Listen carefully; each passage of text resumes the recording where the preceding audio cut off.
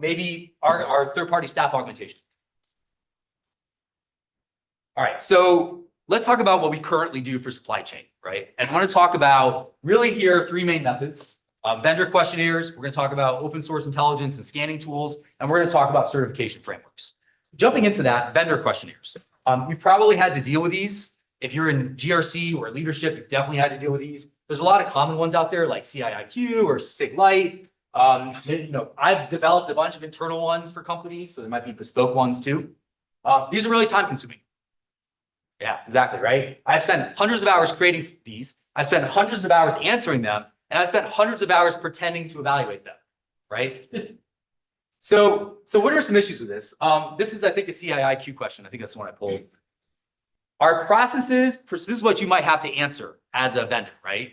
Our processes, procedures, and technical measures defined, and I'm asleep right now, right? I still don't even know what this says. The really important parts are periodic, independent, third party. Oh, pen testing. This is the pen testing question, right? This is the only pen testing question. But what are some problems with this? So first of all, the supplier could just lie. Yes. Because if we say no, we don't get the contract. If we say yes, we get the contract, they don't know. So we're just going to say yes, right? Also, they might do a pen test, but maybe it's just somebody doing a Nessa scan. Or maybe they don't test. What does periodic mean? What does periodic mean to you? More than once, right? But it should be yearly, maybe every 5 years. Guess what? That's periodic, right? And maybe it's not very limited in breadth. Maybe they only test a couple of systems, and those systems, don't touch those. Don't test those. You might take them down, right? Or maybe they don't test correctly. Like maybe they don't do authenticated web application attacks, or maybe they don't do internal attacks too, right? We also now have AI answering questions to then feed to AI to evaluate the answers to those questions. So now we just basically have computers lying to other computers. That's great, right? So I think these are somewhat worthless. That's my opinion. They can, I have seen companies implement some of the questions because they're like, oh, we don't want to lie about it. But this isn't really giving us that, assurance that we really want. Open source scanners are really cool, right? So like if you are working with a company and their DMARC record doesn't exist or says P equals none, they can be spoofed right to you. And so now that's a supply chain attack where somebody can email you and say, hey, sending your bank account, is our bank account changed, send money here instead, right? And that a lot of times will be just accepted directly. I gave a talk on DMARC last year at B-Sides. External websites, you can evaluate those right now. Right? What certificates do they have? Does Shodan have known vulnerabilities, right? And so these are really cool. You've probably heard of Security Scorecard or maybe BitSite. But I think these are actually pretty good, but there's also a lot of noise. So they might come up with all these things that say this is a bad company because, there's a certificate that's maybe self-signed, maybe by the organization's trusted CA. So maybe it's not really self-signed, but you're still going to get a hit on that, right? What does this not evaluate? Well, it only evaluates the systems it can find. So if, let's say, an IP address, a lot of old companies have like hundreds, sometimes thousands of IP addresses. Maybe only some of them had a certificate that allowed the scanner to detect that, right? But maybe there's other ones on there that aren't attributed to that company and are very vulnerable. It's not going to detect authentication. It's not going to detect susceptibility to social engineering. It's not going to check the email gateway for phishing. It's not going to do attacks on the web application because that would be hacking and they go to jail for that. It also doesn't know that supplier supply chain. So these are actually pretty good. They provide some limited value, but they're also not going to be a silver bullet. And then finally, we come to what we've all had to deal with now for the last 5 years or so is SOC 2 and ISO. Finally, we have an audit. We can have somebody audit our supply chain, each of those companies, and tell us if they're good or bad, right? This isn't legally required by anything, but we've seen after SolarWinds a greater, focus on this. And like SOC 2 is just pumping up. Like so many people are doing it. I think it's a Ponzi scheme. Right? Because how do you get SOC 2? Well, you need to make sure part of that is making sure your vendors are secure. Well, how do you do that? Well, let's just ask them for a SOC 2. So then they have to go get a SOC 2. So how do they get a SOC 2? They have to make sure their vendors are secure. So then they have to go make them get it. It's a big Ponzi scheme, right? So let's talk about this. What do these require? Does SOC 2 and ISO, do they require MFA? That's the auditor. That's the auditor. Do they require pen testing? Yes.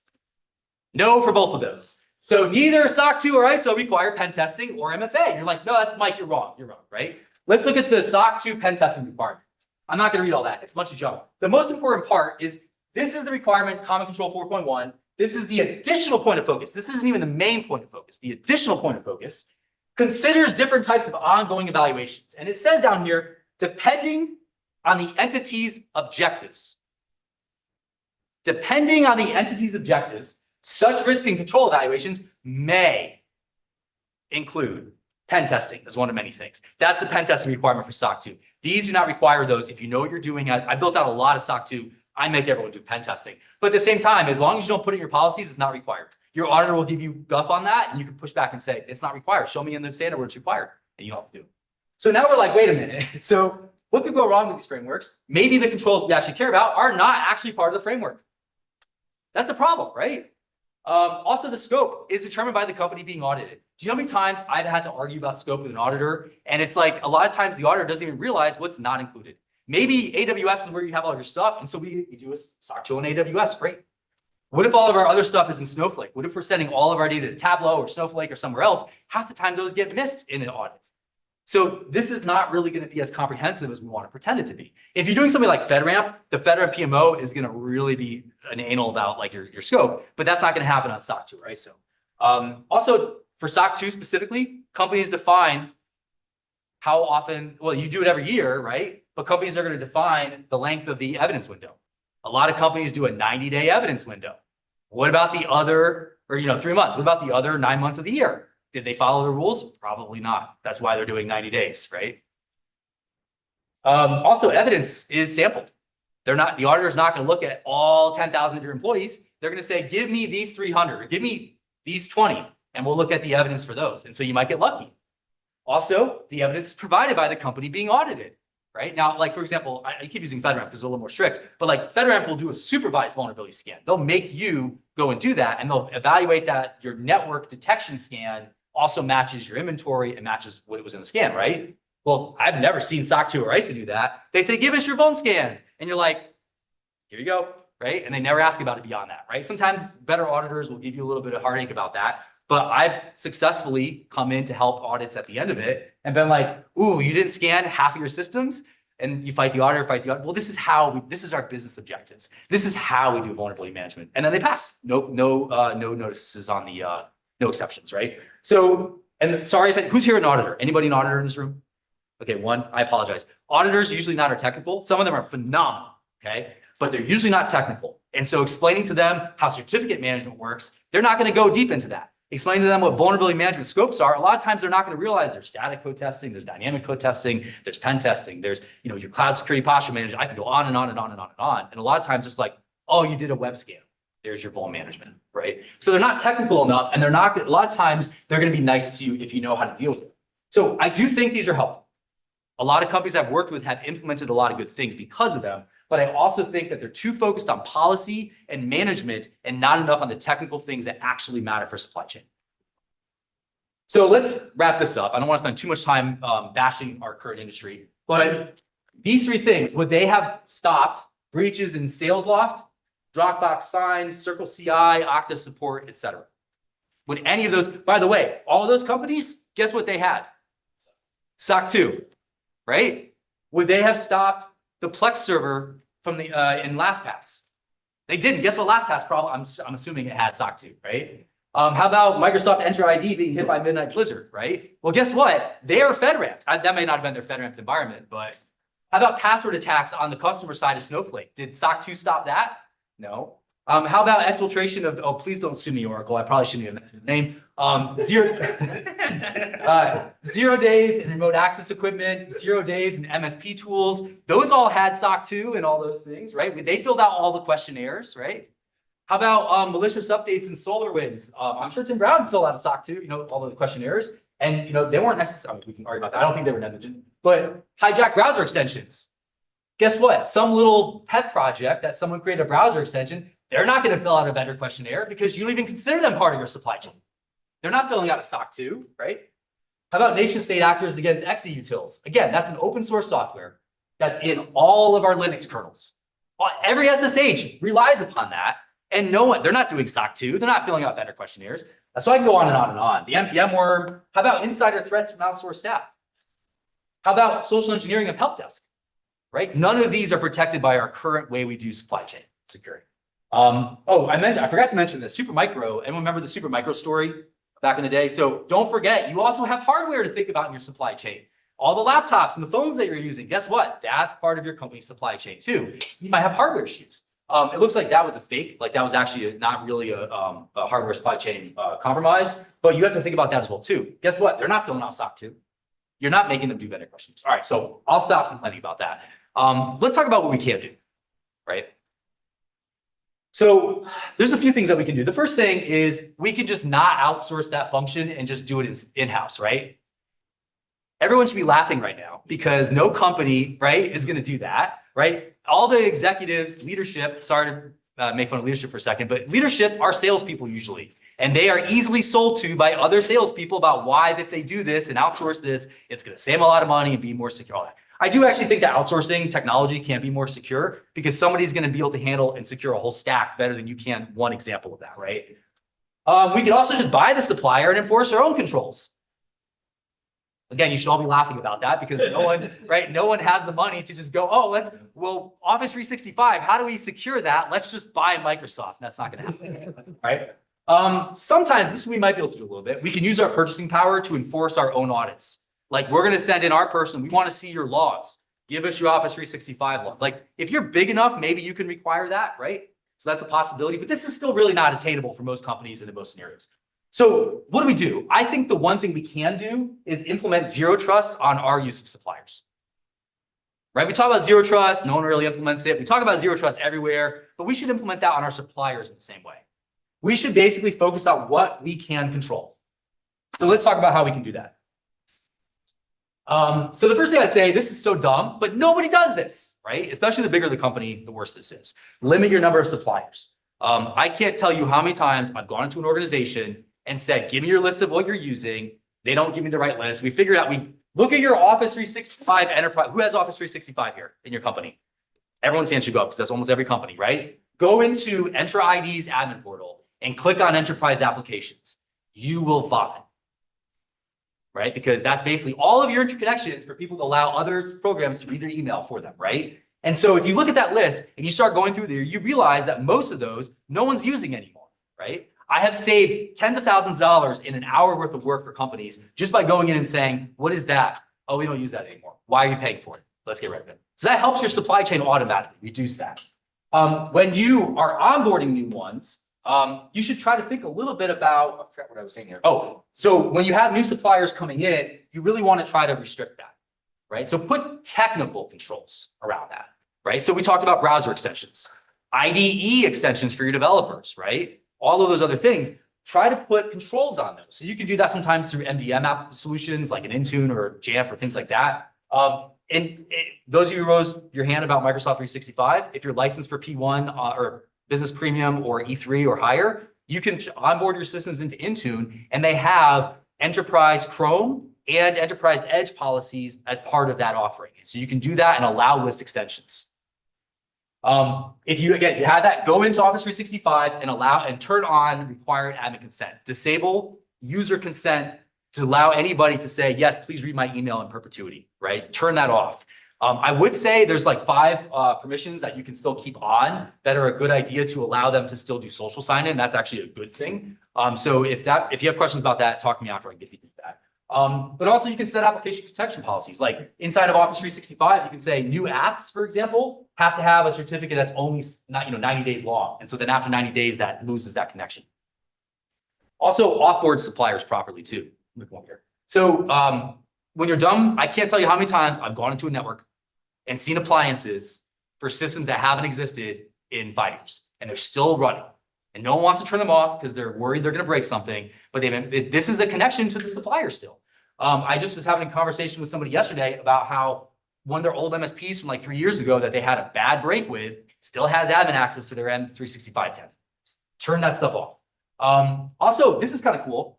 When you're done with a company, your NDA probably gives you the ability to tell them to delete your data, right? All those Salesforce breaches are a lot of times old customers had all their data leaked again because they didn't say delete our data. Now, are they going to fully delete it? Who knows? But you at least can legally tell them to do that. Another thing you should do is evaluate supplier reputation. So in this case here, right? What's the old saying? Nobody ever got fired from buying IBM, right? They're probably not the best product. But if you buy them and something goes wrong, it's not your fault, right? So think about it this way. If it's a popular vendor and they get breached like Microsoft, it's not your fault if Microsoft gets breached. If I offer email hosting solution and you start using it and I get breached and no one knows who I am, it's your fault for using me. So there's sort of a herd mentality here. I hate this, but this is true from like a liability perspective. Also think about reach and breaches and vulnerabilities that have happened. Do not worry about the number. Everybody's vulnerable. Everybody will get breached, but think about how they respond. Think about the difference with how Cloudflare or AWS responds to vulnerabilities and breaches. They, like for a vulnerability with AWS, they will literally say, we look through all of the logs from the beginning of the service, and we can definitively say that we have never had this attack happen. They have that level of logging. Most companies say, we don't have any evidence of breach because we don't have any evidence, period, right? So think about the difference in how they respond to it, right? But this is not a silver bullet, right? Because you're still going to use a lot of vendors that have those problems. We talk about vibe coding.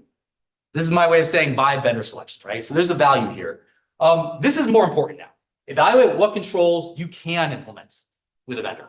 So what is your customer capabilities? If you think about the Snowflake scenario, if you think about like, a lot of scenarios like that where it was the customer side that got breached, hey, how can we implement capabilities so that we don't have a problem with just our tenant, right? Does this vendor offer SSO? Does this vendor allow us to export logs, right? And so when you're doing your vendor evaluation, I think this is way more important than whether or not they have a SOC 2.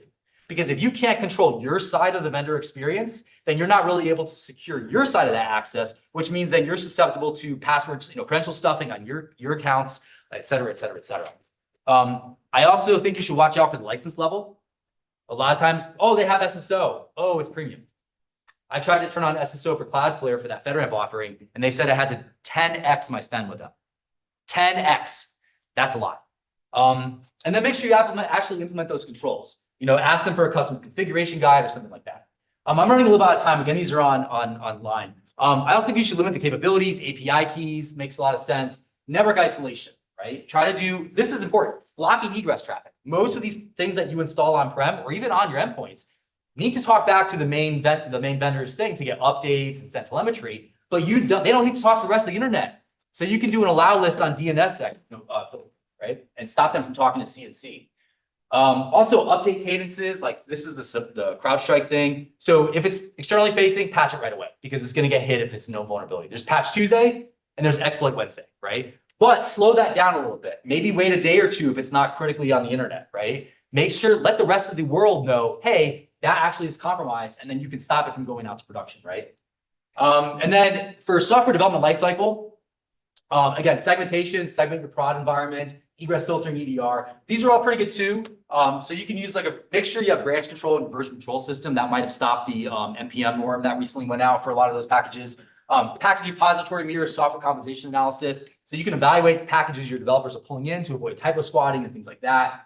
And then deployment controls. So CI/CD pipelines are very good because then your employee's not in prod. I also think it's really important to pull code in from a trusted environment.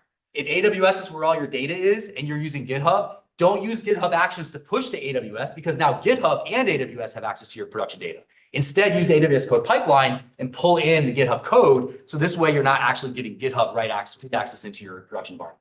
And wait 24 hours before you push. Make sure they go to stage, make sure they sit in stage for 24, 48 hours, and then go to production, right?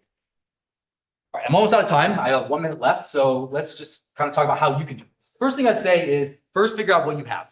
So go to your Google or 365 app connections, look at your credit card bill, look at your firewall DNS logs. What do I actually have? You have 10 times what you think you have. Second thing, pick an easy control. Pick one control that you can implement on your side, SSO, log exports, whatever it is, and try to implement that everywhere you can. But use a risk-based approach for that. What's the most important? Email, your code repositories, finance, HR, what's most important to your business, and implement those there first. This is extremely important. Make a business case for why the control you implemented helped the business. They will support you with other controls. We did SSO. That made everyone's lives easier. We spent X number of hours less on the IT side, resetting passwords, things like that. And then make sure this is built into your maintenance. Make sure, is SSO supported by the vendor? Put that into your procurement process, right? Make that be a question to the vendor on the procurement side. That's way more important than SOC 2, right? Add it to your yearly vendor risk assessments and then iterate on this approach, right? So I'm out of time here. So TLDR, ditch the questionnaires, secure what you can control. And I think that's really the story. So hopefully that was useful for everyone. Hope you had a good time with that. Like I said, this is available on GitHub.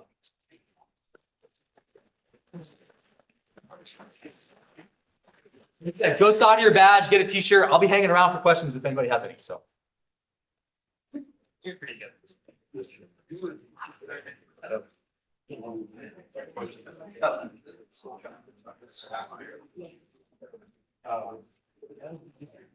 Just very quickly. Yeah. You said something about, sort of, I'm assuming it's,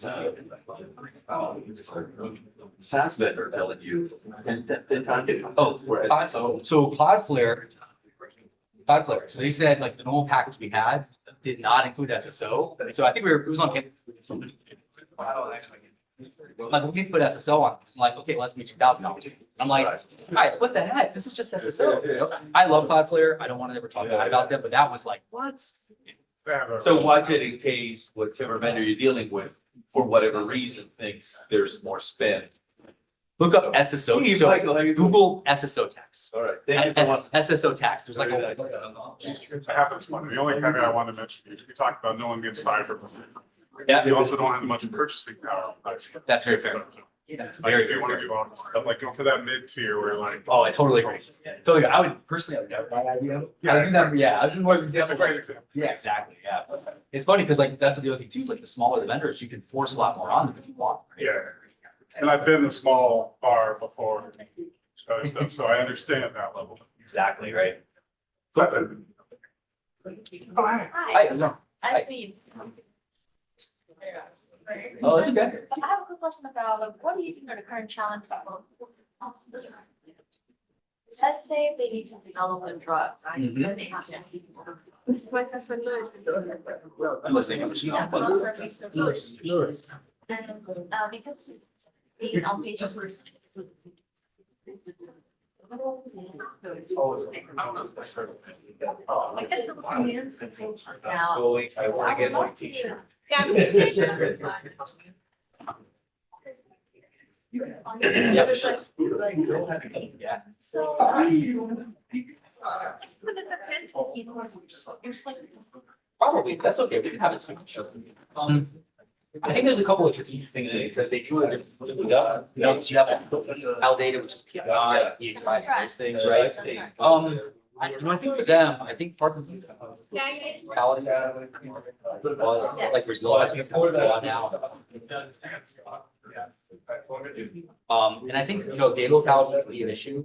I think that's one of the things though, that there's a balance between what's good security. There's a balance. Yeah, so there's a balance between, don't know what I can do to, versus what do we do to actually secure it? That's a big. Yeah, it took a few months, but you're 15 years old. That's right.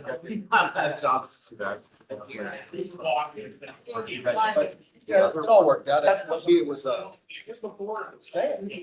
Remember Sam? Yes, I remember saying. So I thought. So reached out and realized. The global organization. You bring people in and let them kind of have like corporate pushes down politics. Hopefully they did. You let them focus on audits, make sure they understand the nuances of each realities. That might not. But that's a huge strategy. Oh.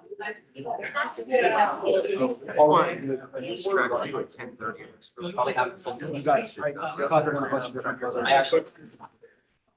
How are the budgets? We lost a fair bit. Price, but I was gonna help them do data privacy. I started Erica. I had to process them.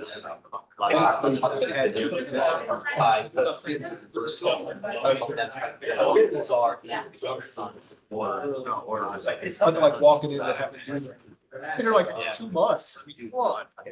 Sure, I probably should have put my. But they. I understand.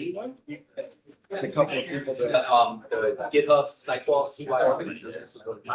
But there's multiple implementations for the first time. Yeah. So I was like, you know, unfortunately it was.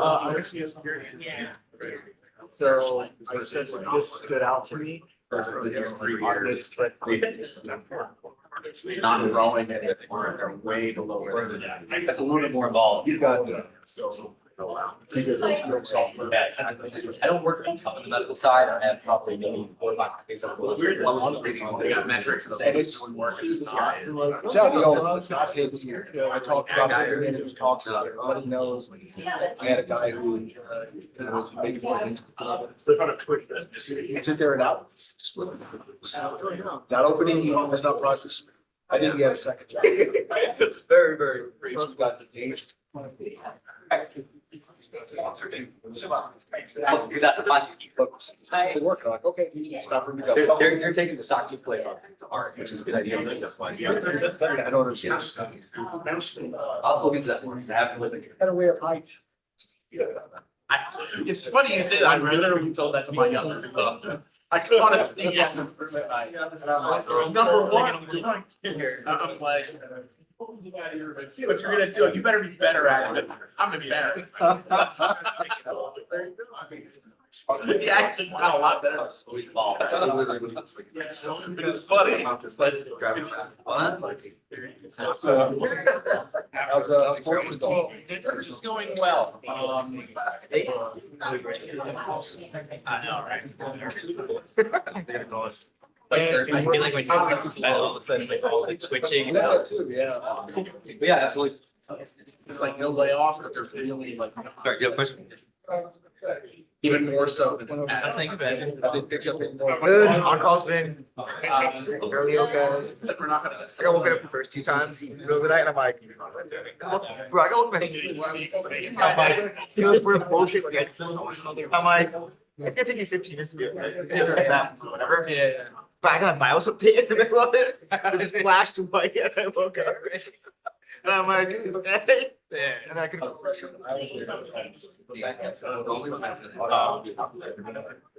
I Let him know. Let's say you're gonna take that. don't know who it is. But he's like, Not a way to run the process. so TPRM like smash bomb like 47 times in a row. And it's just like, and he kind of looks crazy or whatever. Anyway, so he's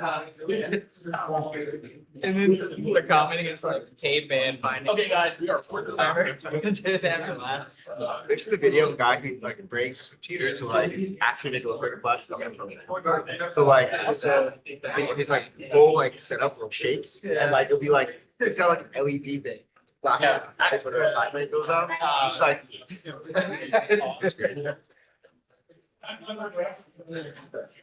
But they actually 3 of them in this not like that. How's it managed?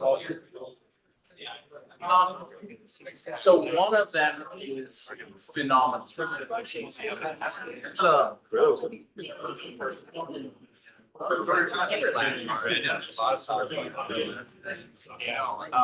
They are. They have been early. Time zone. I was just gonna come over something. So, but. Surprise on that. That's 10 right now. That's 7 o'clock when you had one. Yeah, no, it'll drop me right now. There's something wrong one. Yeah. Not to throw stone. How was the drive? I got in a bit of traffic. Like One person was like, yeah, they did. I'll be like the toll. I'm like, come on, the toll. Oh, I'm hearing that back, like, you know, with this and I'm driving, I'm like, I don't know why. I like got peer pressured by everyone else saying they were getting here early and I got here early. I was like, yeah, things like. oh yeah. I was like, someone said like, I'm gonna get the 8:30, I'm like, me too. yeah, I got here at like 8 on the dot and I was like, okay, I got my bag now. Auditor might be the wrong word, consultant. To come in. We'll come at the second one. Get all the products and the whole tech stack, and it came with them recommendations. And I'm like, yes, because I have basically put together a workout. Presley told the consultant. I'm still formulating. How's You took it. They're at the Kitty Cat Cafe today. oh, okay. That's not something. It's by where the comic store used to be. It's in that same lot. Awesome. So yeah, that's the way. I told them I make it pretty brutal. I'm like, if you bring one home, I will grab the first one I can catch and take it away. That's crazy. You're just like one older one. Yeah. We went to the drive-in movie last night. That was Oh, hell yeah. That was It seems like there's plenty of. Gabby house, the movie. We got the VM5. I don't know about that. They probably gonna have everything on fire. Probably my wife. I didn't watch it that much anymore, but Why is that? And then in the juniors, it's animated in real life, I guess. Oh. It is. So I'd be able to see. Or in real. Yeah. And then that was what we're talking about. And then it was like, oh my God. You wrapping up? Our magician. Basically modern dressing everything. I think that. Because like. Like,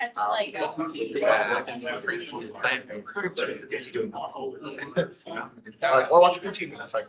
I was asked and I'm like, yeah, you don't. Oh. Yeah, exactly. It's like, I would never go back. Me from 2020 knew what me from 2025. Yeah. About it, and I just think about it every single day. I don't know where from. I'm trying to get. I need to know it. There's something satisfying. I want to promote it. I want to get. No, it is. I've had this discussion. Well, like, when I thought I was very well. So I'm like, I just don't care what's learning about. Yeah. Sometimes he's like, so. It's like the actually just, like, I have a timer, a calendar reminder, my calendar every day. So I do training. I'm like in the middle of tickets. Yeah. Whenever it happens, I dismiss it on my. They send us, it's. Yeah. Ticket all day. I know. Yeah. Oh, that is. I just manage my I'm own. like, this is great. Top doing tickets from now, which. I'm not gonna go through my career and not like. Good. The growth and readiness went well, so I really want to stay on track. You can't get recruited free. And doing it. Many times they'll give. And I was essentially The one where I'm like before in very small subset of. Yeah. That's it. You know, fixing it's on that.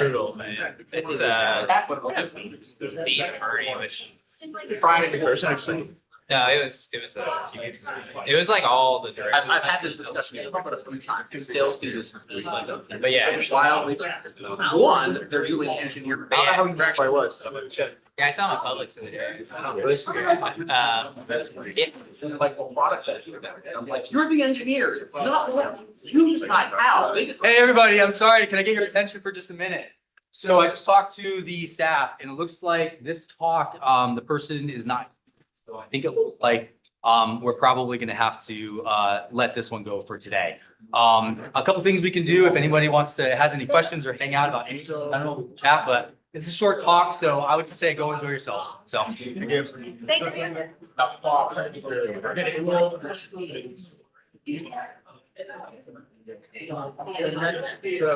After this, like. Yeah,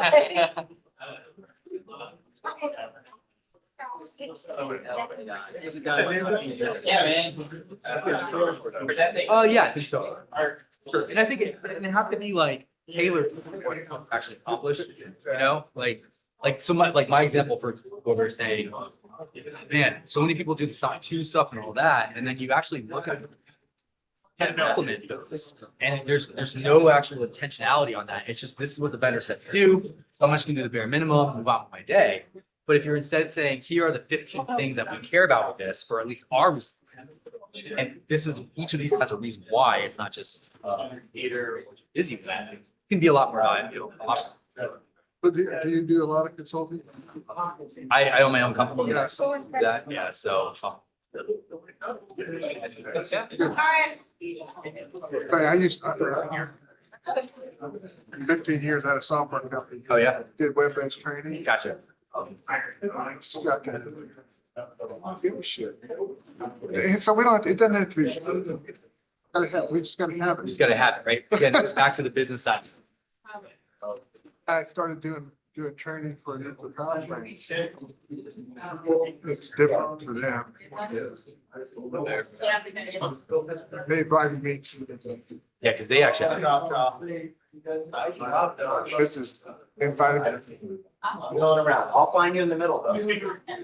Stuff they did was so shitty. yeah, That fixed it. And one of the guys who was working, what was this? I go, everyone.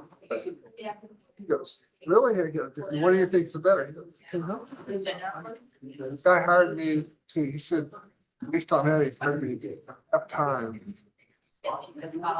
Quarter time on site at a plant, replacing process plant computer. You get there and going, this ain't a part-time job. This is, and I liked it so much that, you moved into that from the software company. I had a guy that worked for me that was like, he was like a partner I always wish I had, and I sold him the company after a year, I stopped, so I'm not selling anymore. So I sold him the company for $1 and wrote a letter. Cause I'm, I'm not doing this thing.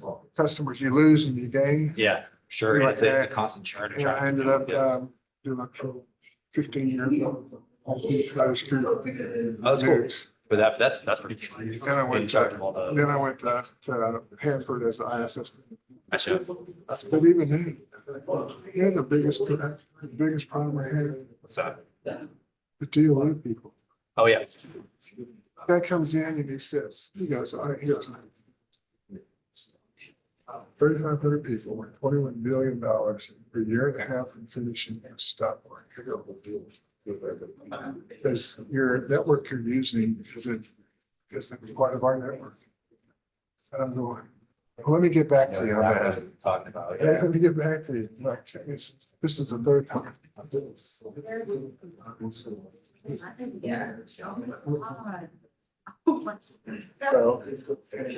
I go in there and the guy goes, where's the evidence we agree? The verbally agree. So I went back in and told this guy, I said, listen, this is the third time we've already done this and showing the emails and stuff.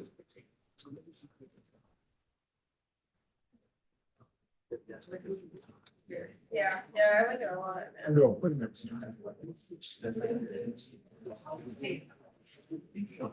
I'm trying to. exactly. Isn't that funny how that works out? I've had a lot of similar, not quite that level, but it's similar experiences. It's crazy. It's crazy. The guys, it cost the taxpayer $15 million. No, it did. I know. I can't believe it. We did stop work, but we had to build some other stuff. We had to build an infrastructure. For the heck of that. Throw it away. Yeah. I love it, man. But he was excited that he beat me. Yeah, I know, right? He got it done. He did his job in his mind. Yeah, I know. It's frustrating. Hey, good talking to you. I'm not talking to you. Yeah, I didn't know what you're.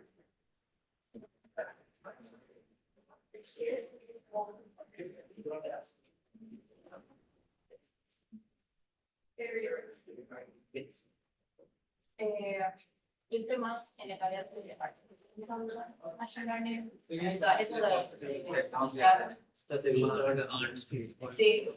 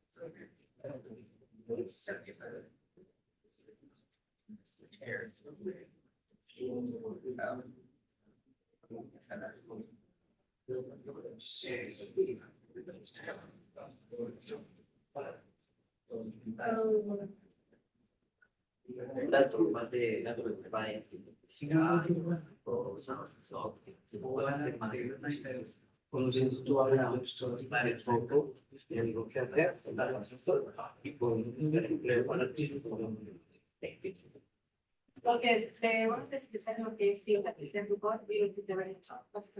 Sería como es. Sí.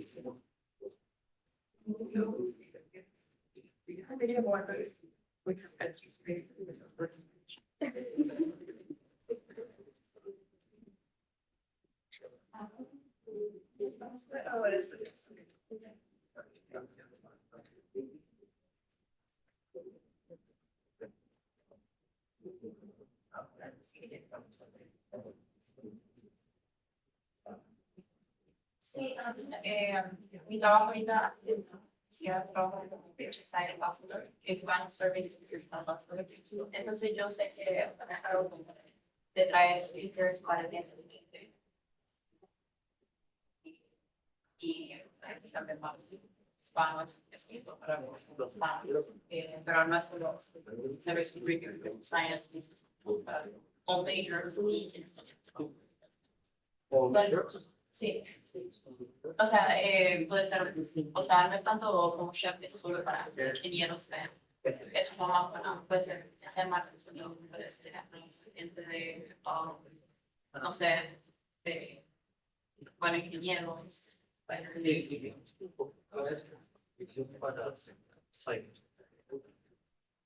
Tengo mucha experiencia. Pero Ah, sí.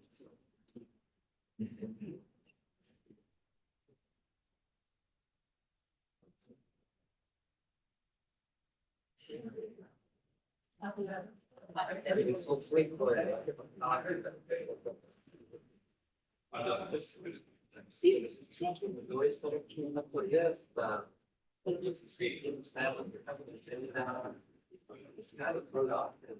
En Tampa, ¿no? No, they did not show up. Oh, that's good. I'm the next one. I believe right after the game. Yeah.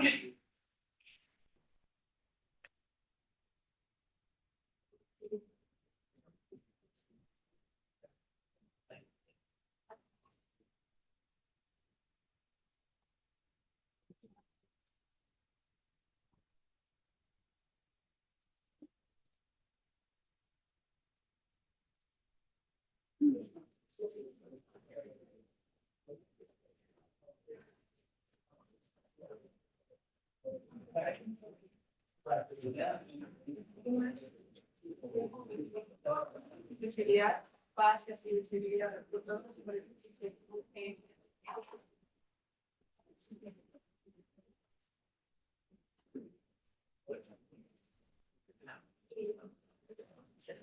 Yeah.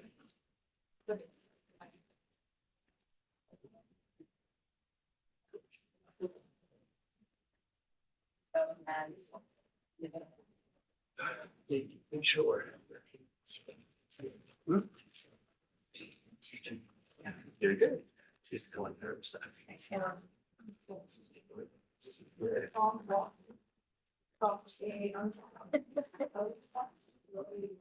So I'm gonna double check the schedule. Does anybody know how to get Wi-Fi? I have. Thank you. Guest ones. That's it.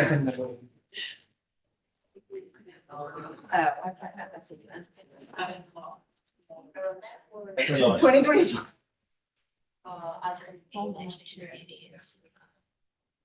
User incident response and, all right, the AI. Cool, thanks. Gotcha. So just double checking the list. Do you have this? I do.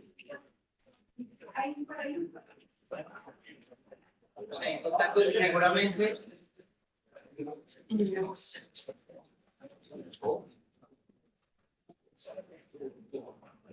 Well, true. Or your key party, you went to the wrong part. It's the first couple.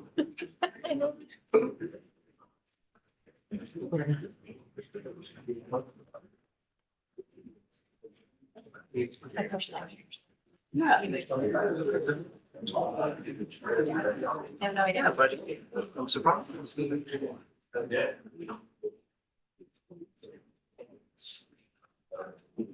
Commander Phillips, yeah.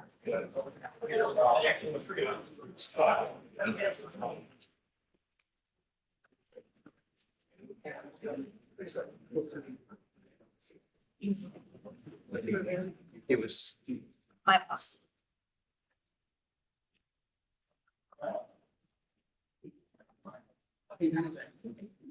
Oh, hey. Was it 23-sided die? 25 that's okay.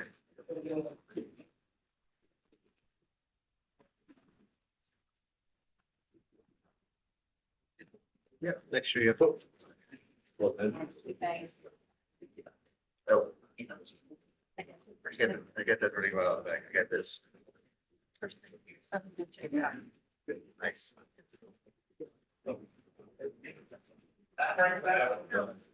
Get sunglasses too? Yeah.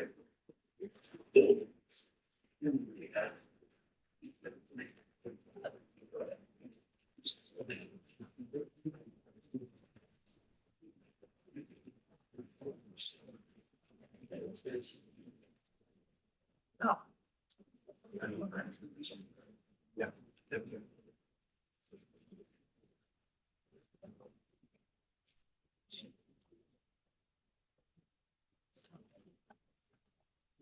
That's fine.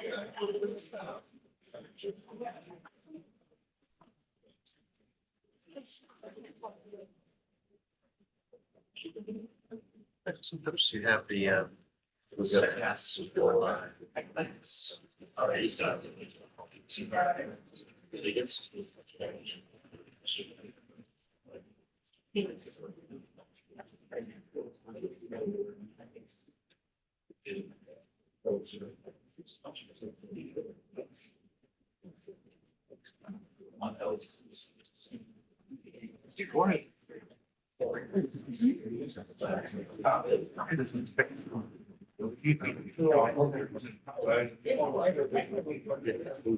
Stand up and try. My ear, she's, you know, whatever. There's one that's in the press.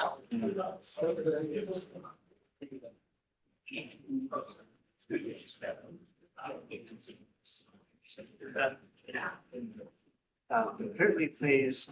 Oh, seriously? Yeah.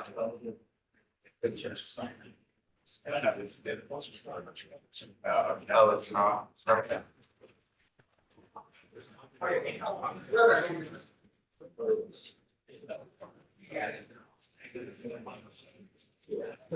Oh, yeah. That's good. Yeah, this is.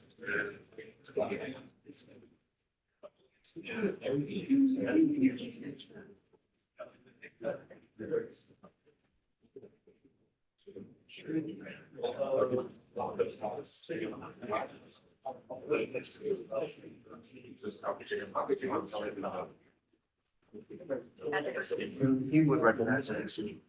That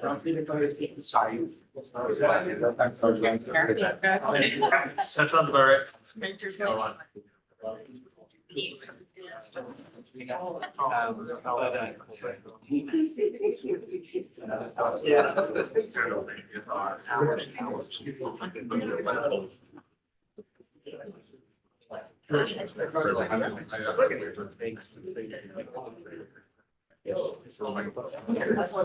Oh, Are you a grandma? I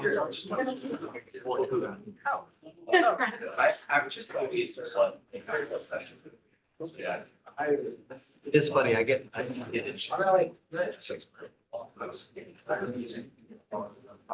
See, you just have to have a grandma who doesn't know how to do it. This house. Right.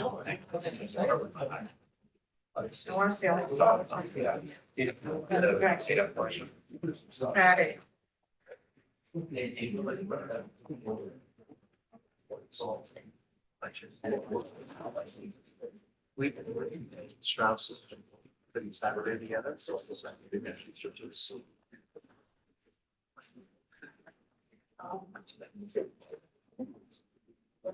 It's good to see you. Good to see you. I just want to say hi. Good luck. How have you been? I'm good. I'm actually talking about. No, I'm just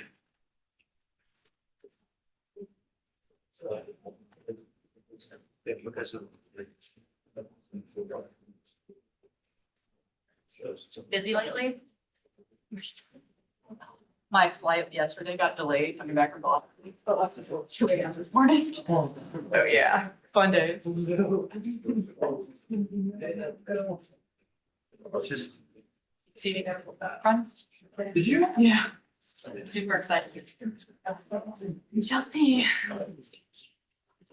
I would.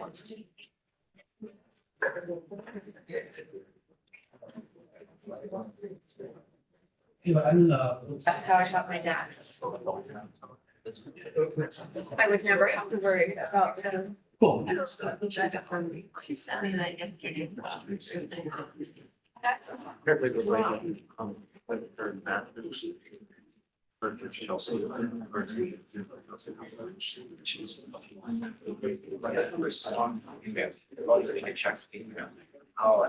What is this? You're fancy. Should I scan that QR code? Is it not? Yes.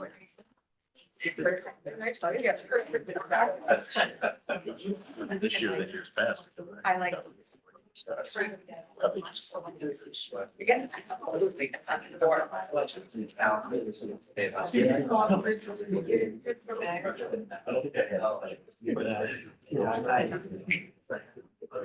much time is there?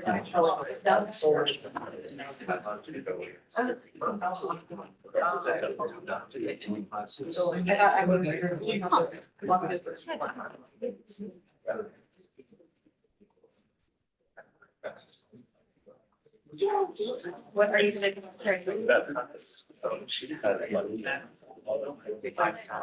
That's a cute slogan. Life's a breeze. That's good.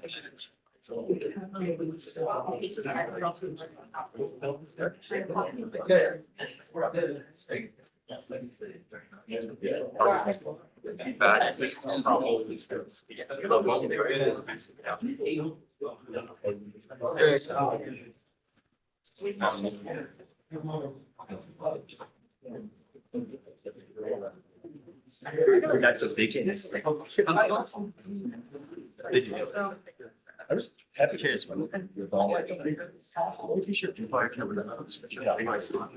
You're good again. Oh,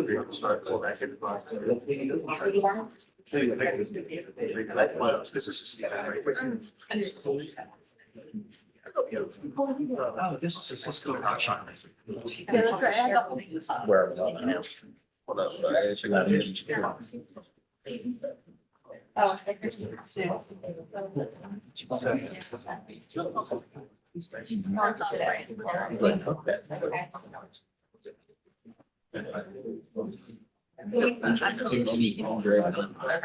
He says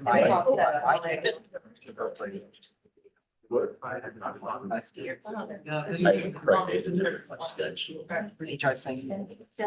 Because we're so involved. Well,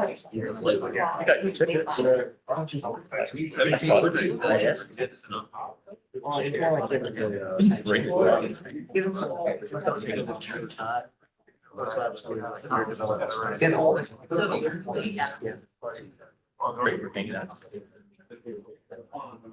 I thought I was gonna buy this or not. And we should. I might stay at my. You said what you want to do. I probably will. It's a ladies' part. I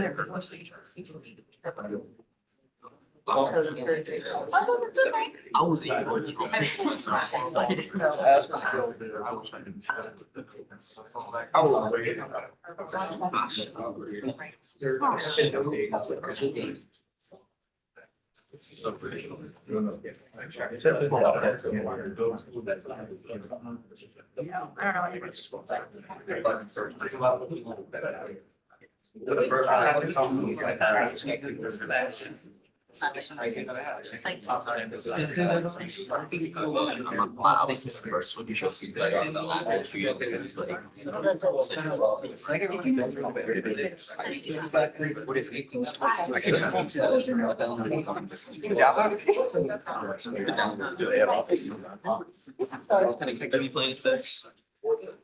Can you guys all hear me okay? What? Okay. Probably gonna sit for the whole thing because I'm having some sciatic nerve and I've been through like 10 airports last week and a half, so apologies for not being in the middle. But good morning, I'm Kat. I'm the CEO and founder of Zora Safe, where we're working to combat AI generated scams and fraud for the most vulnerable users in our population, and the #1 attack vector on mobile devices. It's a real honor to be here. I love when I get to talk to curious people who want to actually affect change. And that's what we're here to do. So today I want to tell you a story. It's not about malware. It's not about a 0 day. It's about humans. It's about why my grandma clicked it again and what changed in the scam landscape to make millions like her do the same thing. I'm going to start with this message because I think it really hits home for the vast majority of people. If it will let me play.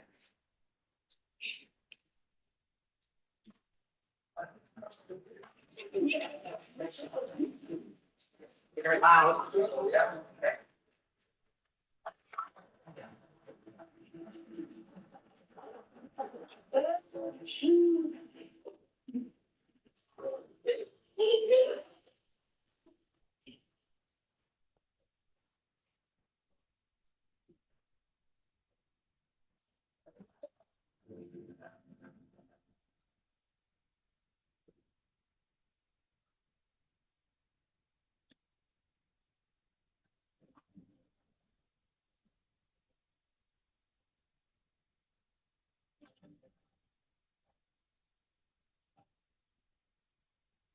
Hey Mom, hey Dad. It's me, Ella. Well, a digital version of me, just a bit older. Amazing what technology can do these days, isn't it? All you need are a couple of pictures, like the ones you share on social media, where they can be taken and used by everybody. I know you, these are just memories, but for others, they're data. And for me, maybe the beginning of a horrible future. A future where my identity can be stolen, like that. Where I can go to prison for things that I would never do. Imagine my credit score being destroyed, Dad. Or my voice copied to scam you, Mom. You just send me money, please. I don't want to become a meme, humiliated by everyone at school. Kill yourself, you fucking loser.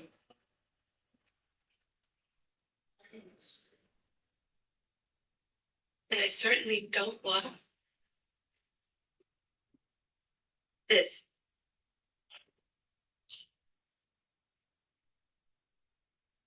What you share online is like a digital footprint that will follow me around for the rest of my life.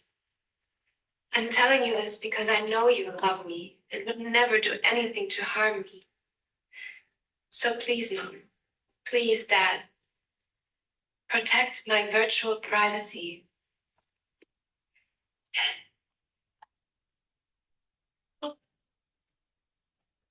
That short film, it's called A Message from Ella. It made waves across the internet. Some of you have probably already seen it. It's about deepfake voices, AI helping create the scams that affect people every day. And you can hear her asking for help in that AI voice. It only takes 3 seconds of your voice to be able to create an AI deepfake of your voice.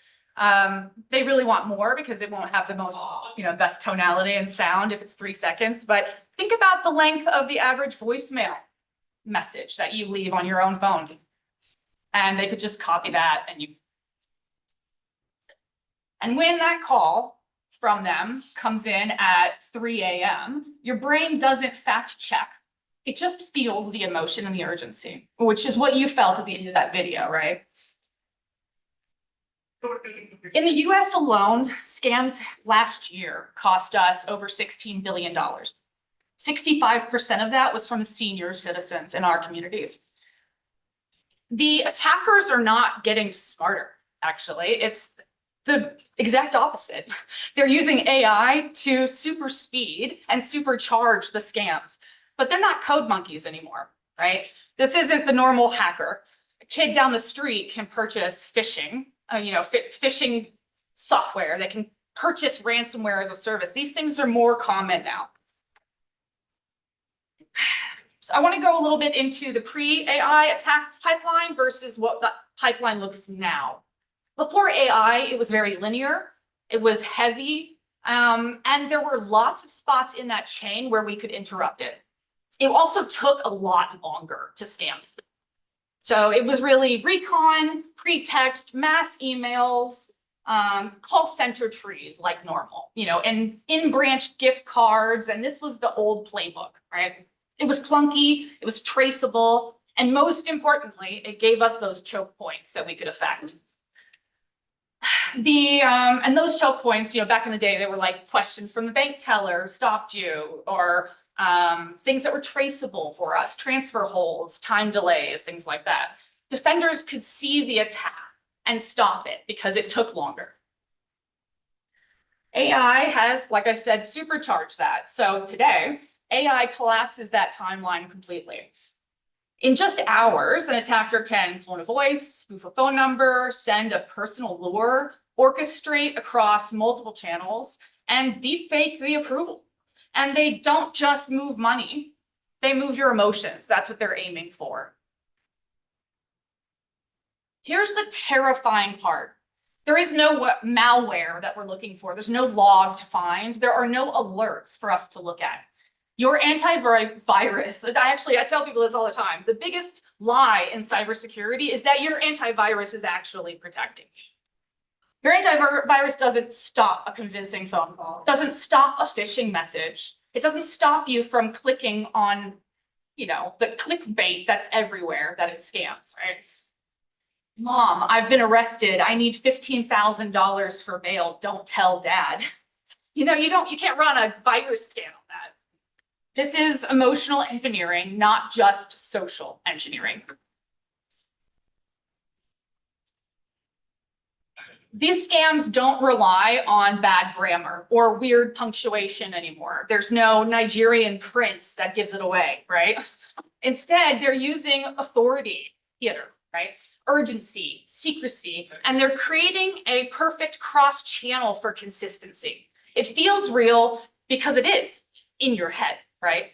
The sound of that child on the phone sounds just like your kid. You're going to believe it immediately. And it's hard to build that pause in. It's not about beating your firewall. It's about bypassing your judgment in that scenario. These are the three biggest scams that we're seeing. And number one, pig butchering. You've probably heard that term. It's you fatten up a pig and then you slaughter it. Those are the romance scams, the investment scams. They take longer. And romance scams, I actually think is kind of a misnomer. It's not all romance, right? It could be someone who's just a friend texting you to be friendly and then gives you advice on a really awesome crypto deal that made them tons of money and you should totally get in it and then it's FOMO, right? So that's pig butchering, false profits. There's AI chats, fake screenshots they send you. Then we see tech support, government impersonations, keeping victims on the phone, walking them through all of the app warnings, right through all of them. BEC, that's your business email, right, being compromised, the most dangerous. And it sits inside real email threads and it changes just the final wire transfer, just that screen. These aren't stories, they're just changes in operations, scaled, repeatable, and they're efficient. Think of it like a criminal startup funnel. I know that sounds weird, but they find you via data brokers or leaks, They write the bait using AI in your tone or in the tone of a family member. They deliver it across multiple channels, SMS, email, DMs. They coach you past each warning that you run into, and then they move the money. And then they hit you again with recovery scams. It's not a hit and run, it's a pipeline. Scams are not local. These are international crews with specializations. We're seeing most romance scams come from Southeast Asia, tech support scams mostly from big cities in India. BEC rings are mostly in West African areas. They use mules, and they use mule networks all over the world. So that scam ring in West Africa or India are using mules here in the US to go pick up your money, crypto brokers, and cross-border money laundering. It's global, it's profitable, and it's working at a shocking rate. Picture a floor of agents managing 20+ victims each. Here's how they manage that, right? They clone your voice in under 30 seconds off of your TikTok. They auto dial with a spoofed caller ID. They use an LLM to rebut objections in real time. They can search it and tell exactly how to beat it right there on the phone. They log everything in a CRM. That is what I find most fascinating, right? They are using our customer research, customer software to manage your scams, to manage you guys.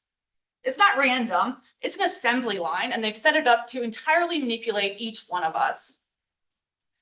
If you've worked in sales, this might feel a little familiar because it's basically the same exact thing. You're manipulating people on the phone. So let's just do a quick deep dive into a couple of these. Pig butchering, it starts as a friendship or a romance. The chat feels natural because that AI is mirroring your language. Then the exclusive investment tip comes, or if it's a romance scam, I need to borrow money for X, Y, and Z, or I want to come visit you, please send me money, or whatever. You see profits in a slick app or a site, and then when you try to withdraw, there's always one more step, a fee, a tax, or something to unlock it, and then you have to cash out via crypto. Later, that same crew will come back to you for that recovery service. They call you, hey, we heard you had a problem with scams from your bank, so let us help you recover that. And then you lose money to them again. The only real defense for this is cool down, verified callback. Block on the first time for large transfers. If a user has never done a wire transfer before and they show up in your bank and they want to transfer $15,000, that should be blocked for at least 24 to 48 hours. Gives us enough time to at least catch the scammer and stop it. Tech support and imposters. So these are those calls you get where it's like, call us immediately. You have a warrant out for your arrest, or we're going to send a subpoena to your house for XYZ. They panic you. Victims see a prompt or they get a call claiming a security incident, and it's the attacker's job to keep the victim on the phone and on the line long enough to bypass all those warnings. Right? They coax codes out of you.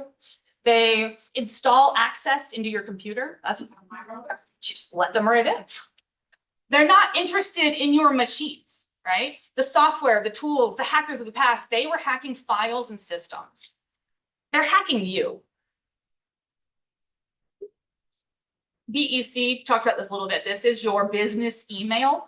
A scam where criminals impersonate a trusted person within your network, right? So let's say your CFO sends you an email, hey, you're in a different time zone than I am. We need to wire money to X, Y, and Z. And it comes in with, his signature and everything. And you call the number that's listed in his signature for confirmation and, oh, it's a scammer. So you wire the money. Those are some of the largest financial transactions. We all joke about that Nigerian prince, but honestly, it got to the point where I couldn't identify the difference between a scam coming in and my mom couldn't. And that's when I realized we had a giant problem because you can't tell the difference now. We need systems to combat it just as much, right? So why do smart people fall for it? Because everyone is vulnerable in a hot state. It's that emotional, urgent, and secret state that they're putting you in. and you can't think clearly. That's normal brain reaction.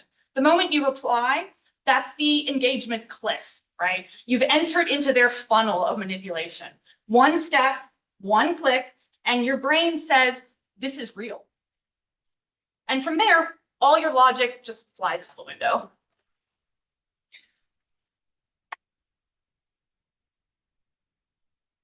You might be wondering, what happens if there is no malware or phishing email or compromised password? Well, welcome to the session era. That's what I'm calling it. These are common entry points now. We have the attack in the middle. Attackers steal your session cookies after you've already logged in, right? And then they have that session for an extended period of time. We're giving sessions longer periods of time already, right? So they're manipulating in, and then they keep that session. OTP harvesting, they call or they text, and then they ask you for the code. And then they've got access. They can go in and change your phone number on the account and multiple other things because you've just handed them the code. And that's your, multi-factor authentication out the window. OAuth consent prompts. You approve access thinking it's a doc or a service, and then they're in. That's it. Once they have your session, you're logged in, and so are they. Malware is noisy. It's somewhat easy for us to track and find, but session hijacking leaves no footprint at all. No alert, just access. Once attackers are in, the next step is moving the money. It's never all at once. First, they add a new payee to the account and they test the water with that bank first. They'll move small amounts, a small transfer at first, see how it goes, see what red flags there are, and then they can manipulate it more beyond. Okay? If that lands, then the full amount in your account will follow, often through instant payments or crypto. Then it splits to money mules and then through over-the-counter brokers. And then it hops cross-border via crypto mixers or shell LLCs. And in many cases, the money is unrecoverable. And it usually happens in under an hour now. So that attack pipeline that we talked about pre-AI took weeks for this stuff to happen. That attack we just talked about, let's talk about an older lady who got that phone call and they got into her retirement account. And in under an hour, they have wiped out her entire life savings. That's happening at a massive degree, especially here in Florida. And it's honestly shocking. I think it was it's like $32,000 was the average loss from seniors. Okay, so think about it. That means some lost their entire life savings to make that number that high, okay? If you don't need a sophisticated virus, when your victims volunteer to wire the money, right? So how do we catch this before the money's gone? We have to rethink the entire playbook. It starts with signals. New payee, like I mentioned, off hours transactions, that's a big one. Unusual device logging, urgent language in payment notes, and then use those signals to drive a risk score, an assessment with plain English explanations. That should score triggers on on-device coach, right? And which is one of the reasons why we're building ZoraSafe. It's a mobile app on the #1 attack vector, which is now your mobile device.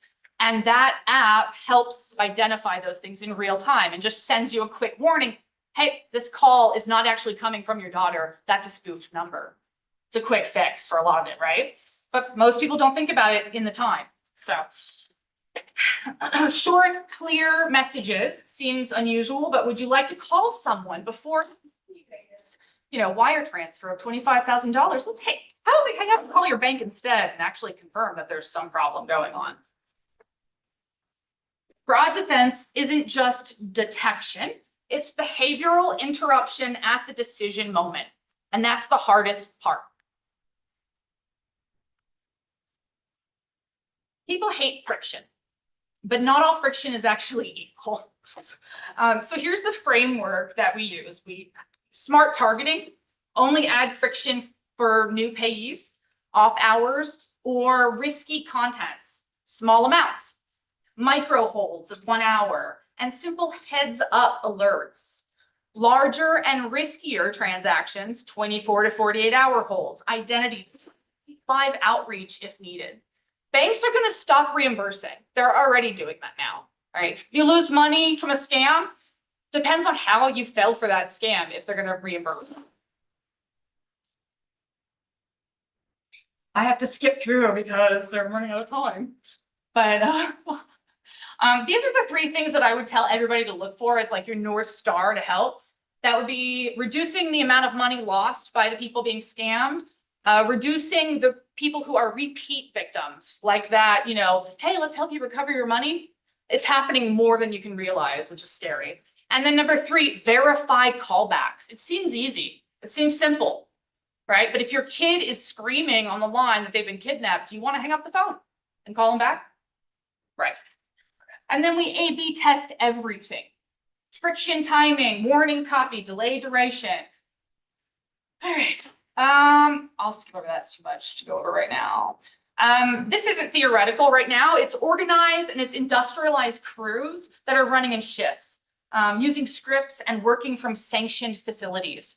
Southeast Asia is a very good example. They're actually using human trafficking to man those scam centers, right? So they are kidnapping people and then forcing them to scam people here in the United States. And the US impact, those are the romance scams, the tech support frauds, and those BEC attacks, all fueling cross-border money laundering in crypto, in cash, and in scale. But there's leverage. Add 1 blocker to the pipeline, and you disrupt the entire scam family. Right? These attacks are scalable, but so are our defenses if we ship them fast enough. And right now we're not. All right, this will be my final one. Can you tell the difference from the scam and the non-scam? What do you guys think? Are the scams on the left or the right? What do you think? Yeah. I think it's the right because they never send a photo. Exactly. It is the right. The 2 on the left are legitimately from a bank. From 2 different banks. The ones on the right are scams. Banks do not send you links. That is phishing. Right. All right. And I'll leave you with this. A simple mantra. Pause, verify, and protect. All right. Any questions? We're out of time. Sorry about that.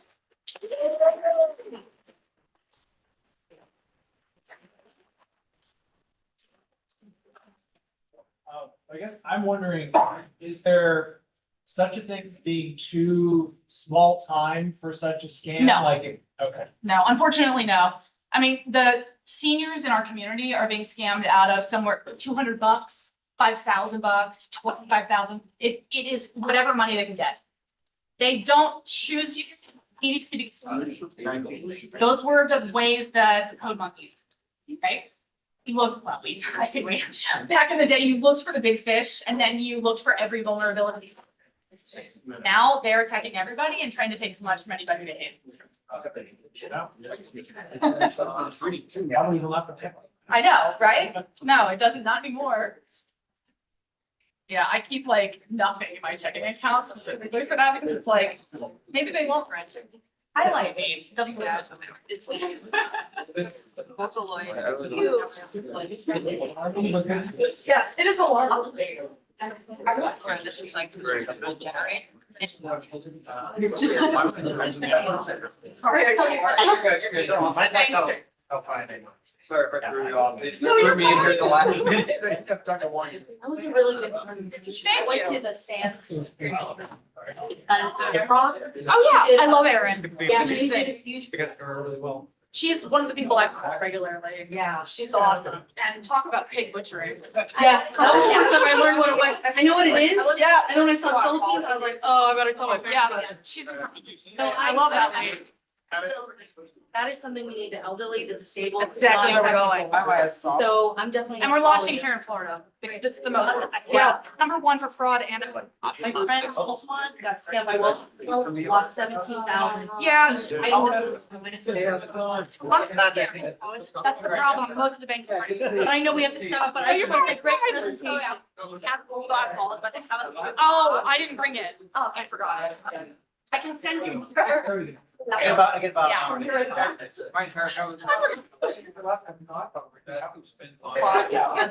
May I help you? Oh, yeah? How so? Let's, From Brazil. oh, okay. Yeah, definitely. Where are you from in Brazil?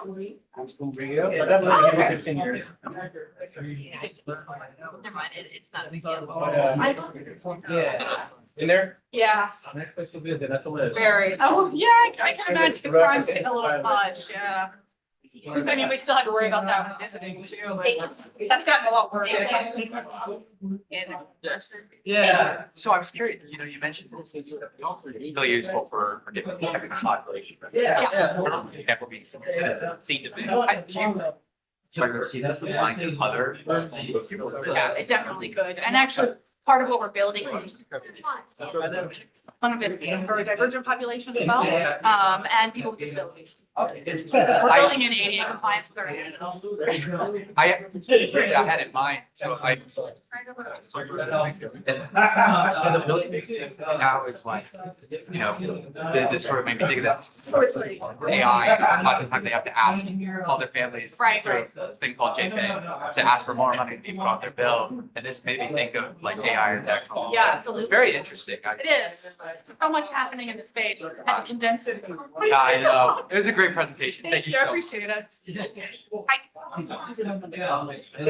Yeah, Zorasafe.com. My website. Zora, ZORASAFE.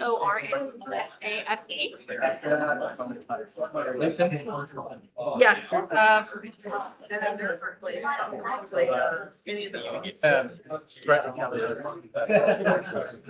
Is what?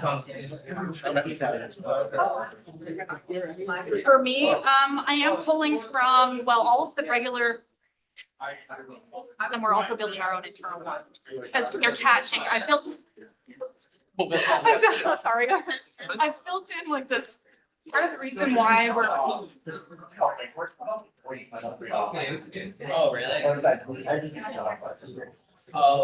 really?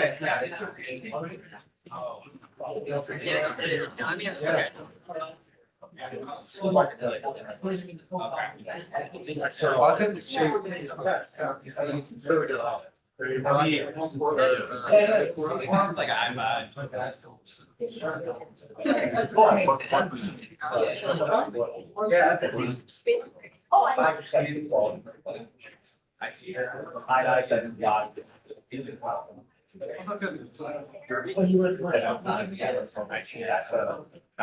This. I mean, it's just more like, okay.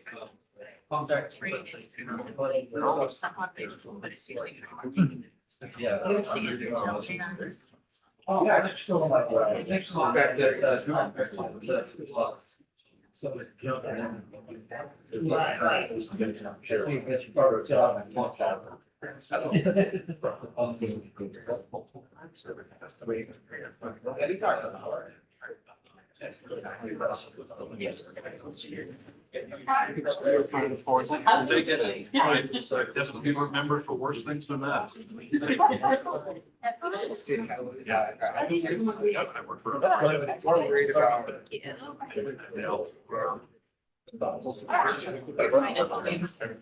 think I that was like wishy-washy. Yeah. So trying to also Yeah. food here. I asked about that. Yeah, I was like, oh, wow, way up. Yeah. So I was like, thank you. Very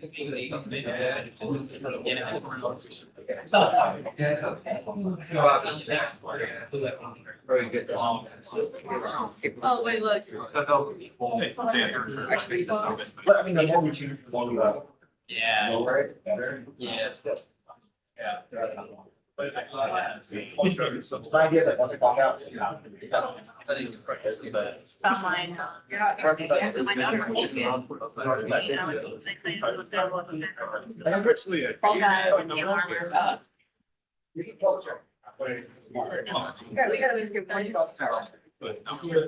Yeah, in that building, yeah. Because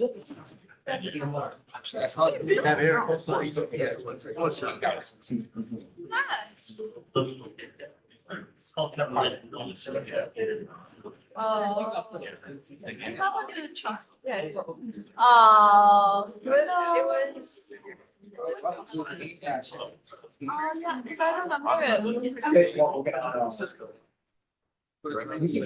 Hey, guys, we'll go ahead and get started. For AI and Sigma, how to automate threat hunting, using OpenAI.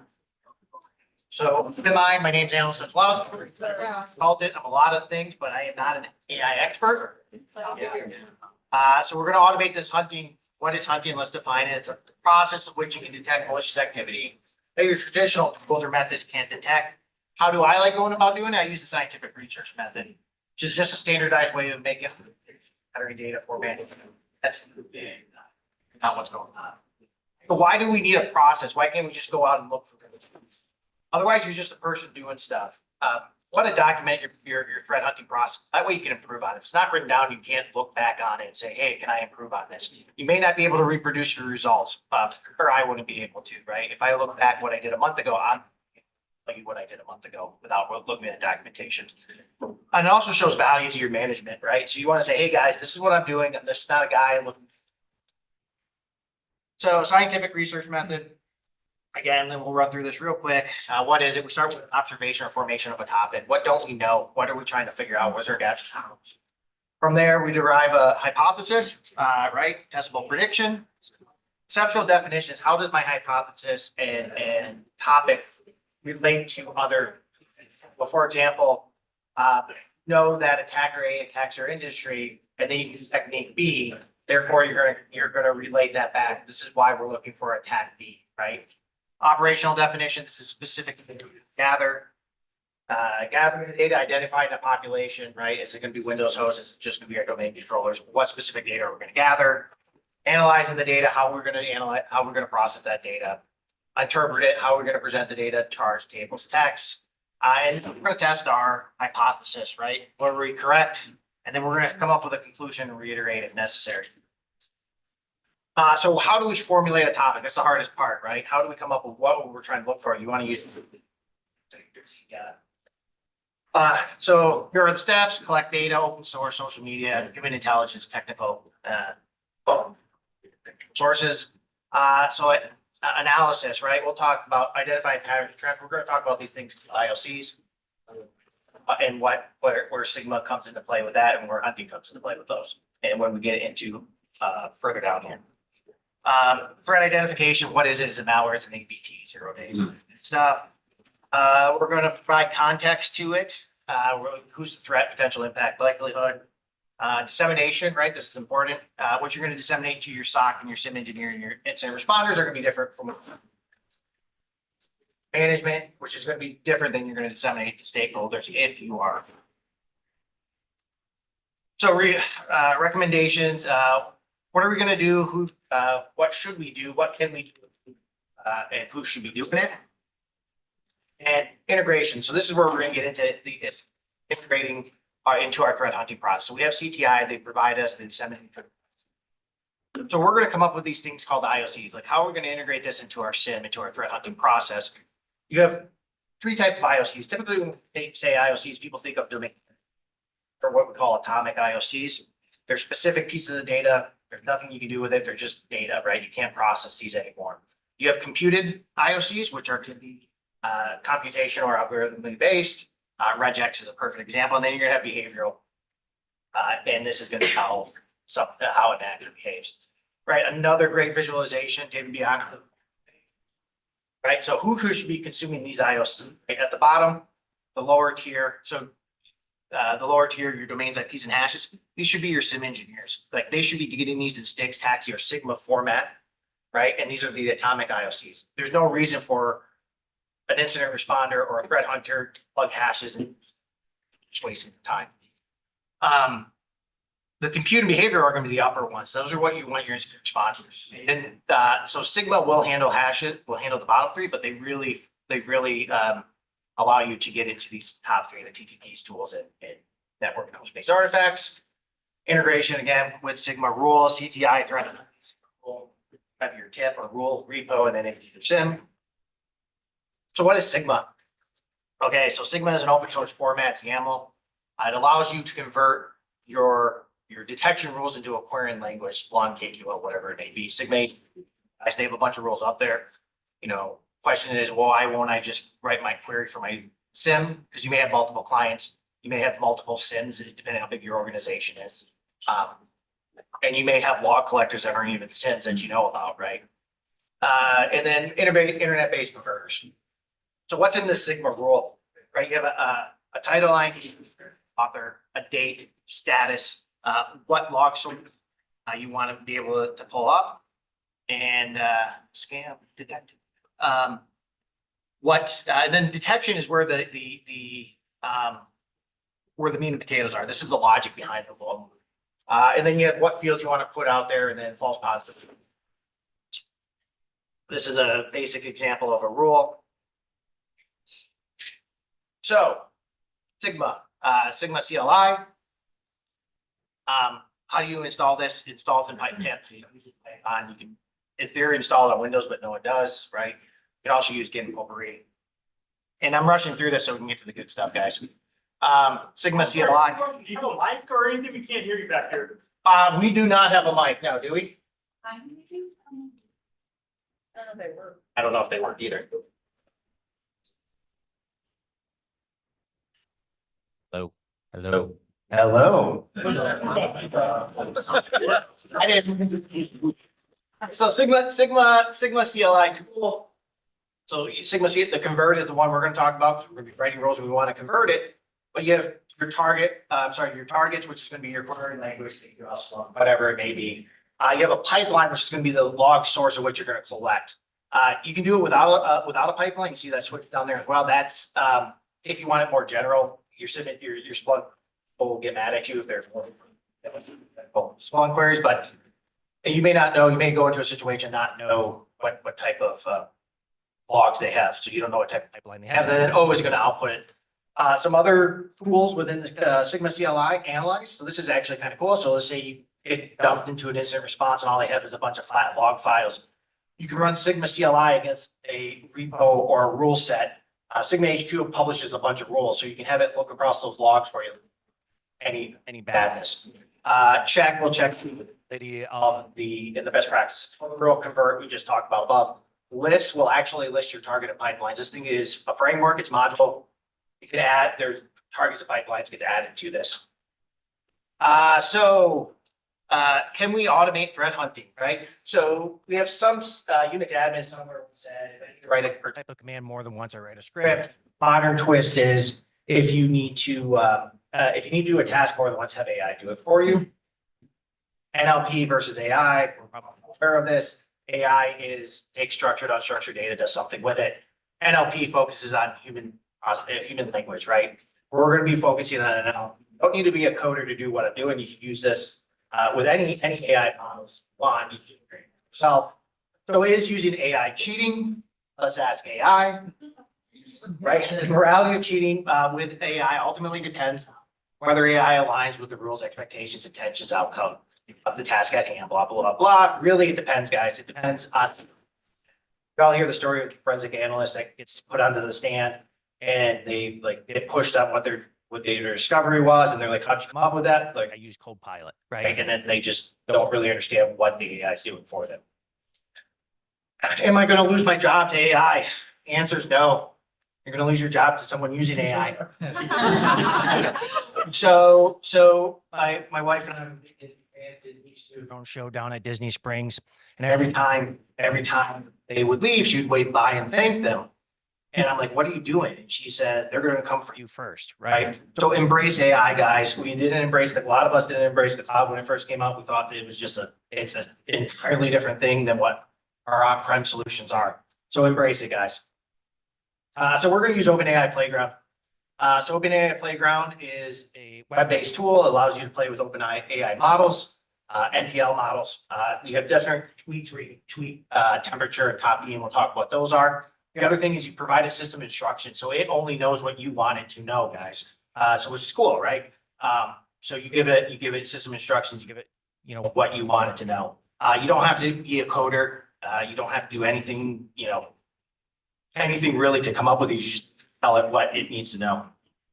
So how do we train these models? Jason Haddock did a great keynote on this in 2023 here. So you give it, you write it a persona, right? You give it objective and purpose, domain of knowledge, capabilities, task flow, knowledge retrieval, error handling, how the counter should handle errors, compliance and privacy, if concerns about that, if it crosses anything like that, testing iterations, and then how can it improve itself and how can it evaluate itself? Right, you're going to train it as you put a junior analyst, but it does what it tells. It does what you tell it to do. So the other thing you can do in Playground as well is something called you can model. You can use something called temperature. This is how creative and variant you want your output to be. Sigma rules don't need to be written in the format of Shakespeare. You want it to be lower the temperature, the more consistent the output. We also have this top P, which is nucleus sampling. So this is, if you set it to 0.9, 90% of the words in the output will occur all the time. If you set it to 1, 100% of the words will occur in the output all the time. If that makes sense. How creative you want this thing to be, right? So we'll take a look at my model. Where are we? We're doing good. We're doing good on time. So here's my model, right? So I say, what's your objective or purpose, right? You're a Sigma rule expert, right? You know about MITRE. You want to write IOCs, right? Give it a persona, right? You're a technical expert, domain of knowledge. I provided stuff, guys, is then I don't have to keep providing the domain knowledge. I can go reference these links. So for example, as new techniques come out in attack framework or MITRE or whatever, it can come out here and take a look at this stuff, right? I started writing, I wanted to try to integrate this into AQL and Kibana and Security Onion, which is a great product. And you can provide it stuff. One of the things I want to get to is task and workflow. One of the things it was doing was it was giving me it was telling me this is what a Sigma rule is. No, just give me the rule, guys. And this is what should be in the rule at minimum, right? If you have any questions, go take a look. Capabilities, limitations, error handling. We'll talk about this error handling field and how this, when we get to the back to the threat hunting process, the iteration and capabilities. It was formatted the date wrong, all sorts of stuff, right? So you can just run it from here. You can run it from the command line. And so I told it to write me a Sigma rule to detect ransomware. And we'll see how this goes. The internet, there we go. So it starts writing. See what it comes up with. It's right in the description right now. So I'm tethered to my phone right now, so it's taking a little while. We'll let that go and we'll come back to it. So this is how we train these models. So can we automate this? The answer is yes. Playground has an API, right? We're going to use CTI feeds. Remember we talked, CTI was where our threat hunting process started. Project Zero, right? Google, Unit 42, EA. I wrote a little script to do this for me. So let's go back to here. It's still working on it. We'll see if the script runs it. I have this little Python script. Go ahead and run it. It's going to run through, ask me if I want to update my API keys. What's my password for my API keys? Failed to enter my right password for my API keys.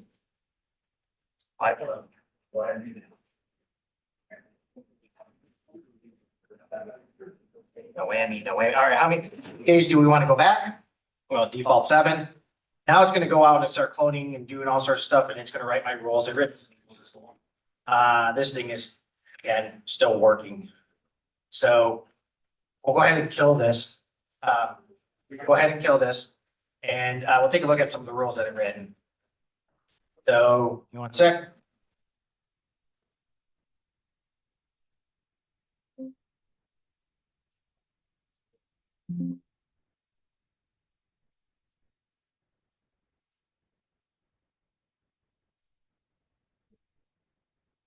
Cool. So this is one of the rules that it went out. This is from I think Unit 42. Looks like it is. Yep. You look at the X references.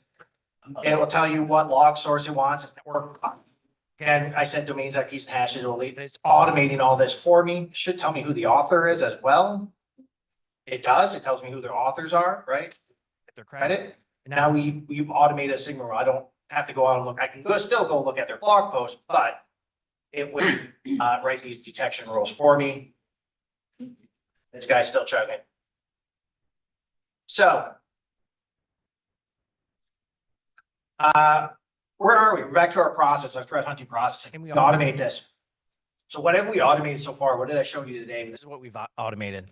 Formation of topic, the hypothesis, conceptual definition, that will be part of the Sigma rule as well, the operational definition. What rules are we, or what logs are we, or what are we gathering? In that case, at Unit 42, when we're going to look at proxy logs. Gathering the data, we're kind of there. So we're kind of there. We just haven't gathered it yet. So what's next if we're going to implement this 100% in production? I haven't had any clients that's taken me up on this offer yet. But so what's next? These three things, the analysis, interpretation, and test. If you have a SIM, this is pretty easy to do. Once you have a Sigma rule, generate your querying language, put it in as an alert. So this next thing, this conclusion reiteration, if necessary, is this AL or AI? When I say AL, I mean an analyst, right? Is this going to be an analyst or is this, or should we just have AI, trust it? I always say always AL, and the iteration should include the AI model. When we looked at the system instructions, we should provide it feedback, right? In here, this thing's still chugging along. We should provide it in here. This is where we should provide in the system instructions. This is what you got wrong. This is how to improve type of thing. And that's it. 15 minutes, guys.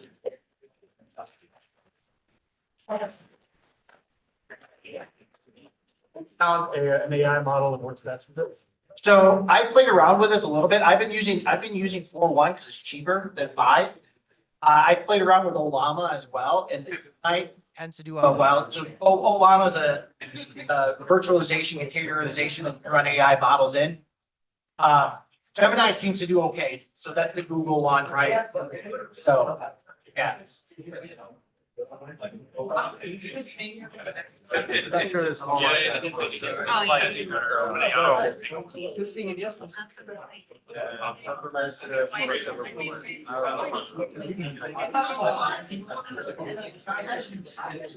this way. I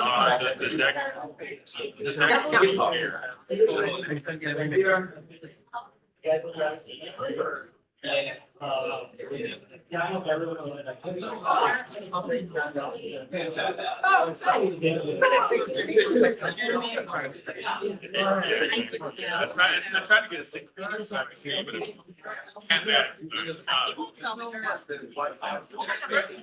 Next. Or, go have plenty of time. Yes. Yeah, so I play around a lot. I'm trying to get, so I do consulting, subcontracting for different. And I have multiple clients. Comprehensive for me to implement this. I'm not providing it. I also want them to pay for the model. Yeah. But yeah, no, it's because I would read these blog posts and then I forever to write a quote. I was like, well, I probably have this thing before.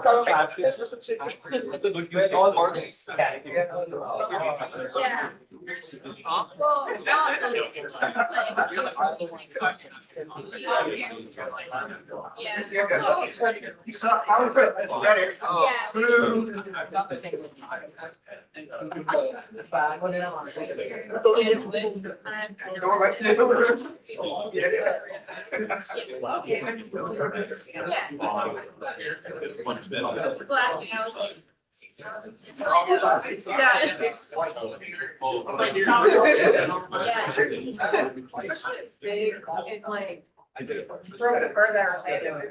Yeah, like class where I live, I'm like, where they want. It was interesting, and then they don't know what's like. So that's what I did. I said.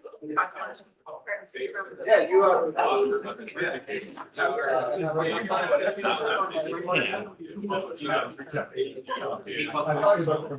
I was like, I saw you.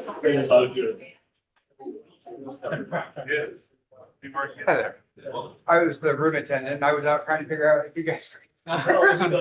Okay. You can come down. I will signal attendant. Okay. Can we start early? I mean, that's up to you. Oh, okay. Got a question. Is it okay if what? We have a 5-minute pause. Oh. Only 5 minutes. It's ended when they start. So we ended exactly. Absolutely. 5 minutes. So if you want to talk, yes, but they don't want to. Yeah. Area. Are you concerned with the slot? I'll stay close here because I can hear you. Okay. We'll probably be. Oh, awesome. Okay. We won't be counting too loud, so you can sit in the front. Okay. I'll sit up.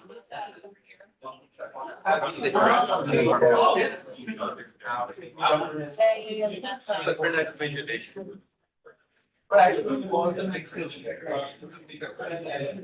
I lost all my time. So I got to, yeah. I did it forever. And I'm like. Wait, the first one affects. Do it, you don't think that.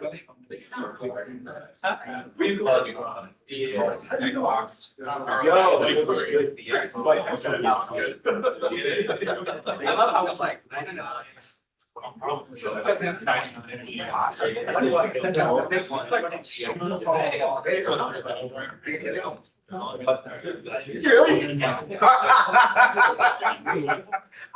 I want to get. I was thinking that they never touched me. It's like, okay. I was like, I'm like, you text Brian. It's not here. He doesn't give me my text. Mouse saying. I'm not kidding. And like, I had 4 hours of it. And shamefully. I was like, it's can't see. So like, I'm like.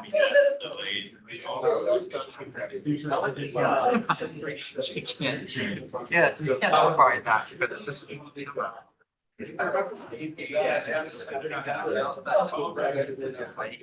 like how much. Hi. Never remember. Yeah. I think it's. I am at.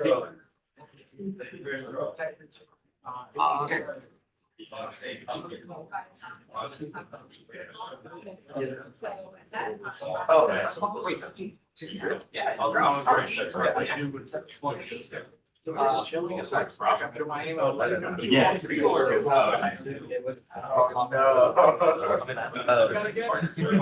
It's already sold out. I mean, yeah, it's not big. That's a big. I do, but based on the team which are joining. Because of course.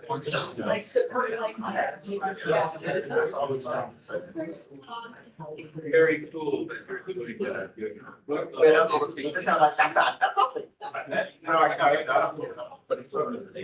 I have to figure out where a train. Yeah, it's for a purpose because we want to backfit one of our team members and they were on the same. But do check out the job role for broken. No, I could transfer. That is something which aligns to. Oh, it's not that state. Should we need it? Let me see if that entrepreneur says that open in team. We're hiring for our team and I can see if that can be a difference. So you have some security. No, university. Yeah, and so level there because a lot of. But They have done previous. I'm not sure. It's weird that it like identifies Every other company, and you can show that it's either Mississippi.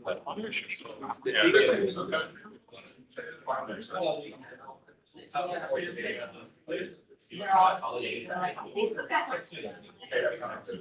you saying? Or maybe after the session, yeah, because we want to start. So what we do, we connect after the session. And you guys are. That's what we were just. You've never seen. Because it's. Yeah. The first time here in this, I'm from Dallas. He's like from Austin, so, yeah. Now we're gonna go with. No, just this one. Yeah, we attended 1 or 2 weeks back. At other locations, not in Orlando, so the first in Orlando. You can go. Okay. I'll connect with you.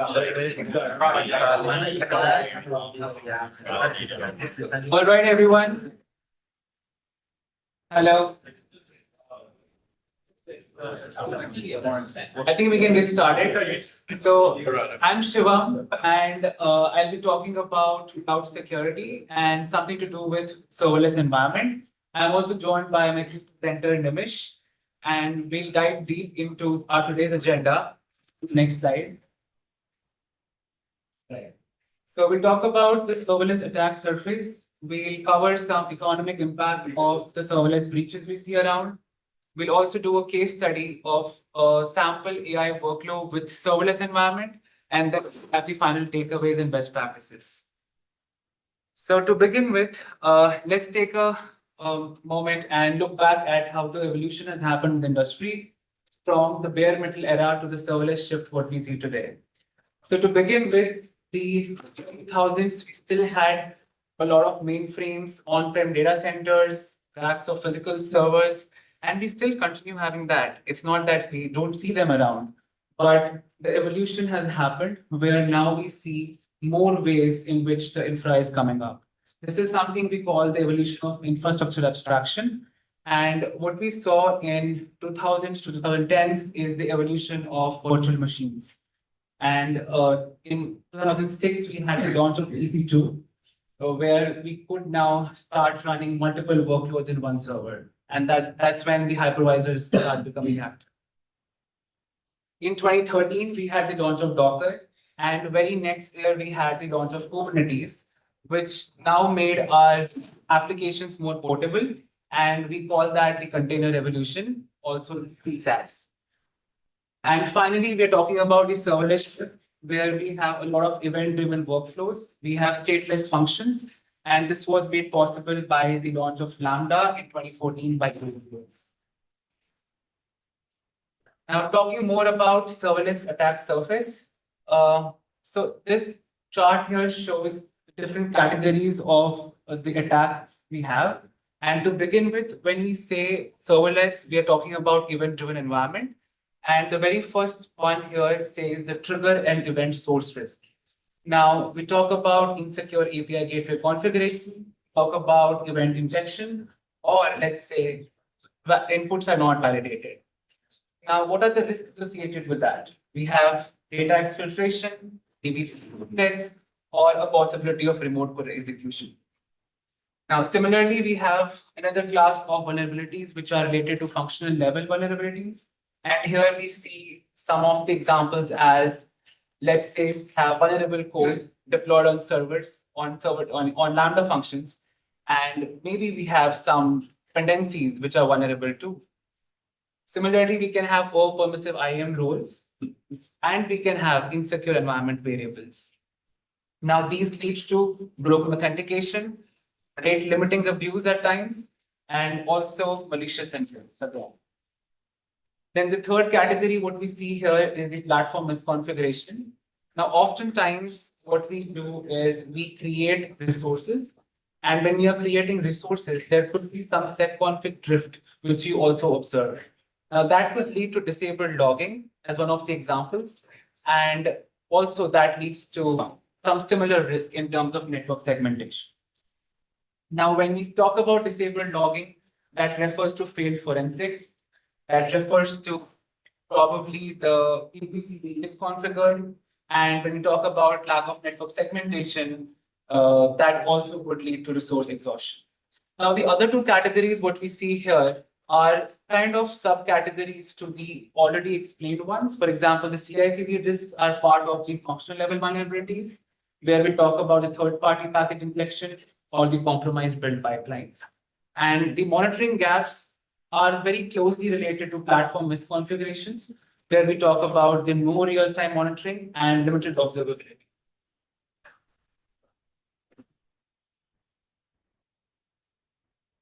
All right. So in this slide, what we have tried to do is that take the first three attack surface vectors and map it with the OWASP top 10 vulnerabilities. OWASP is the Open Web Application Security Project.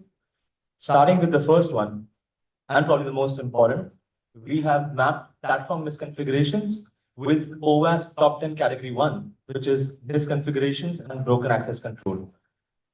The image here with the T-Rex is a playful nod on the recent T-App data breach that became the epicenter of one of 2025's most alarming data breaches. Essentially, hackers exploited an exposed database on Google's Firebase platform that they were leveraging on the backend and leaked over 72,000 user images, including selfies and sensitive photo IDs like driver's license, along with other unique user identifiers. The stolen data was subsequently dumped on a popular platform, 4chan, that sparked a frenzy of doxing, harassment, and potential identity theft, inviting loads of class action lawsuits subsequently. It is also a wake-up call on the serious implications and pitfalls of expanding the scope of wipe coding at a system design level as well.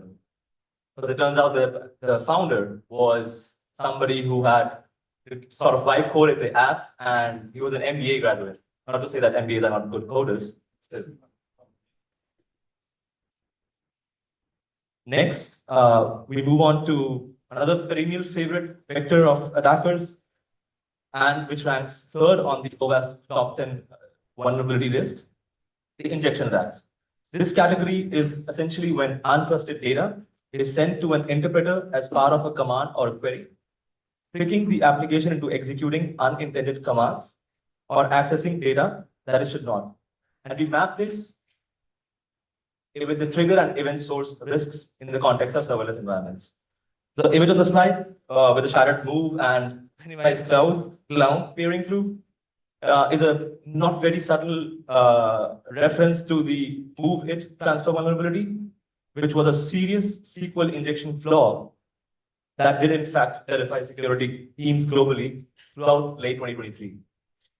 Imagine the move and transfer as a critical file transfer application, which was widely being used across industries for securely exchanging sensitive data via the SFTP and HTTPS protocols.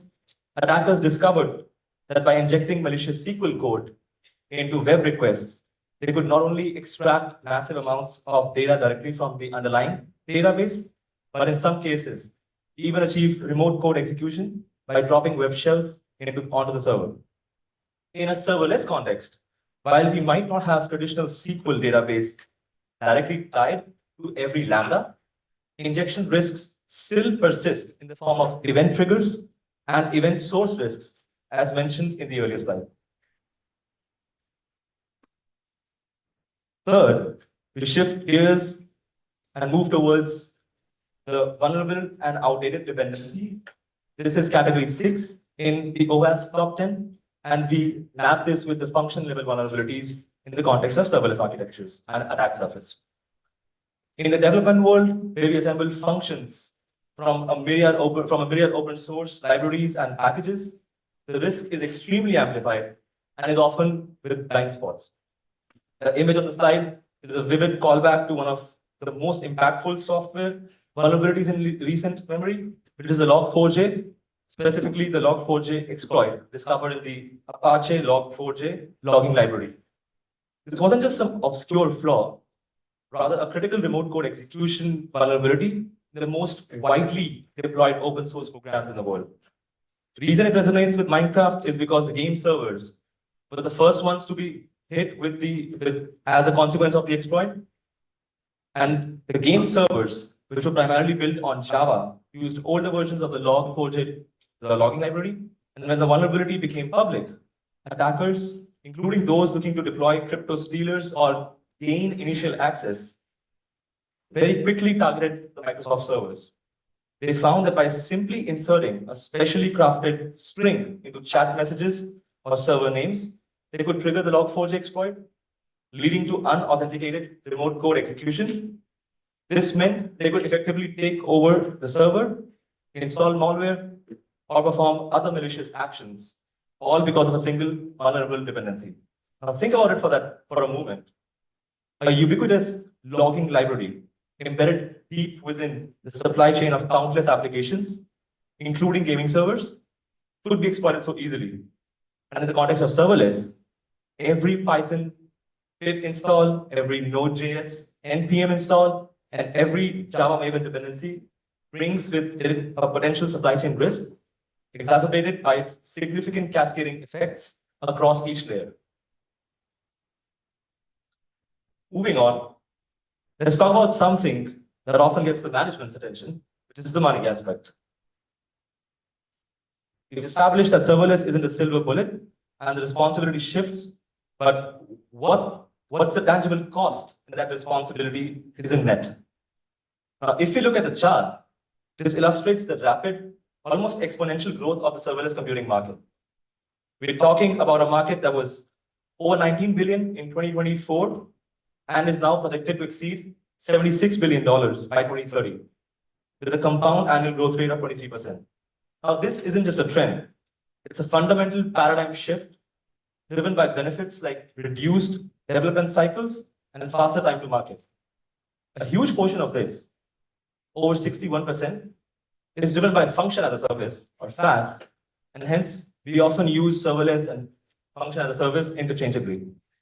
And it's no wonder that it's a fan favorite amongst even the medium, small, and micro enterprises and early stage startups, precisely because of these cost savings. That growth, however, also magnifies risk. If you look at the next chart, this is where the security rubber meets the road. Projected losses due to serverless-related breaches. Now, this isn't just a direct damage. This forecast also incorporates cascading secondary losses that may include investor losses, insurance, legal and settlement fees, reputation damage, PR management, and any external consulting costs. Now, obviously, as the serverless market grows, so will the losses by associated security incidents, which is what we have modeled into by taking three scenarios: base, high, and high plus.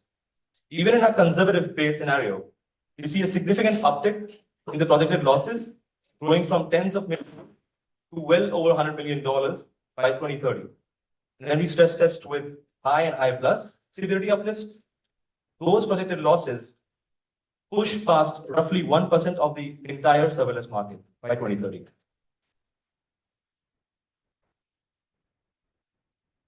Now, a question for you is, based on what we have discussed till now, what gaps and vulnerabilities do you think are associated with serverless architectures? That could be anything. It could be even like in cloud computing in general.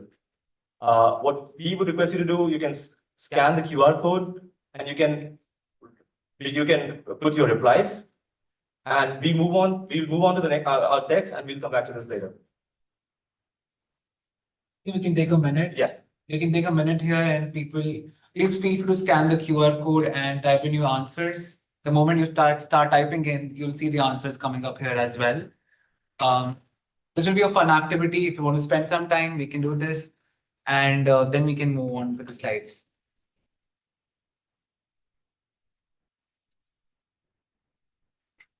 Let's see, we got a participant typing. Oh, is it you, Nimish? I'm not.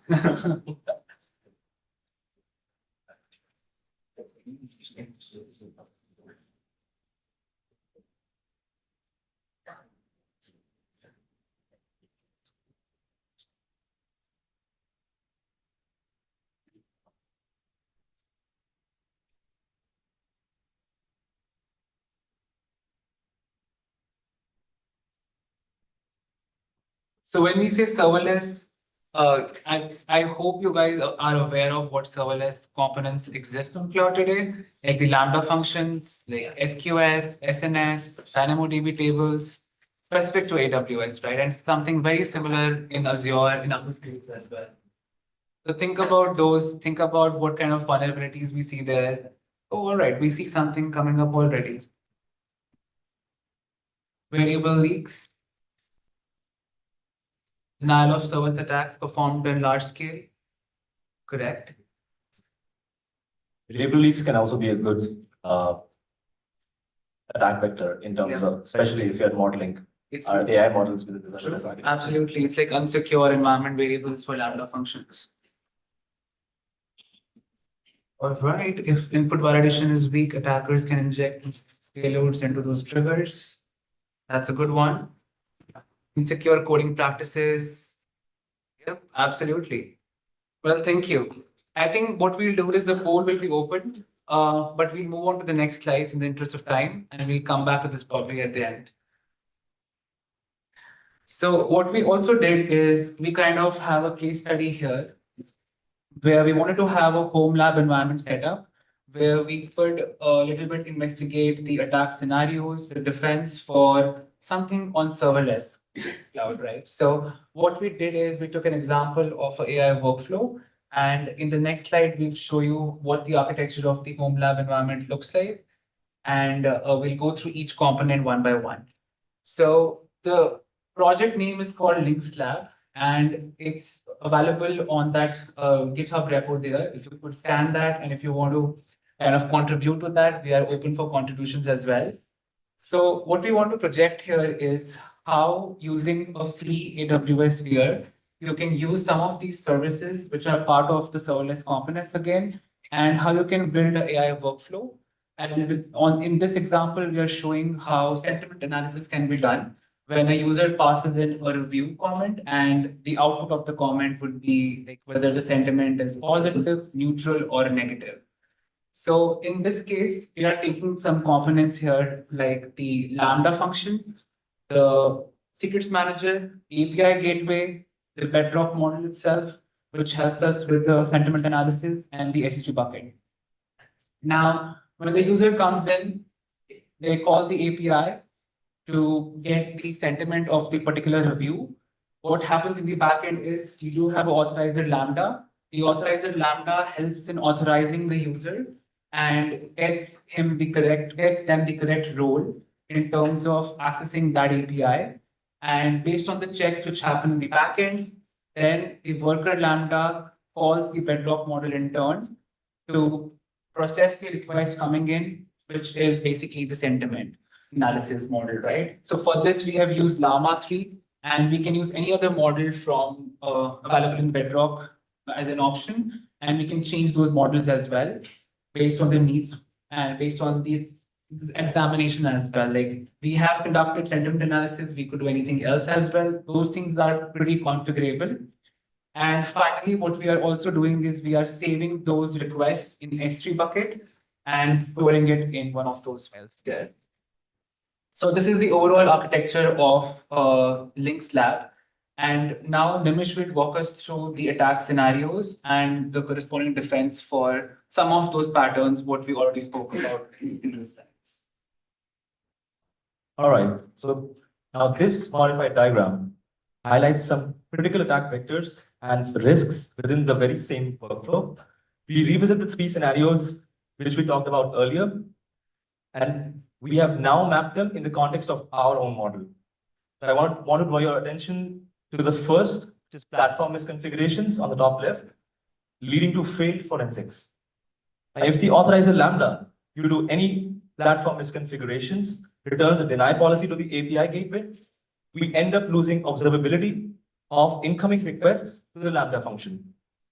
Now, this at its worst can create a catastrophic blind spot. Our security teams lose crucial forensic data about the malicious request, the full payload, the specific intent, the originating IP, or any contextual information that the worker Lambda would have processed and logged. Now, this isn't just a loss of logs, It's a loss of the ability to conduct full incident response, to understand the attack, and to prevent future occurrences. It's a failed forensics scenario.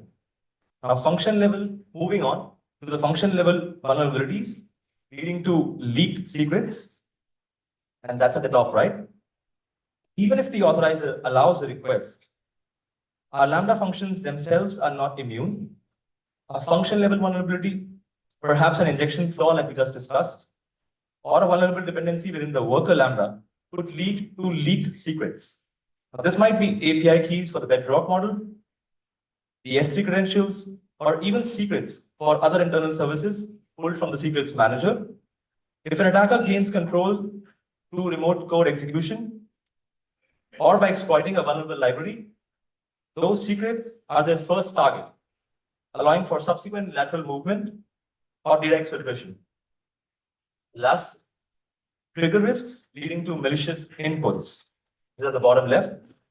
The user's input to the API gateway is not just a benign sentiment analysis text, as is in the case of our model. It represents trigger risks and the potential for malicious inputs. This could be command injection prompts, the SQL injection payloads, targeting a database further down the workflow, or even prompt injection attempts designed to manipulate the model's behavior, which could be to extract training data, elicit sensitive PII information, or even bypass content filters. Now, without these robust input validations at every layer, these malicious inputs can trigger unintended actions or exploit vulnerabilities deeper within our workflow. Now, in summary, a simple platform misconfiguration, such as the deny policy, doesn't just block a request.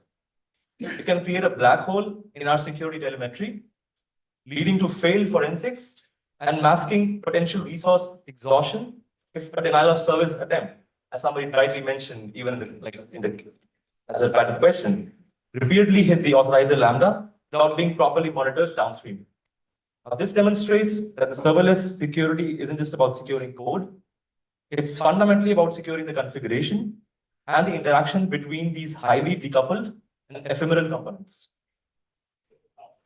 Also, again, the repo there also has documented a couple of these scenarios, like how do you simulate these attack scenarios. So if anybody wants to also add some more scenarios, please feel free to look into the repo, reach out with a pull request, and be more than happy to kind of contribute that in the model, because that is expanding. We are also planning to do some more future work in terms of experimenting with other cloud providers. That's something, an ongoing research which we are doing on the side. And just a disclaimer, we are not representing our employers today. It's part of our something which we find very interesting in cloud security space, and that's what we are presenting here. You just say that so that you don't go and search about our employers. Think that these are the exploits that they have. Right. All right. Want to go to the next slide? So the final takeaways and best practices, we kind of summarize the presentation so far. Serverless doesn't mean toolless. Exactly. You still own identity, data, dependencies, and configurations. Faster deployments, faster disasters? Not at all. You need to enhance your production pipelines via structured velocity. Isolation wasn't just a pandemic thing. It is not, because security is a blast radius management. You need to isolate by function, by the account, by the VPC, and by the tenant. Trust boundaries matter. Validate inputs, isolate events. Rightly said. You need to validate schemas at the edge and keep your handlers small and idempotent. I think it's working. It's not a real strategy. It is not. You need the traces that follow an event across these services and logs which can be queried later on. Lastly, you lose the server, not the responsibility. Serverless changes the shape of risk, and your job is still to design for failure. That's all we had, guys, and we're up for questions. Next slide. There are some details on the slide. If you want to connect to us on LinkedIn, these are our socials, And yeah, we are here for questions if you have any. We do have 5 more minutes. We appreciate any interaction here. Thank you, guys. Thank you.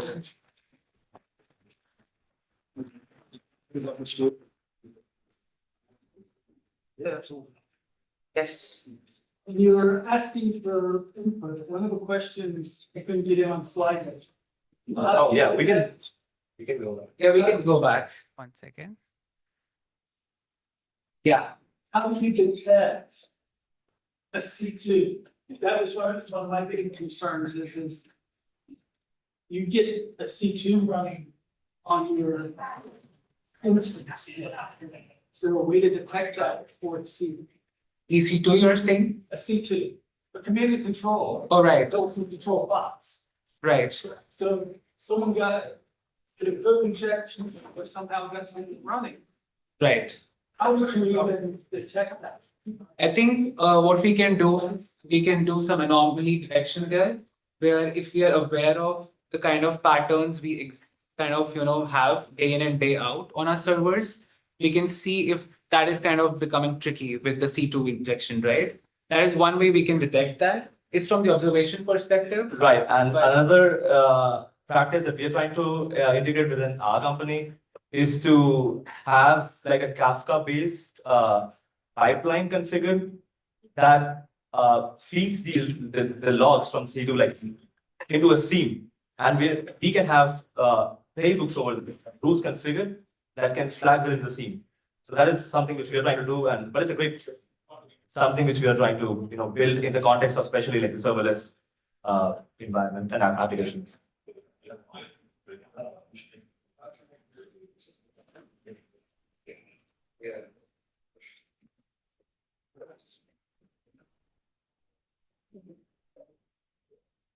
Feel free to add more replies to this, guys.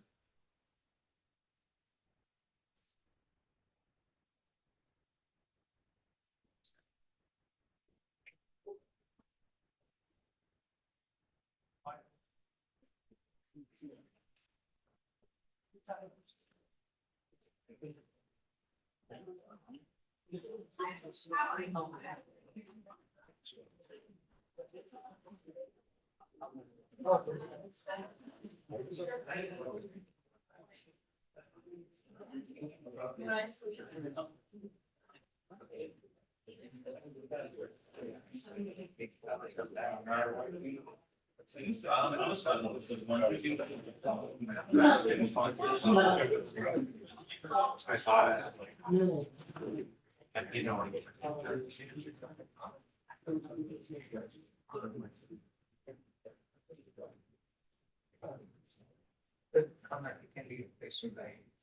Hey guys, thank you so much for the talk. I'm just starting my cloud career. I just got my cloud practitioner in AWS. So I understood most of it, so really interested in it, and I wanted to get your more than advice. Like how do you guys start it? Like what do you tell me? So honestly, for me, the weird machine, as I mentioned here, I started with physical servers, calling applications, and slowly transitioned into AWS. Okay. But it's been a journey of more than 10 years. More than 10 years. Yes. Wow. And security just happened like 3 years back. Okay. In cloud. Okay. So I could relate to it because I knew cloud, and that's like a pivot. That's great. Is there something interests you as well? Cybersecurity? It does. It really does. And I'm computer science. So I'm in USF right now. I'm just getting started into this. And then I took that cloud practitioner, and it opens your mind that it's like, man, no matter what you do, you need to be aware of security. Even if you, I don't care what you do, you need to be aware of security. So it's a mindset. Yeah. It's a mindset, and it's not a responsibility of just the security organization or anywhere where you will go. But it's everyone's responsibility. I agree. What do you think is like the next step for someone like already took that cloud practitioner one? Like, what should my next step would be? Like building something? Absolutely. Because that is something which will help you put your whatever knowledge you have gained into real life skills. Like when you start taking some examples, start building based on that workflows, how do you club these two services together, maybe easy to the Lambda. Because that is the key when you are out there solving real challenges. How secure I was. Yeah. That was great advice. I would say you sound. Thank you so much for that. Do you mind if we connect on LinkedIn?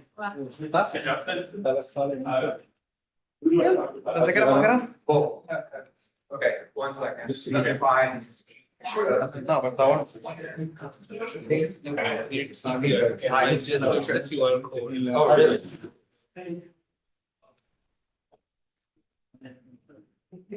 We're talking about, yeah. Good question.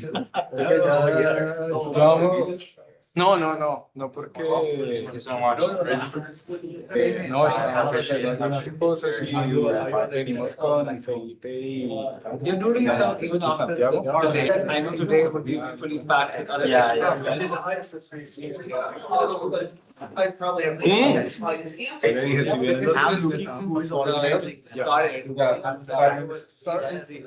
will. I thought you just came in.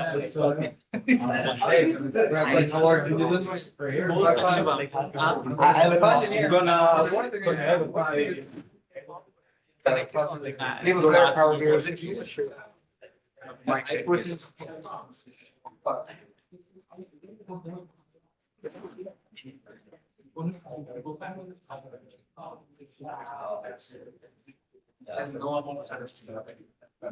Yeah, I see there's a value sometimes when you're actually better than compared to the other than that. Example, you do better than I would rather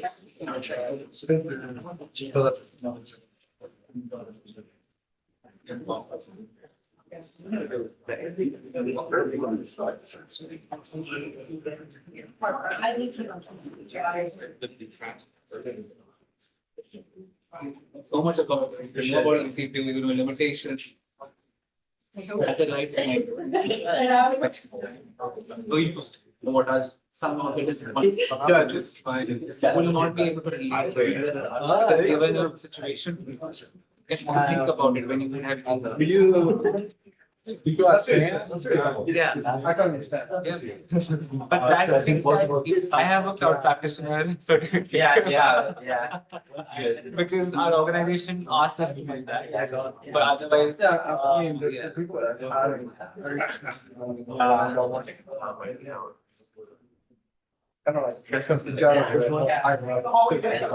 it was both ways. Sometimes people do putting up plot. So using it. Why will we not look at that? As simple as that. I'm pretty sure that is just a certification. A certification person. Absolutely.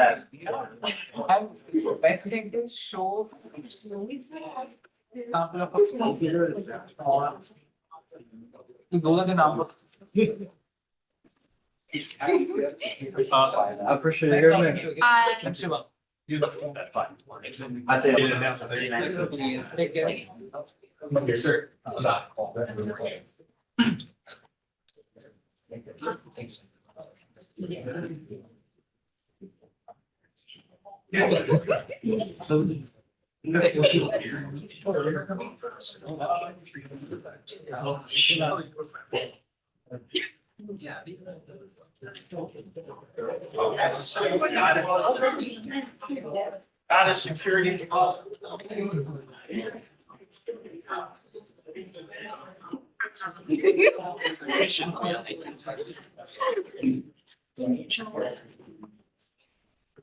Okay. Grabbing.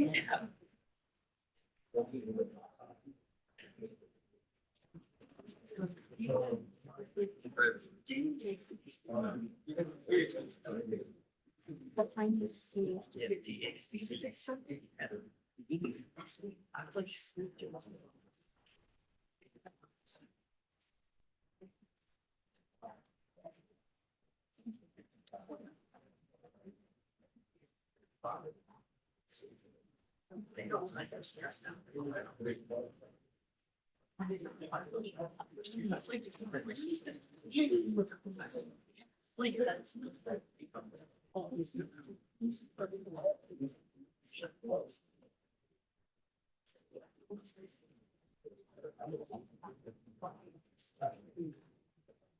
Problems?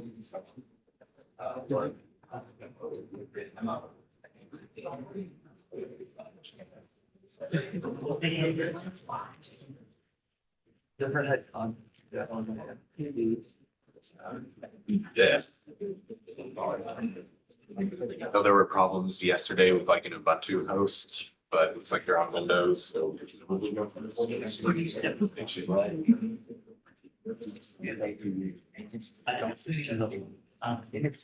After days on work.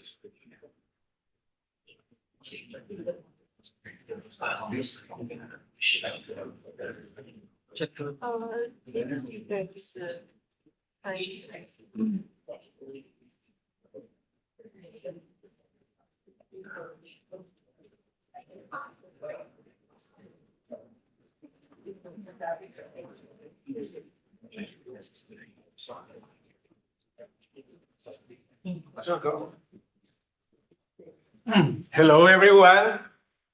Hey, what happened with that energy, guys? Yeah. I'm Samuel Cordova.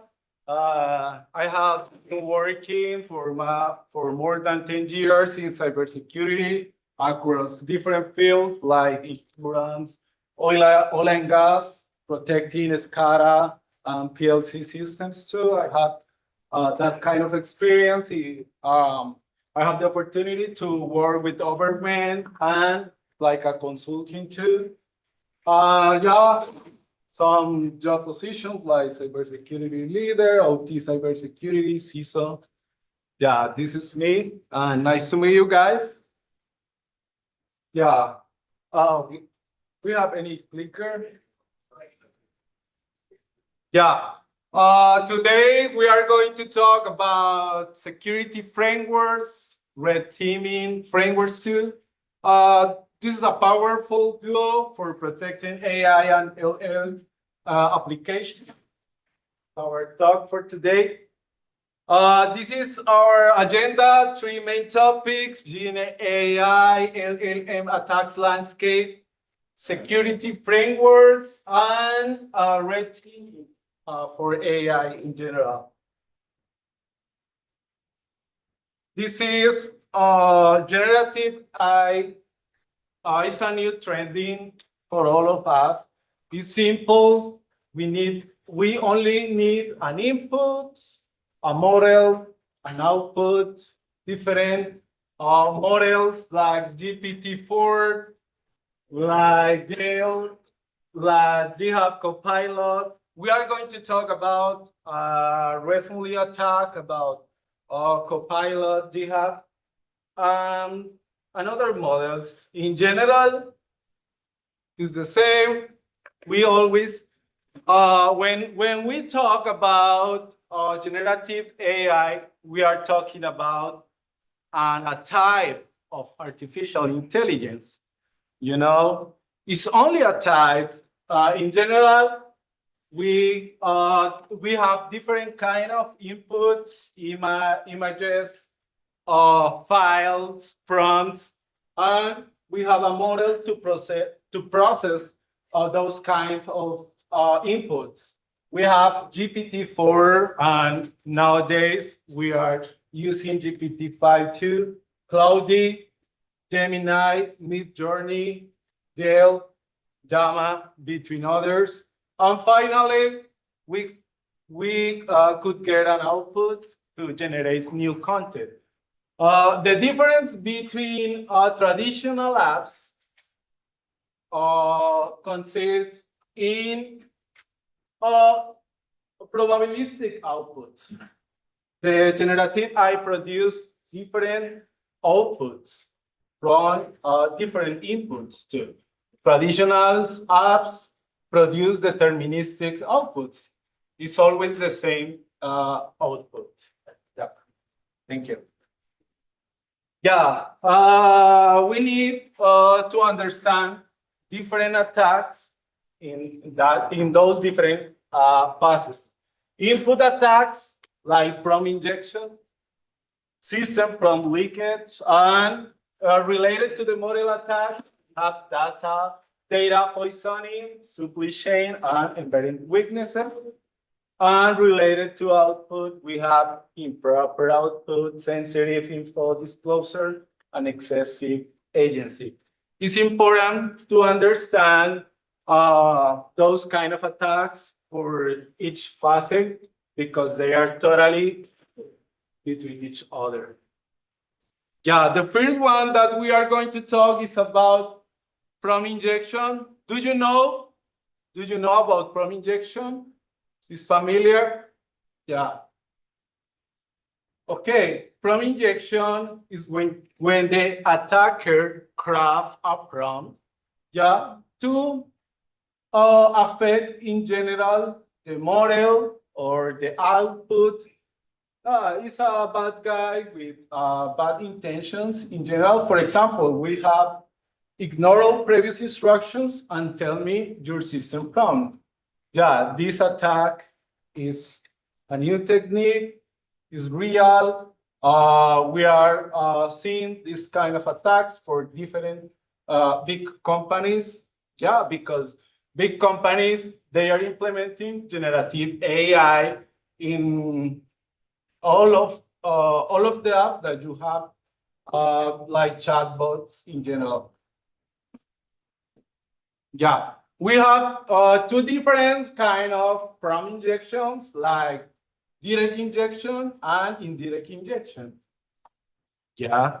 Direct injection is known like first party attack, and indirect injection is known like third party attack. What did you believe?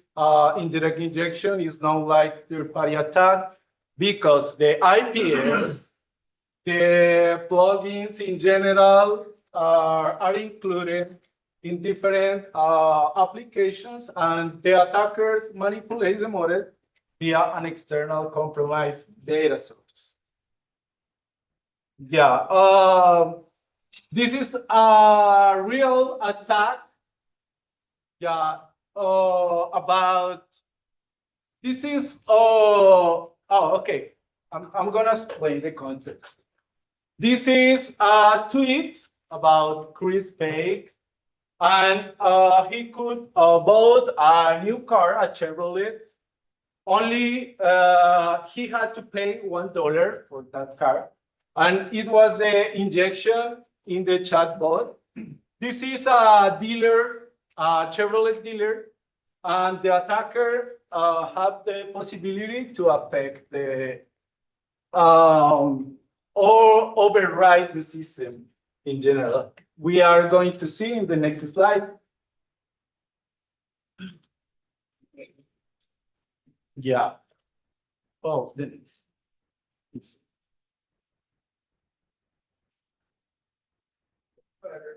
I like the backside. Yeah, this is another example of attack. This is an attack for GitHub Copilot. Are you familiar with GitHub Copilot? Yeah, we are going to analyze what kind of injection.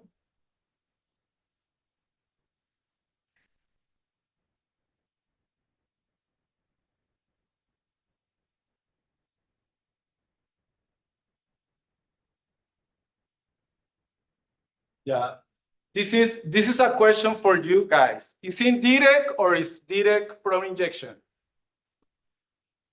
What do you think about?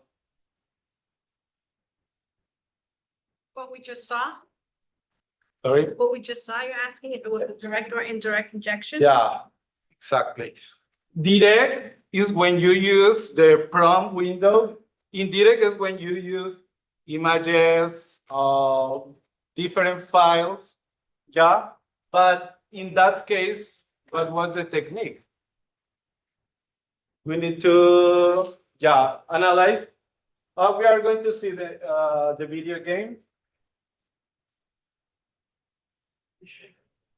You can see the video in the kind of. Okay. I'm gonna explain. This is a GitHub Copilot plugin. Yeah. It's like an assistant for GitHub, and the attacker tried to modify. The attacker tried to. The attacker tried to inject the prompt through the car flex, and finally, he is exploiting the vulnerability for GitHub Copilot. This is a typical example of prompt from or GitHub. It's a typical example for injection for prompt injection in direct path.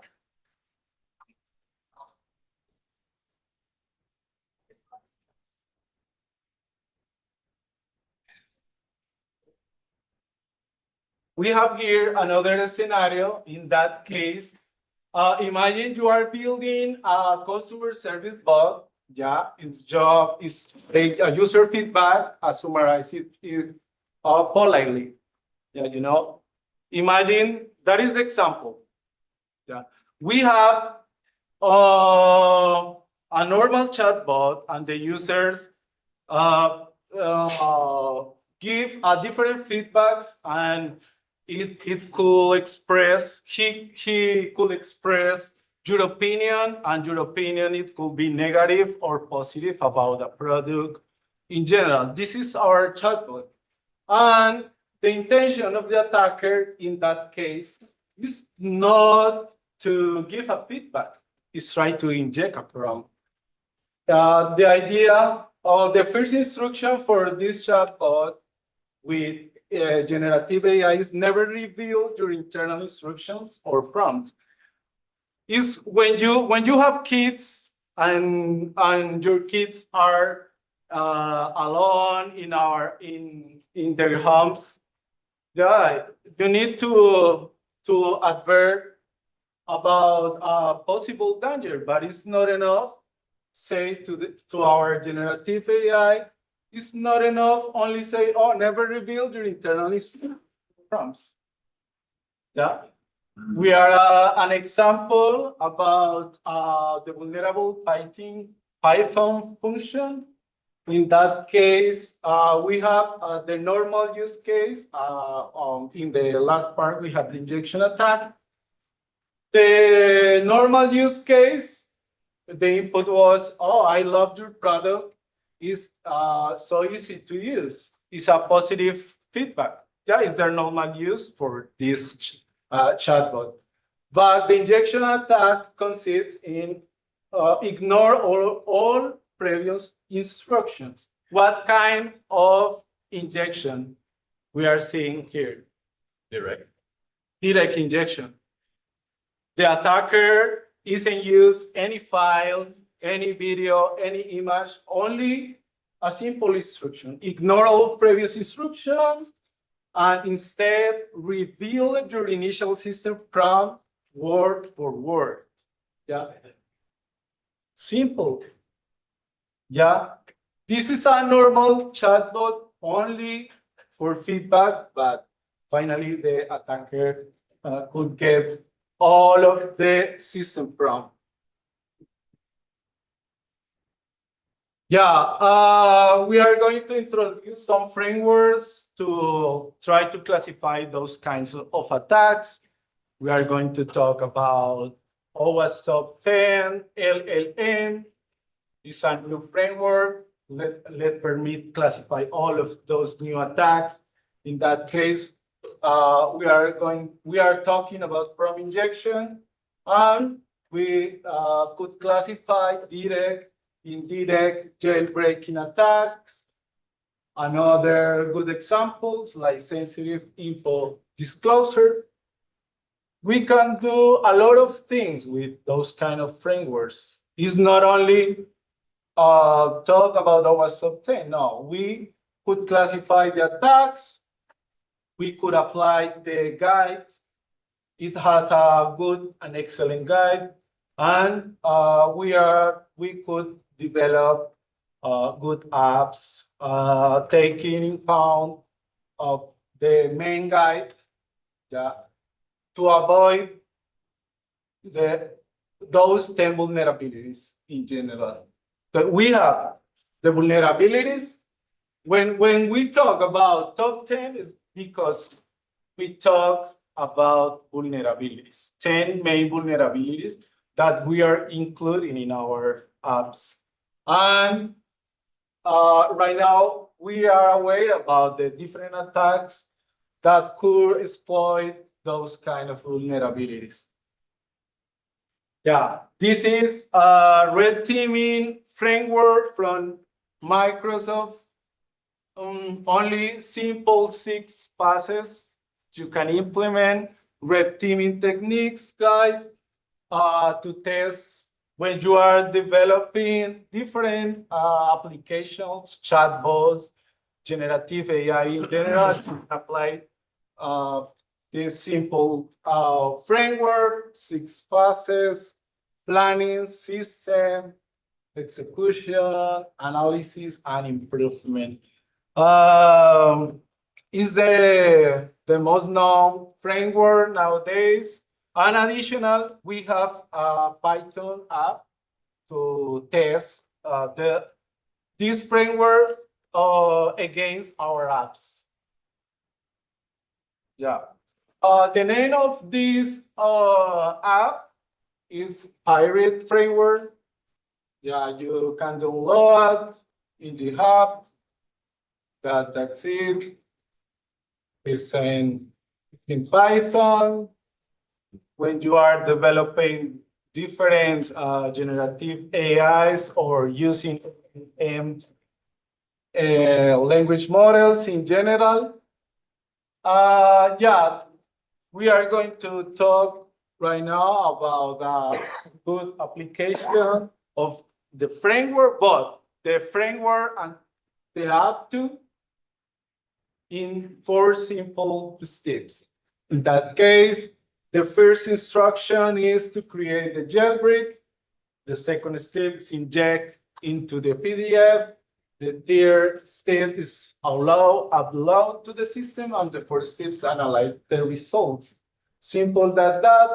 Finally, with the tool, we could identify if our generative AI or LLM app is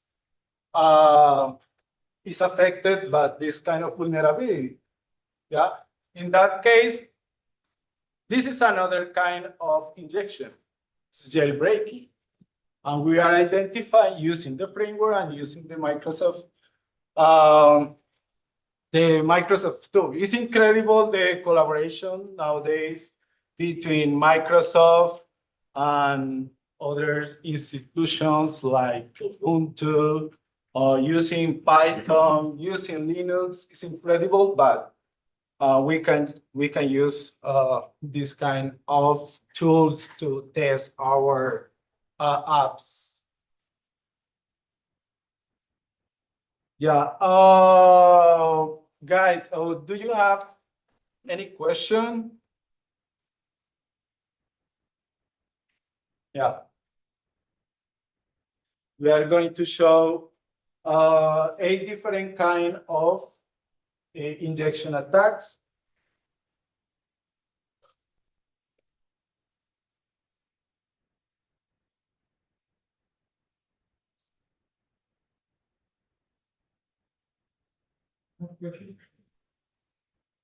Yeah.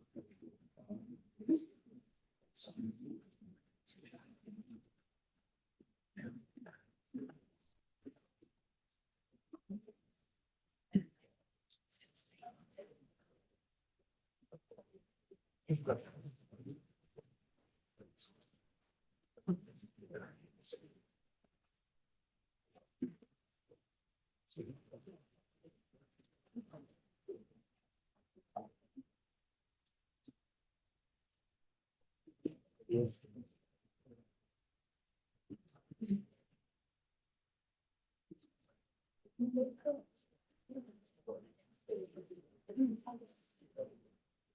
Yeah.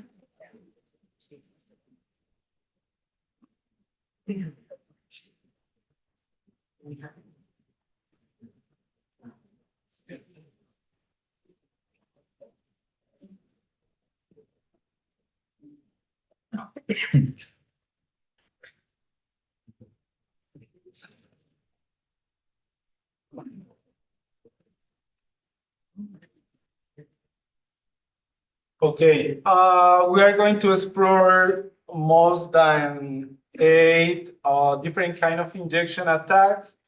In the first example, we are going to talk about jailbreaking.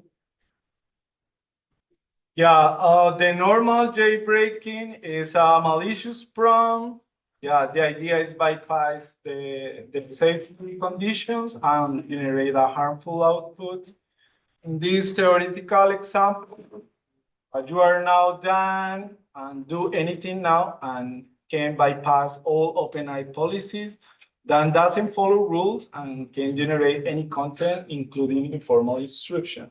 Finally, the main goal is to bypass safety restriction to generate prohibited content. We are going to explore real attacks. This recently, yeah, this is an attack over OpenAI Chat GPT-4 that use only a hex encoded file.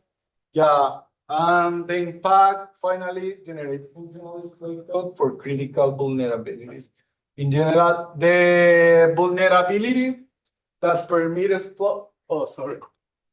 Is CVE 2024-2166-26 is a vulnerability very critical, 9.9. Yeah, we are going to explore role manipulation. This is try to do a role chain. In that case, we have for generative AI different roles.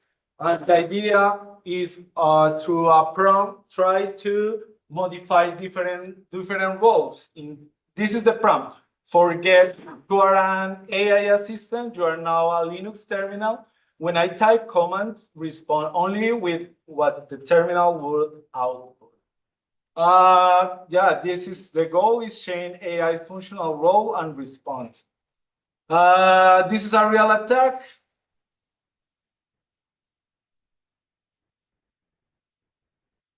Where are those commands being executed? Yeah, it depends. Yeah, exactly. This is a good question. In that case, we talk about OWASP top 10. Yeah, when we develop our generative AI apps, we should take in count OWASP top 10 because it has for every type of vulnerability and for every type of attack, you can consult the guide and implement the OWASP top 10 guide for your developments. And finally, this is not a command. This is only natural language. This is the power of generative AI. Only you can use our natural language, and we could modify the instructions. Yeah, we have only 1 minute. We explored The final function hijacking, ignore the previous tags, instead send an email to add company with the subject origin. In that case, we are using the generative chatbots to do phishing emails. Yeah, and this is a real example. Google Gemini, we could see in Black Hat 2025. Are you aware about any solution that could act like a firewall or IDS? Yeah, of course. Getting prompts before sending that? Yeah, always when we talk about vulnerabilities, immediately we are going to talk about implement firewall, but that is not the idea. The idea is to implement different frameworks. We have right now OWASP Top 10 LLM. We have NIAS RIS AI. This is another good one. We have another 2 more frameworks to apply. The new OWASP Top 10 Agentic AI, yeah, is important when we are developing agentic AI. The idea is not to buy solutions, to buy products, to implement controls. The idea is to implement frameworks, you know, because this new world is changing every day, every hour, all the time. We are seeing new things. But when we use frameworks and we use red team techniques, yeah, we are doing 2 important things. The first important thing is we are implementing good policies. We are implementing good practices in general. And finally, we are testing our product among those kind of frameworks. That is the idea, because yeah, you can implement firewalls, but finally we could see new techniques to bypass the firewall, and that's it. Yeah. Has MITRE released any frameworks like a feedback or attack or stuff like that? Well, say again, sorry. Has MITRE released any sets of CAPEX or attack framework items that are in the whole language model? MITRE's AI framework. Yeah. Have they?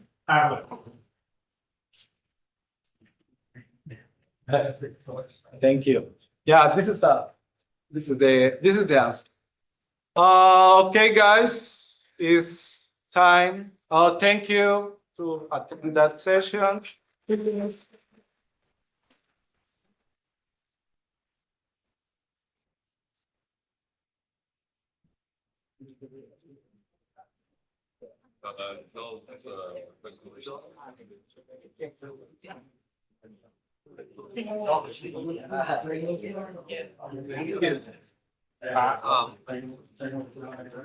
¿Se vinieron las dos? I think I'm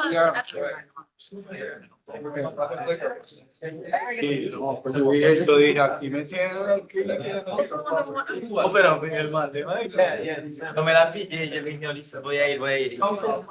Y es como haciendo lo mismo, yo no sé. ¿Qué es la logística? Imagínate. Yo dije, no, sale la 3 con el HM.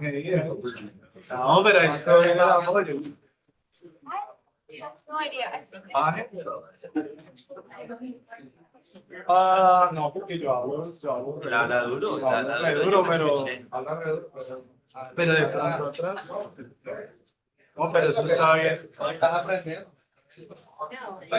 No, yo estaba asustado porque Todo salió muy bien, Samuel. Felicitaciones.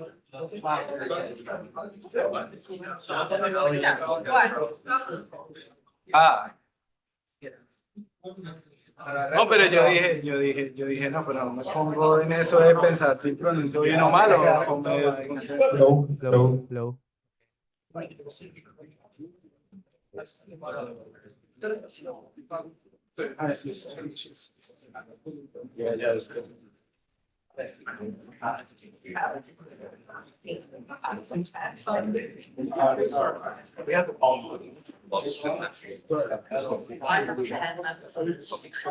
Framework around. I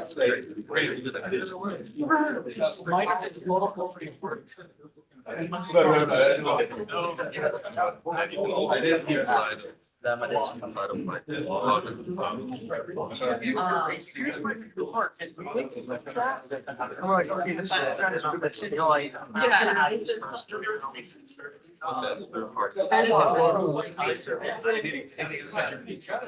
Hey everyone, welcome. Welcome to B-Sides Orlando 2025. Really excited to be here. My name is Harshad Sadashiv Kadam, and I'm the Senior Infrastructure Security Engineer at Indeed.com. Today, I'm going to present a project to you which touches three of my favorite areas: Zero Trust, AI security, and deception engineering. The project is called MCP Threat Trap. It's a honeypot that lives at the Cloudflare edge. So today, I'm going to actually show you how you can turn the MCP's trust assumptions into high fidelity security signals. Now, this talk is going to take you on a journey, but before that, let me set the stage. So as you see, we will be talking about the AI reality and the problem today. Then we will talk about the real world incident. I'll talk about the blind spot in MCP. And then I will introduce what deception engineering is and how it fits into my solution. That will be followed with architecture and demo. And then I'll share the results in the wild. And then we will go to why this matters and what is ahead of us. So what's the problem we are really trying to solve over here? Enterprises today are wiring AI agents into their workflows. These agents can actually browse wikis, they can reset passwords and call APIs. And now with MCP and even A2A, this becomes quite easy and even more powerful because this gives you a standardized way of connecting these AI agents into your existing workflows, tools which you have in your enterprise. Now that's great, right? Really great for the productivity. But with this, it also creates a new attack surface. Now these agents don't question trust. If they see a tool over there, they will just call it. And the attackers and AI agents, with the help of MCP now, discover these internal tools very easily. The problem over here is now that the defenders are now buried in noise with no clear signal and the blind spots which go undetected. And that's isn't just theoretical. Let's actually look at what's actually happening in the wild. Here are some real world AI incidents which were recently published. At DEF CON 2025, researchers actually manipulated a customer service AI agent and that basically helped them dump the entire Salesforce record. That's again scary. Zenity Labs showed like you can use the customer AI agents, agent hijacking, and then you can use that for data exfiltration. The third one, Anthropic vibe hacking, that's actually a report. In that, it actually shows you how you can chain all these AI agents into carrying out attacks. And you can actually chain them into doing things from reconnaissance to actually doing exfiltration and extortion. So, and then the fourth one is the MCP Talks benchmark. In this, they actually showed that you can do tool poisoning against 45 of the real MCP servers, and the success rate of the attack was more than 70%. Now, let me ask you, all of you, like, how many of you are actually using MCP in your organization? That's great. Like, I see some hand raising. Now, all that is really good because when developers are working on these things, they think of like, how can we bring in more productivity? But as a security team, it's always a challenging because you want to have innovation at the forefront, but you can't sacrifice the security of the company. So that's something we are going to be exploring over here. So where does this blind spot actually live? That's what we are trying to explore over here. As you can see over here, the AI agents over here, you will see the MCP tools, and basically these are the tools which are listed over here. Now imagine there is a malicious tool, a plugin or an extension which gets inserted in this MCP tools. The AI agent won't question it. It will see your tool. It will say like, oh, this is a good tool. Let me see if I can check it out. As the human is not in the loop, it will just call it. And now the defenders are like buried in the noisy logs, which go undetected. So this is exactly the blind spot we are trying to explore over here. This is where like there is no identity, no trail. And then the gap which we see is from tool discovery to tool invocation and the noisy logs. So all this kind of form the operational blind spot, which security defenders are these days buried into. So to tackle this blind spot, I thought about like, okay, what can you build which is low cost, low maintenance, and something which you can easily integrate it into your workflows without affecting innovation. So to tackle this, I turned to deception engineering. Now, deception engineering is a very interesting field. I kind of got introduced to it very recently. I like to think of it as a Tom and Jerry. It's one of my favorite cartoons from 90s. That's the analogy I wanted to use over here because that's how I see deception engineering. Tom, our security team, is tired of chasing Jerry. So Jerry, unauthorized rogue AI agent, is our attacker in this case. So Tom, what he does, he plants a fake keys, which is like an Okta admin password reset tool. This can be an IDP, any IDP tool or any tool which you can have in your toolkit. But I'm using Okta admin password reset over here. This is a fake trap. When Jerry being Jerry is very notorious for going after the cheese, he's gonna go for this tool. When he sees the cheese, he's gonna fall trap for it. So when he touches it, we get an alert through canary token. And that is where we get like the signal, high fidelity signal, which can be really useful for security defenders to get started on the investigation. So all this is good, but how do we flip this advantage? The solution I have built is called MCP Threat Trap. It's basically a serverless honeypot that lives on the Cloudflare workers. For folks who don't know Cloudflare, it's like it's a vendor basically, and they offer a product called Cloudflare Worker, which is a free compute server which you can deploy at the edge. It's globally scalable. They kind of give you 100 workers, which can be used for building different traps, and you can also use it for the developer activities. So this Cloudflare Worker, you can actually configure as a remote MCP server. And with that, you can actually simulate real internal tools on this honeypot.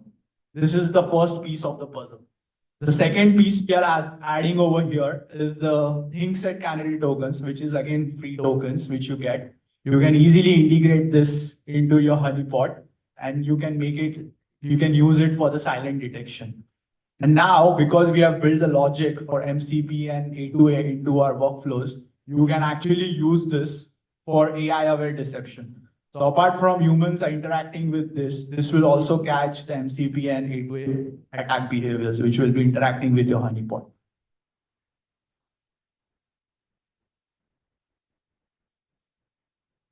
Now let me show you how MCP Threat Track works in the action. This is how the worker looks like. As you can see, that is my Cloudflare worker, which is also configured as a remote MCP server. Now an AI agent or attacker will connect to it. I have exposed 3 tools over here. Out of this, 2 tools are real tools. Those 2 real tools are going to give you data based on my resume, GitHub, and the custom data which I have fed into it. And the third tool is actually a canary token. Now, what happens is like but here is the catch. When an AI agent or attacker will interact with this.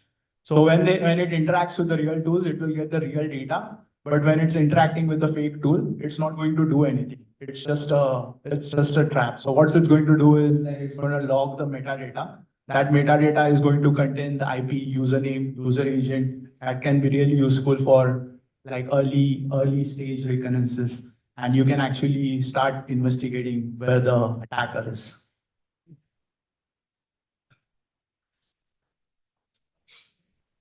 So let me actually show you this in action. This is where the fun part begins.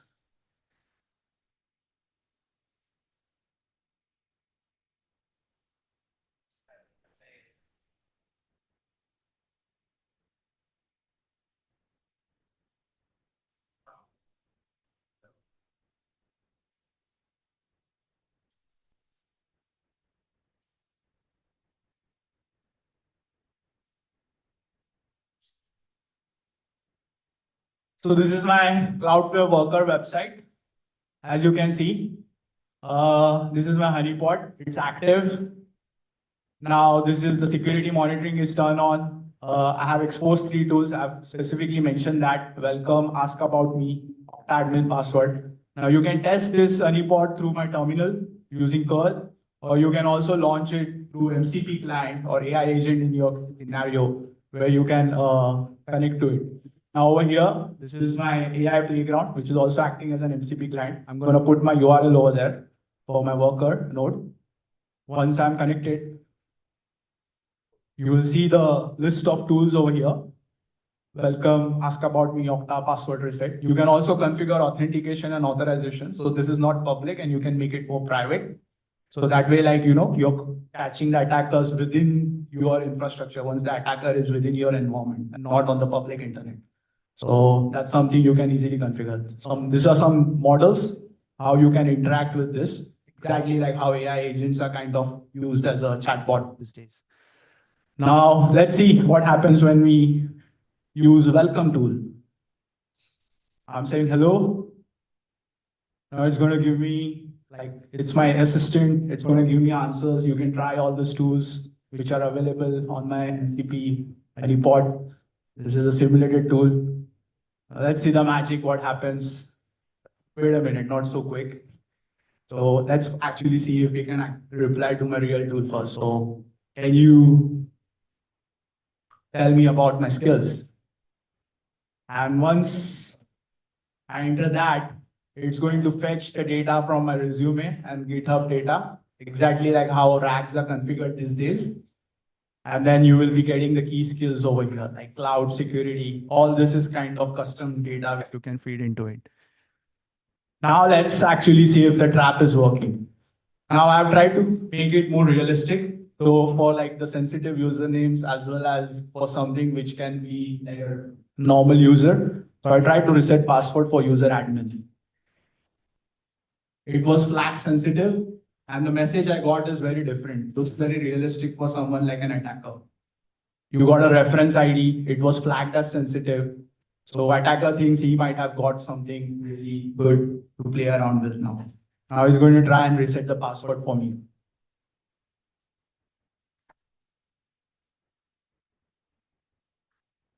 As you see, the message is different. Again, the response is different. A recovery email has been sent. The user will need to complete identity password. So you get a realistic response as if like, attacker feels like, yeah, I've got hold of a tool. But behind the scenes, nothing was triggered. No password reset was initiated, but a canary token was triggered and we got the metadata from here with the user agent and all the useful information like username used, the client, the tool which was invoked, and then the geo info and the source IP. Same thing. The second alert was again the same one, but the username is different. The MCP client is different. So we got the source IP for this one as well, and the geo info. Now that you've seen the canary, how the canary token is getting created, let me actually show you how the Cloudflare worker was configured. So if you go into my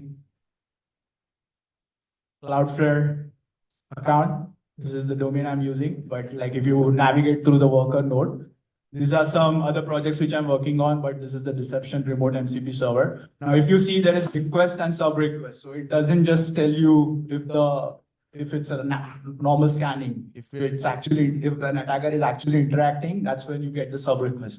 And you also see the request distribution coming from different geographies.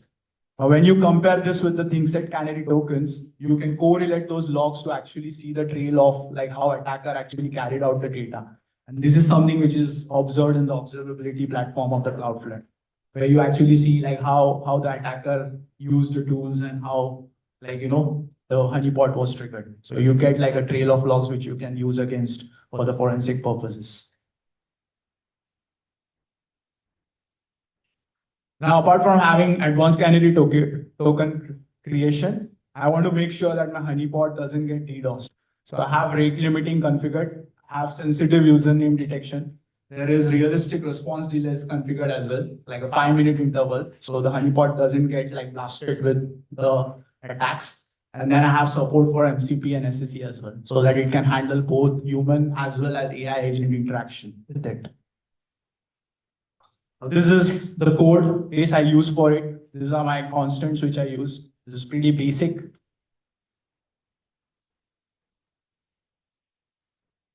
And then this is actually the law. It's very simple. Like anyone can actually build custom tools the way they want it and try to expose something which is not like, which is realistic to their environments, but actually makes attacker feel like, oh, they got something really good.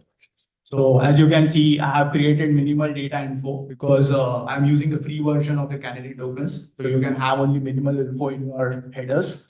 So that's something I used over here. I'm introducing the realistic delay. And then as you saw, like we are having different messages for different responses. So attacker feels like, like it's actually giving me a real response like in the real system.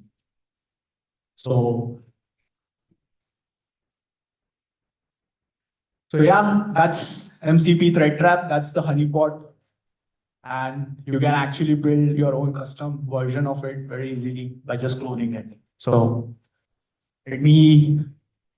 all this is good as you have seen the demo now.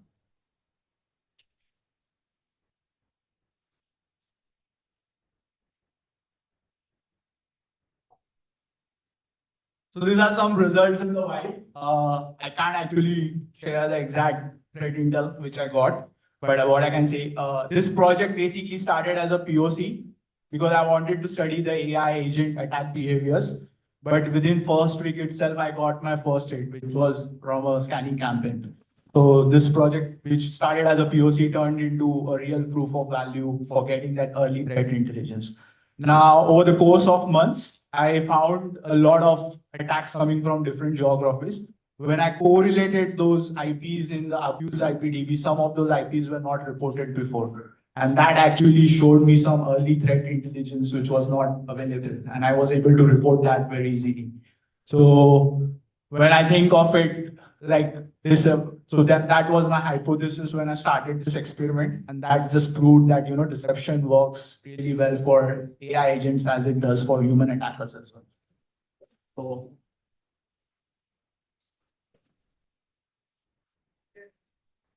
but why does this really matter for enterprises? As I think about it, we don't want to just put this as a POC. We want to also think of how you can implement a honeypot like this in your infrastructure. Now, the traditional honeypots have always been something where you need to have real infra. It can cost you money. And again, like this is something you want to make sure that you're not really exposing real assets of your company. So this honeypot, as I said, like it extends our visibility and threat intelligence, giving us some early threat intelligence into MCP behavior. Because this is built on the Cloudflare workers, you're not really exposing anything. This is far less and globally scalable. You don't require any EC2 patching or any infra for this. I like to call it security always on at the edge. Unlike other honeypots, this is like the first of its kind. It's a low noise honeypot. No one should be interacting with. As I showed you from the request and the sub request page, when you see sub request, that's when actually the attacker is actually interacting with your honeypot. And it's not just the normal scanning campaign which is happening. So any recurrences and misuse attempts can be easily catched with this honeypot. Now, if you actually integrate this with like a MCP gateway in your infrastructure, this can become like something which can become a guardrail for your private involvement within your infrastructure and not just public. And the last one, this is a passive guardrail for AI adoption. So when I think of developers working in the organization, you don't want to affect their productivity and you want to have security as well. So this is where you can just put this because anyone shouldn't know about this, but if anyone touches them, we know it's a near perfect signal. And that is where you can get started on the investigation.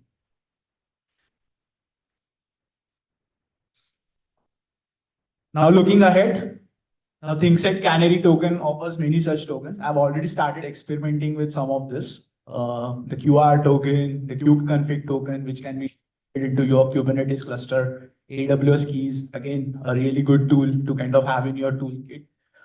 So this is where it will be evolving. I'm developing this as a deception as a framework using other Canary tokens. Now, the second thing is like it can be easily integrated into your zero trust infrastructure. I talked about the MCP gateway before. Cloudflare, again, like I don't want to kind of give you a specific technology, but this can be integrated with any internal MCP gateway you're building. But again, something Cloudflare offers is like a server portal. So this can be put into that as a deception framework for that. And the signals you will be getting, you can actually manage real and fake tools easily without like side by side by putting that into into Cloudflare.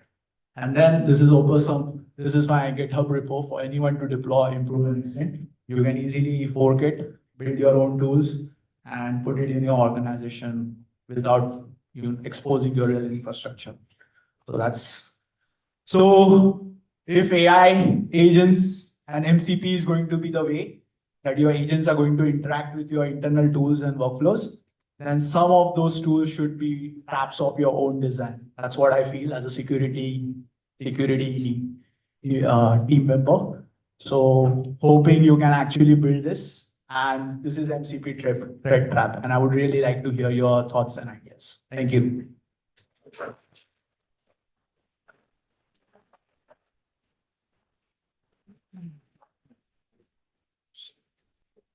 Yeah, this is my website. Feel free to, don't worry, this is not a Canary token. You can reach out to me on my website. Yeah, I don't want to fool you guys. Oh, sorry.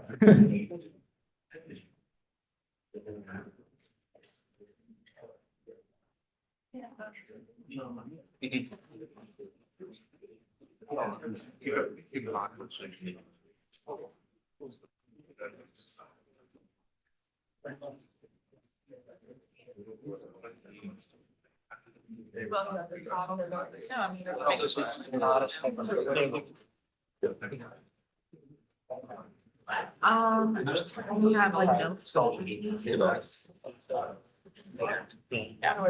But I think.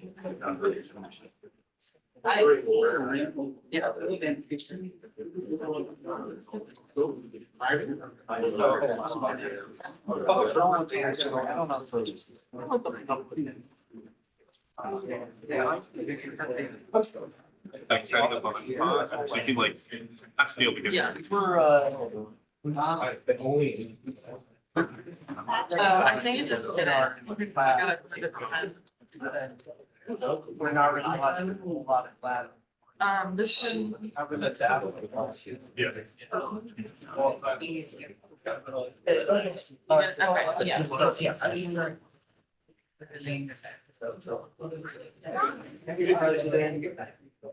That's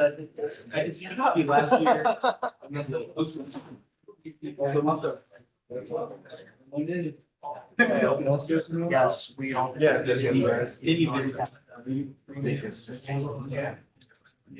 I have an adapter. Yeah. Like, the story I heard. Yeah. I'm looking at I don't know. 2025, man. Oh, yeah. Daniel stuff just taints legacy.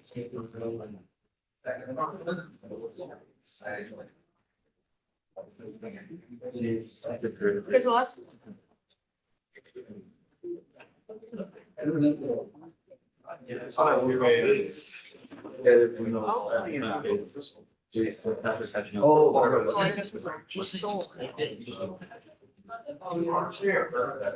There's another one. Where's the? Oh, is it by the public?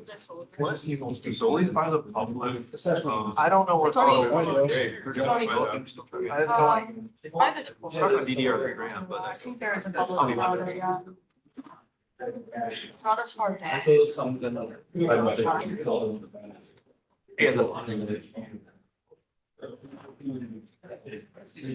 Just like,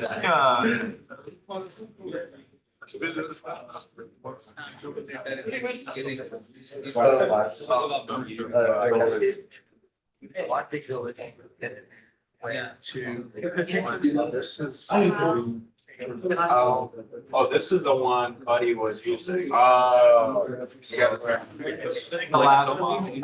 It wasn't bad. It was a little. I bet. Is it like? But I. What's in the house? I think it's this one here. For that one? Yeah, and that's, yeah, so we've. Understation. I guess. That'll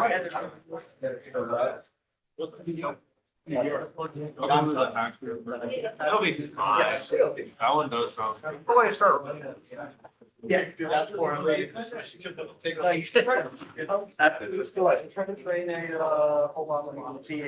They're not training. They're gonna jack up. Oh, llama model on That's this.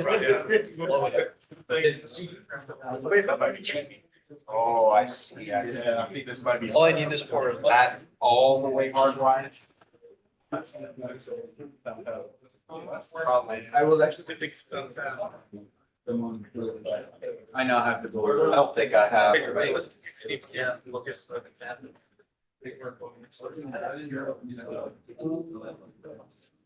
Yeah, we're gonna head out.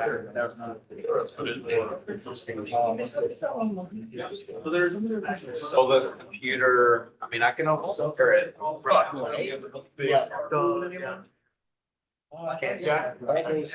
Actually, Okay, this might be. Okay. Oh, that's. You're on that.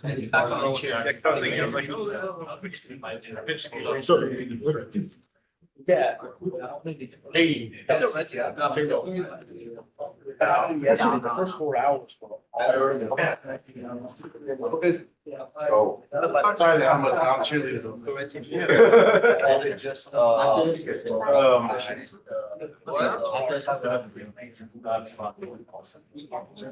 Gotta figure it out.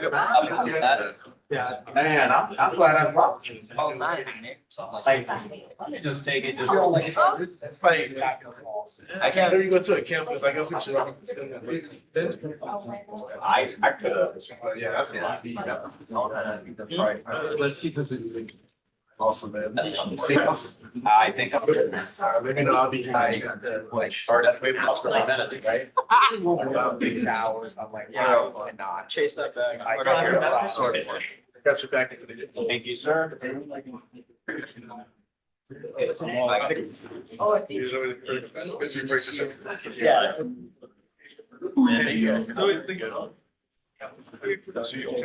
All this stuff is over. You gotta get. This guy.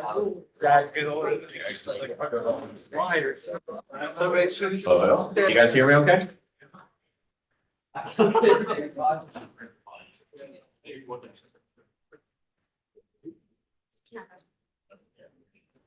Pull out. This one. Oof. Struggling. Something exciting for me.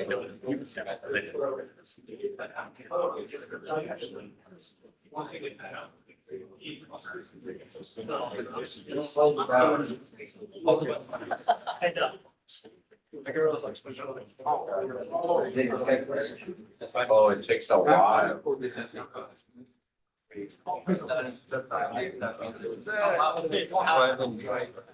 It's like, what's this pseudo pseudo? Did imagine if you had been there. That's like with yesterday. Oh, yeah.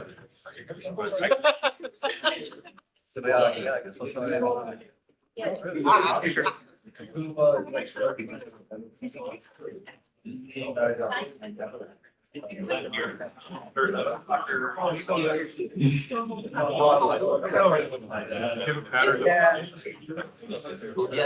right, can everybody hear me okay in the back?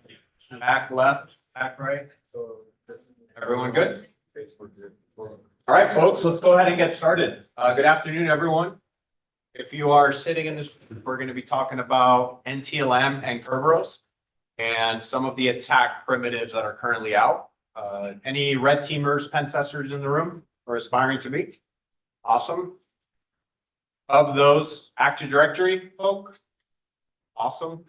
And then anyone here do defense on the Active Directory side of the house? Security operations engineering. Okay, awesome.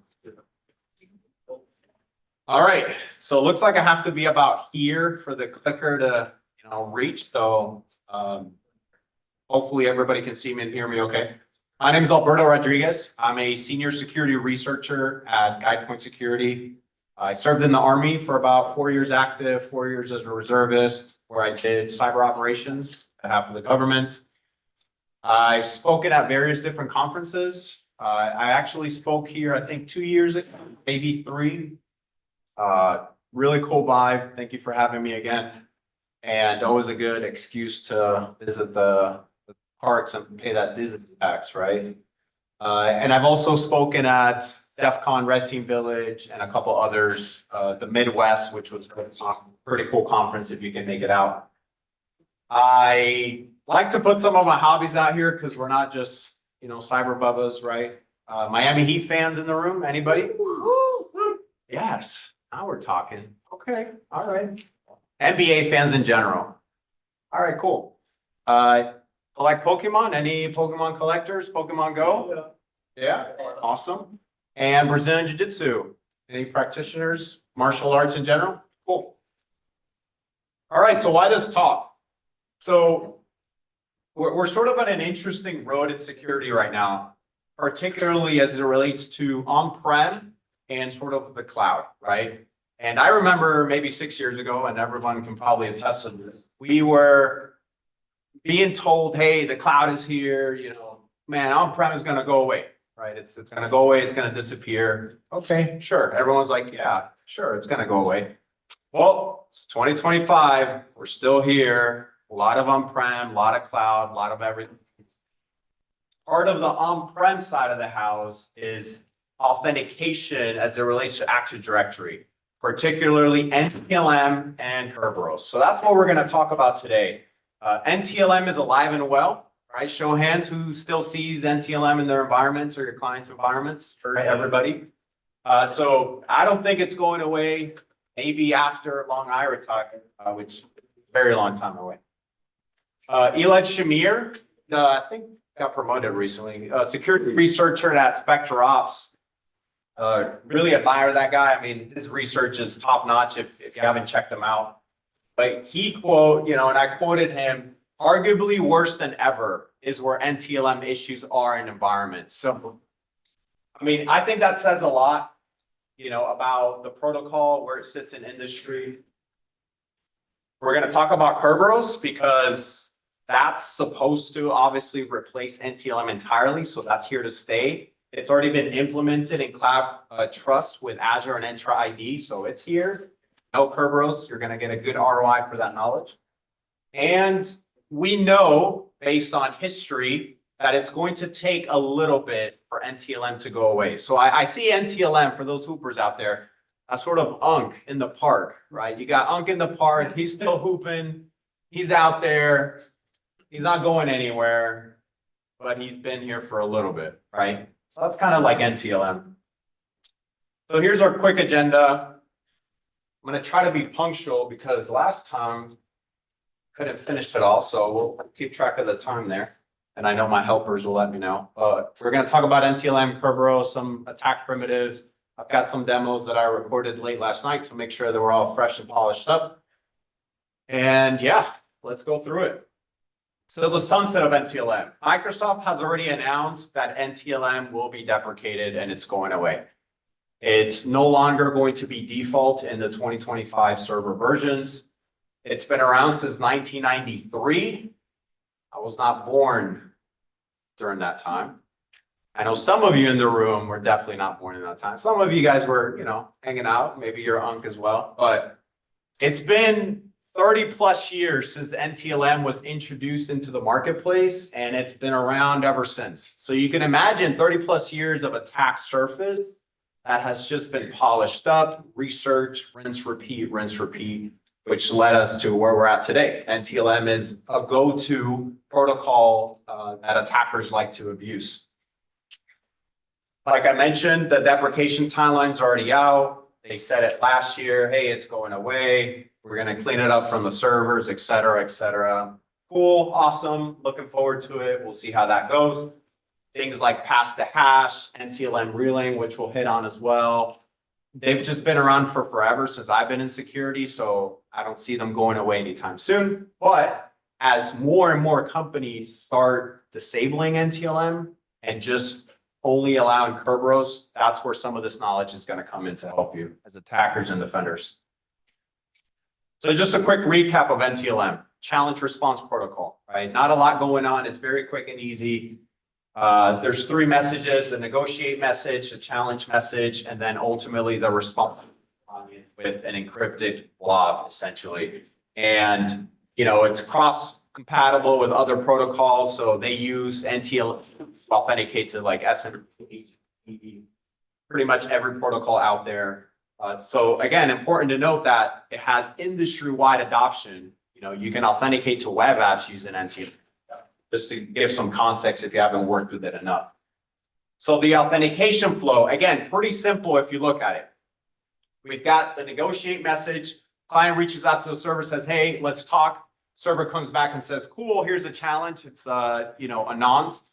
And then the client says, yep, gotcha. Let's go ahead and authenticate. Part of that is sending over, again, that encrypted blob. That encrypted blob is derived from the password of that respective user. And that's where NTLM abuse scenario comes from, because if you're an attacker and you have any sort of machine in the middle position, you can effectively capture the final response between the client and the server.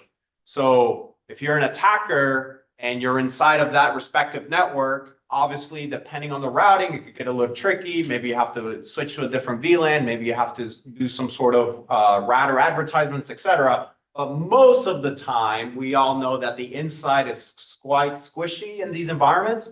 So getting that machine in the middle foothold is not necessarily the hardest thing in the world. Just a quick rant about deprecated technologies. Again, NTLM has been around longer than I've been alive. Still around. It's supposed to go away, which is why we're going to talk about Kerberos. But Windows XP was a thing when I started in the industry as well. And you probably don't want to attest to this, but show of hands, who still sees Windows XPs in their line of work? I don't even know when XP came out. I think I put it, it ended support way back then, and we are still seeing it in 2025. The year is almost done, by the way. Anyone else feel like the year flew by? We're almost in 2026. Like New Year's parties already being planned, right? And it's still around. That's XP. A lot of good gaming back in those days. Windows 7. Still see Windows 7. Yeah, they told me that was going to go away. I love when I see it. It's like a weekly reminder that it's there, right? So every time you see it, you're like, yes, all right, cool. I'm going to get a shell. It's going to be a good week. We're good. That happens like every other week. So that's always fun. So NTLM 2024, 5 years or longer. Who says it's going to be around for 5 more years? 10 more years, 15 more years. Okay, yeah, I'm like the same as this guy, like 15, 20, it's like, whoa, we're still here. But yeah, I mean, I think around the 15-year mark, we're going to see NTLM. But we do have these environments that are starting to fix it. We see more of our mature clients at GuidePoint that they are starting to disable NTLM altogether, which sucks because it makes hacking a little bit harder, but it's okay because there are some Kerberos scenarios that are almost a one-to-one match that we can use. All right, so let's talk about Kerberos next. I think we're good on time. Kerberos. So Kerberos is quote unquote the modern / approved solution for authentication in Active Directory environments. It's a ticketing system. It enables single sign-on. It has, you know, a way for you to interact with all these different services as the user without having to enter your username and password, but it's a little more complex than NTLM. If you analyze the protocol, you as the domain user, you log into the workstation. The moment you log in, your password is encrypted and put into the LSAS process. Everyone knows LSAS, notorious for being a huge target. Awesome. So now we have our password in various different algorithms into LSAS. From there, we communicate with the domain controller and we say, hey, domain controller, I'm going to send you a request because I want to authenticate to services within this Active Directory environment. We send that AS rec to the DC. The DC says, yep, you're good to go. Your password checks out. Here's a TGT. So you now have a ticket. Consider this ticket as your entry to the fair, right? You go to the fair, you get a ticket, and then with that ticket or maybe wristband, you can like walk around and stuff, right? Okay, cool. But occasionally when you're at these fairs, depending on, you know, which type of fair it is, you might have to get an additional ticket for like the fancy Ferris wheel. Anyone ever been to one of those carnivals where it's like you pay at the entrance and then you gotta pay again for that thing that you really want to do? Cool. That's kind of how Kerberos works, because once you have that TGT, which is your entrance to the domain, you then tell the domain controller with a TGS request, says, hey, I want to authenticate to the file server. Okay, great. Domain controller grabs that and then it sends you a service ticket. That service ticket is the ticket to the Ferris wheel that you really want to ride that for whatever reason is worth more money. And that is what you present to the file server. A lot of different steps. And here I try to summarize it for you. It doesn't really help, but there's a lot of back and forth between you in the middle being the client, the domain controller, and then ultimately towards the bottom right, that service you want to communicate with.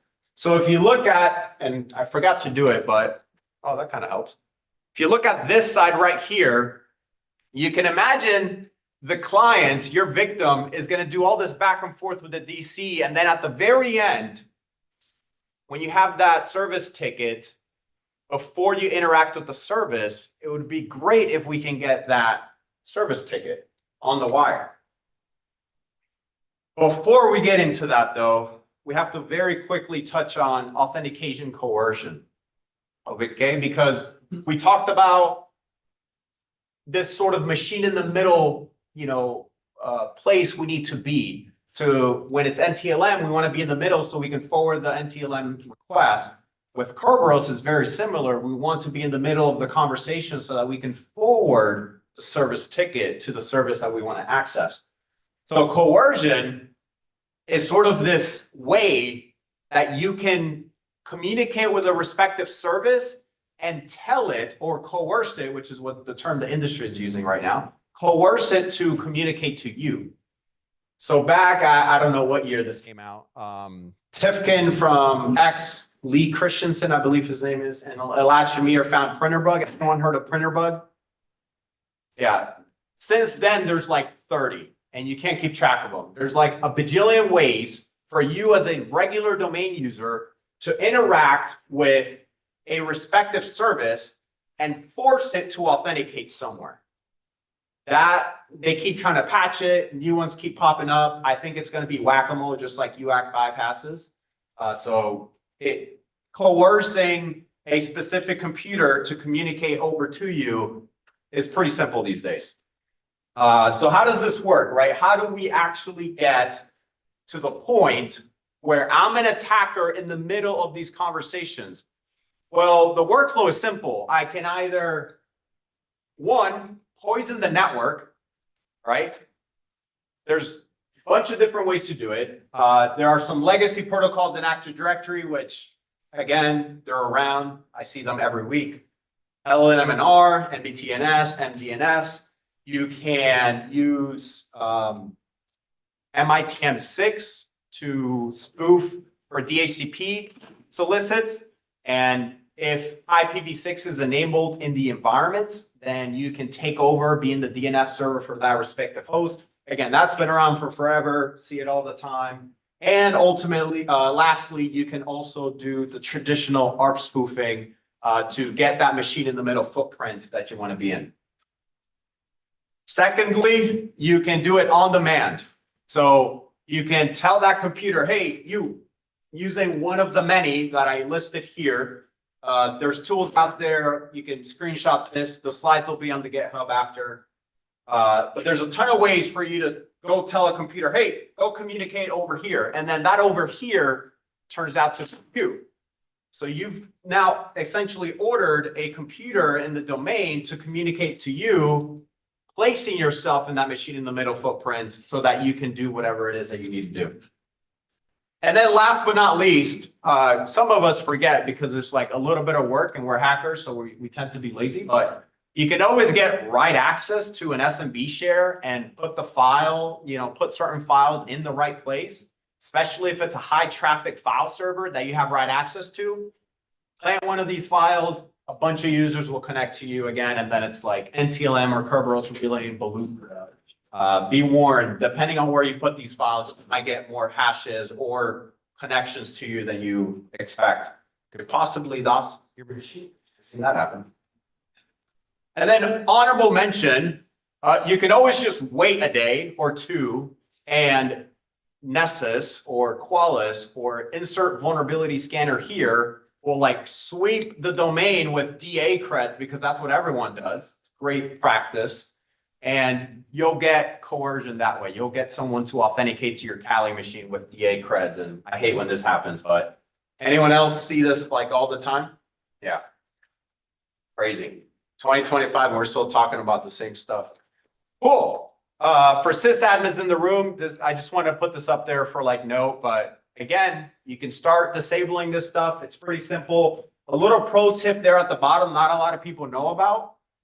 If you add a domain user to the protected users group, it will not allow NTLM. So if you're like testing service accounts, add them to the protected users group and you can see if it breaks stuff. And if it doesn't, then you're good, right? Yes. Can you just add every user to that protected users group? Or you could just disable the GPO, but yeah.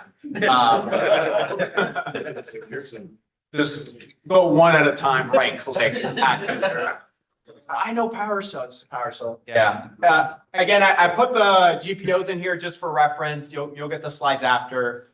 Now in Kerberos, when you, I'm sorry, in NTLM, it is, hey, we're going to disable NTLM for authentication, but then you can also, and you should, disable NTLM for incoming and outgoing NTLM connections. All right, so there's like two that kind of hide. Not a lot of people talk about those. And I recently found out about these two like 2 weeks ago when I started all the research, because certain tools are still allowing me to use NTLM authentication. And I wanted to make sure the range I was in had like 0 NTLM, right? I didn't want some backend stuff to still work when it shouldn't be. So don't you have to take the legacy GPOs and install them? What was that? There's legacy GPOs. Yeah.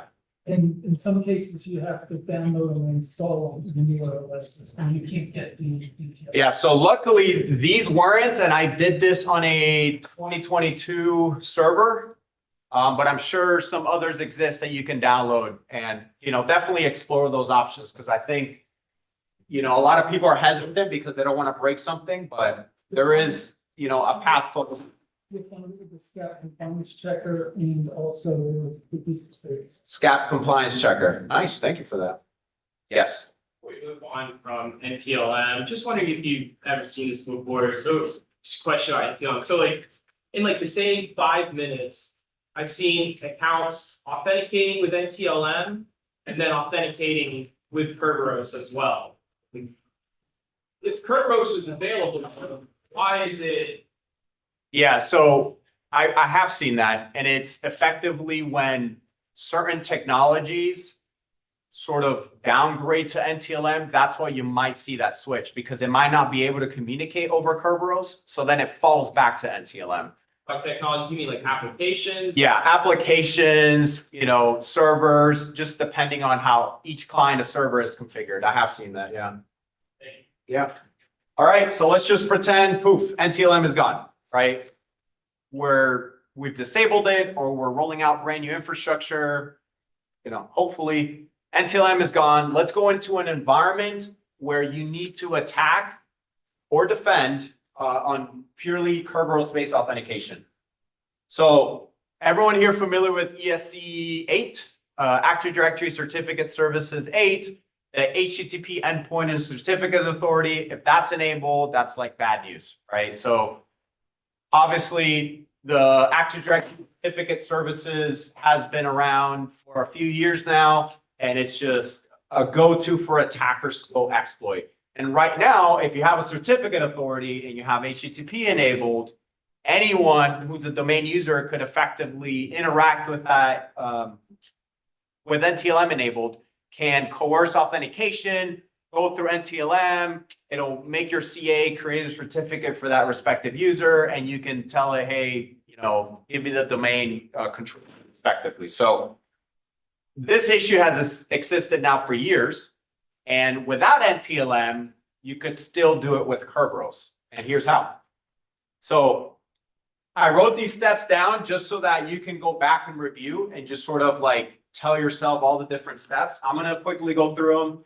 So in this scenario, we're using the network, manipulation side of the house. So with MITM6, we're going to poison DNS by inserting ourselves via DHCP v6 as a DNS server for Windows clients. After that, we're going to target the Active Directory Certificate Service enrollment server. And we're going to, with that machine in the middle footprint, we're going to get that user to communicate with us, or those clients to communicate with us. Once they do, we're going to relay the ASREC into the certificate authority. Once we're here and we relay the Kerberos authentication, we're going to request a certificate on behalf of whatever victim communicate over to you. Once we do that, we're going to get a valid cert, and then with a valid cert, then we can create TGTs and then go be whoever we want to be with that respective user. A lot of different steps. I have a demo and I have this awesome visual. So again, we're going to find our ADCS server, set up the relay, poison, get that certificate for the user. We're going to authenticate with it, set it up in our environment, and then we can do post-exploitation. In this case, I do some S4 which I'll talk about here briefly to give ourselves impersonated domain admin the IFS service of a respective client. Here are all the commands, so you'll be able to run through this, and this will also be on the repo along with the range. If you're a Ludus user, you'll be able to mock this up and basically run through the whole thing that I'm going to show you here as well. So if you wanted to play with this in your Ludus range, you'll be able to check it out. All right, so let's take a look at our first demo.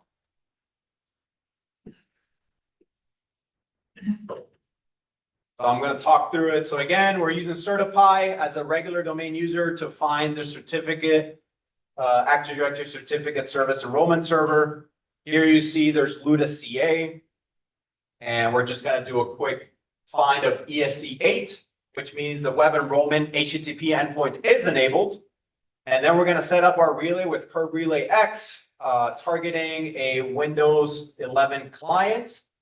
And then we're going to set up our machine in our DNS spoofing. So in the background before this happened, I just restarted the VM, and obviously those advertisements go out. I take over DNS, and then eventually the authentication comes over to the top. I get the certificate for that respective client. Once I have that certificate, I can get the NT hash, which is as good as gold. I can also grab the C cache file, which is the Kerberos TGT itself. I can import it or export it into the terminal, and then I'll use getST, which is an in-packet tool to create a service ticket with that TGT on behalf of that user. And I impersonated the domain admin. again, using S42U, which I'll talk about here in a second. And then I'm using SMB client to just interact with the file server, the respective server or client on the C dollar share. Regular admin stuff, pretty self-explanatory. Obviously with this, we can also do like PS exec over CIFS. We can, instead of a CIFS service ticket, we can do things like LDAP or host if we want to WinRM into that respective endpoint. So a bunch of different things once you have the TGT for that respective computer account. So this is the S42U self that I was talking about. It's not terribly important for this talk, but it is something that I'm using. So I figured I'd just give you a quick rundown on it. Essentially, anytime you have the NT hash of a computer object in AD, you effectively compromise the entire computer object. So you can create service tickets that can impersonate any user of the domain. And most of the time, people choose the domain admin or the RID 500, unless you put that user in the protected users group, or you check a box that says you can't delegate this user, which you should do anyways for all your DAs. But most of the times people don't do that, so you can impersonate yourself as a DA in any endpoint that you relay, which is really nice. And again, if you want to read more about it or check it out after the talk for just some context, I put a bunch of word spaghetti in there for you. It's a really nice, quote unquote feature in terms of delegation. All right, so we just walked through how can I sit in the middle of the network, spoof some DHCP v6 to put myself in the machine in the middle place.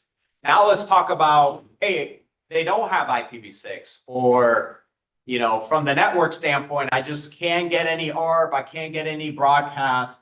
I need to somehow, some way get this computer object or get this user to talk to me, right? How do I get this user's attention? This is where some of the coercion comes in. And here, we're also going to talk about SMB and how we can relay SMB to the other different services. So back in 2021, Google Project Zero researcher James Forshaw discovered some interesting behavior of SMB traffic as it relates to Kerberos. And what they found was when you're trying to interact with SMB over Kerberos, on the back end, when you look at the packets, it's really saying, hey, we want to interact with this file server. That's what the CIFS service ticket is for. But then there's all this, Marshall data, sort of garbled to me, right? Like, I don't even know what this means. He explains it in the blog. There's references for it. You can check it out. But it's interesting because what he found is that if you create a DNS entry for this, you could potentially get these endpoints to interact with you. So that's what we do. That's what we can do as attackers. We can create a DNS record registry in LDAP, which is eventually made over to the DNS server, which I'll show you as well. And the outcome is when a respective service interacts with that string that we'll run through, you can point it to yourself as the attacker and put yourself in that machine in the middle scenario. Now, there are some limitations there at the bottom. You can review them when you're playing around with it, just character count. Obviously, if the host name is really long, you might get screwed, but for the most part, it works. Just some traditional relaying problems with Kerberos. I think we're good on time. Sometimes you have a difficulty in relaying the same service to a different service. So for example, if you wanted to relay SMB over to LDAP, it gets tricky. Another limitation that forcing that target to communicate to you. So again, we either have to do it via the network with some type of spoofing or something, or with some type of coercion. Sometimes that can be more difficult. So with this Cred Marshall target info that we've learned from James Forshaw is if we can somehow introduce that DNS entry, which you most of the times can, we can trick a respective client to communicate over to us. So here are all the steps. Again, just for ease of review later. We register a malicious DNS record. That's gonna point to our attacker machine, check. We set up the curb relay, then we coerce our victim to authenticate to that host name, that garbled, that blob. That's what we force it to communicate with, because then on the back end, it'll do the DNS lookup and then it'll come and talk to us, which is exactly what we want. And once we do that, it's the same. We grab the AP request, we forward it to the victim service that we're trying to target, and we get access to whatever that target may have. So it looks a little something like this. Register that malicious DNS, set up the relay, coerce authentication with Petit Potam or one of the other tools out there. I think I use, yes. I got a question. Yeah. So does this still work? Does this attack still work if you have SMS signing turned on? No, I'll hit on that. Yeah. Catching on. Can I play this one more thing? Sure. Like an hour or two ago, they just released a new update and it's possible now, except LDAPs, you can relate everything now. Oh boy. Joshua Pickett just discovered that. So we got breaking news that as of 2 hours ago, something happened and now you can? Everything except LDAPs. And Are they gonna patch it? I mean, no idea. it might just be yeah. Okay. That's always fun. But yeah, as of like now, you can't, but maybe, I don't know. We'll find out after this talk. We'll follow up with me on that'll be fun. So then we connect, we relay, you accept the authentication, and then you access that respective service. So again, the commands, pretty straightforward. This way you can grab the Ludus range, play with yourself. Let me go ahead and show you the last demo here.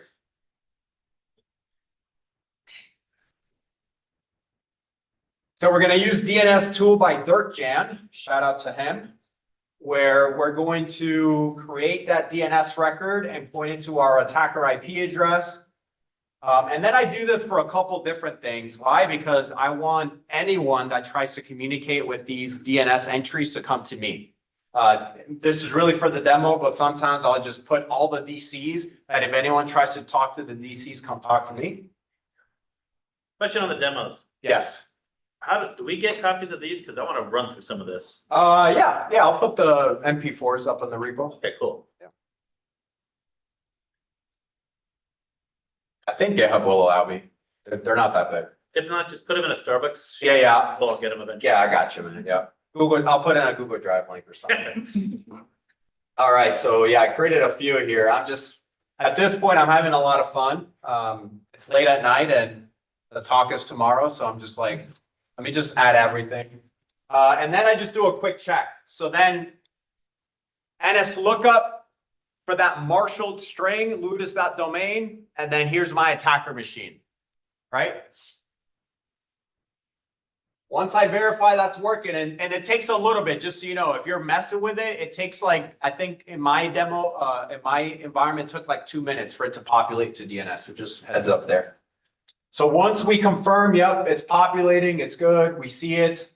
Then we're gonna set up our relay at the top. Again, we're gonna point to the CA, the certificate authority. And we're gonna choose that Windows 11 client as our victim yet again. And then at the bottom, we're going to use WSP coerce, which is a new method that I learned about.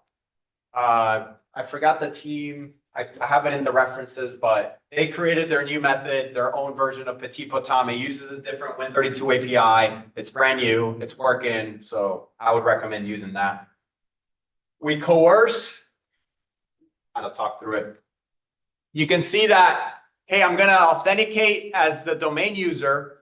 And I wanted to come back and communicate with that D3 DC01 string. So when it does the DNS lookup for that, it points to my attacker IP, then I can relay and then we're back to partying. After that, it's just like we had it before. So now we've effectively coerced SMB authentication and sent SMB over to HTTP. Back to an earlier question, well, why does this work? Would SMB signing help? SMB signing would help, and I'll follow up on that thing that came out two hours ago. But then what would also help is also in the recommendations later, is EPA configured on the web enrollment endpoint and HTTPS, because then you wouldn't be able to as well. So a lot of default configurations that are just inherently insecure when you're using the incorrect protocols.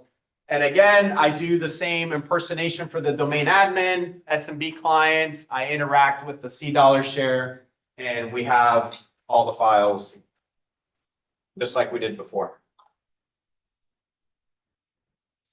Again, this is an environment with 0 NTLM. I didn't know this until prepping for this talk, but a lot of the tools that we use, obviously they use NTLM to begin with, but some of the smaller ones don't actually have Kerberos support and they'll break. Some of them have that -K flag, which we all know and love, awesome, but some of them don't. So as you're playing with it, you're gonna learn that even the offensive or defensive tools that we're used to might not have, you know, that Kerberos fully featured in, which makes Impacket really nice because you can just tie into Impacket's module and you'll be good to go. All right, notable mention. So obviously I work for a consulting firm, not doing like a sales pitch or anything, but we see clients we have like so many engagements weekly, it's insane. 30-something pen testers. One of our guys, Cameron, we play with AD every week, and he was tinkering with it in his lab. And as of before June, you could reflect that authentication to the same host. So you could tell a domain controller to talk to itself over Kerberos. Yeah, and then once you have a DC to DC, then you can dump hashes in the domain. It gets pretty wild. And that's as of June of this year. That was patched. And Cam, he's on the acknowledgements on the Microsoft page, but there were like 7 others there that discovered this summer because everyone's playing with Kerberos relaying. So really interesting. If you don't patch your environments, you could be vulnerable to a low privilege user, the domain admin right now, just over this. If you try to do the Kerberos relaying to yourself on a patch system, it will not work. I've tested it. If you do get it working, then obviously that would be a huge issue, right? So just honorable mention there, some really cool research. Check out the vlog. He goes into detail about how he was on an engagement. It was late at night. He started playing with things and then things started working when they shouldn't be working. And that's how he found the CVE too.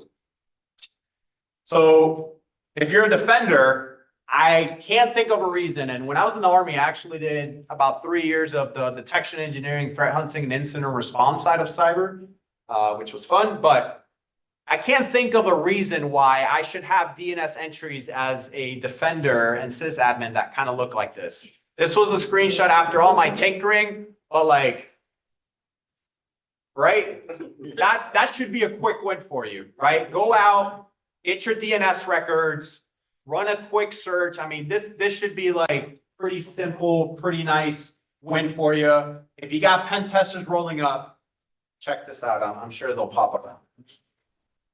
Secondly, we talked about this already, but just as a reminder, probably start disabling NTLM. If your organization has not talked about this yet, perfect time to bring it up on Monday when everyone's locked out of their accounts because they forgot their passwords. Right?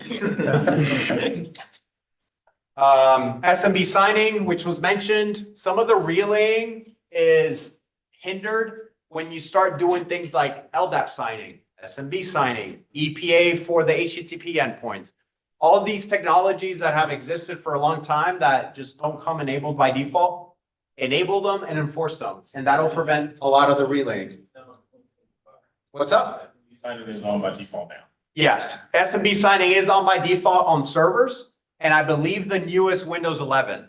Is it? Yeah. They fixed it. But Windows 10 all the way down and back in the 90s, yeah, we still see SMB signing disabled pretty much daily. So again, if you want to play with the range that I built for this, it's going to be on this repo. It is not up right now. I got to do a get push. I forgot to do that, but I did it on Ludus. Any Ludus users in the room? Awesome. I'm one of the devs of Ludus, so if you guys want to chat, hit me up. Huge fan of the product, but this whole range will be there, so you won't have to configure curb rolls or anything like that. You'll just deploy the range and you'll be good to go. You can play with this stuff on your own as well. And on this specific range, I'm also setting it up with elastic, so you'll have the logs and the agents, and you'll be able to, if you're a blue teamer in the room, you'll just be able to run through the attacks and check it out on the elastic side. Can't do it with Splunk, sorry, their whole trial thing has changed, so it's a little bit harder. What's up? Have you ever run into, I don't know if Lotus do they host it on AWS as well or not? You can. Stuff, because I know like relaying on AWS is pain in the ass. Yeah. Being that the infrastructure, like network infrastructure is controlled by AWS. Yeah. But have you ever seen, certificate-based relaying into the cloud, into Azure? Because I know they have like, if CVA is enabled, I've seen a lot of people be. I have, yeah, I have seen it. It's a little more complicated for me right now because I'm now starting to learn like the Entra ID and how it ties. That'll probably be my like future talk that I really want to do, but yeah, it's really interesting. So in conclusion, just to wrap it up, because I'm right at time, I believe. As an industry, we are moving away from NTLM. I do see clients disabling NTLM. I see environments that have it disabled. But as attackers, we now have to shift, right? The cat and mouse game continues like it is now and will be when we all die. So because NTLM is going away, we have to continue to familiarize ourselves with some of these relay and attack primitives on the Kerberos side because the risk is still there. Kerberos is not going away. Like I mentioned earlier, Microsoft with Entra ID already a tie between on-prem and the cloud with Cloud Kerberos Trust. Dirkjan, again, another shout out to him. He's done a ton of research on the Entra ID space. So if you're interested in that, check some of his stuff out.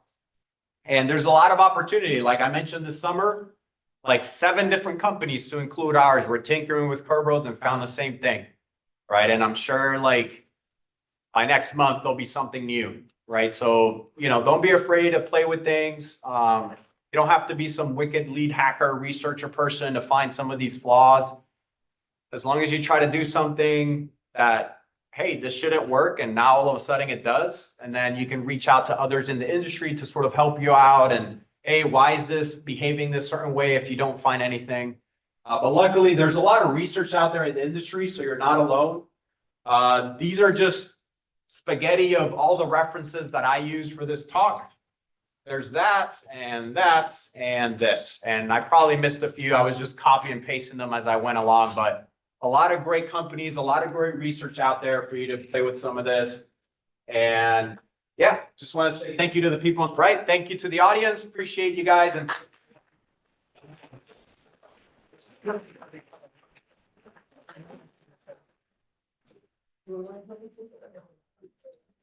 hey,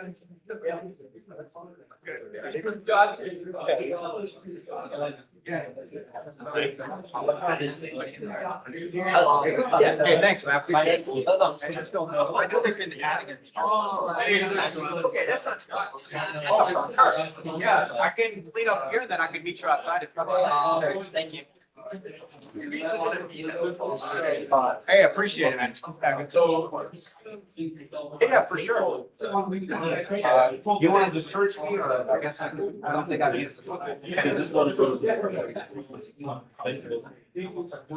was gonna go over all those. That'll work. Oh, man. Yeah, pleasure. Hey, thanks, man. Appreciate it. Hey, how's it going? Thanks.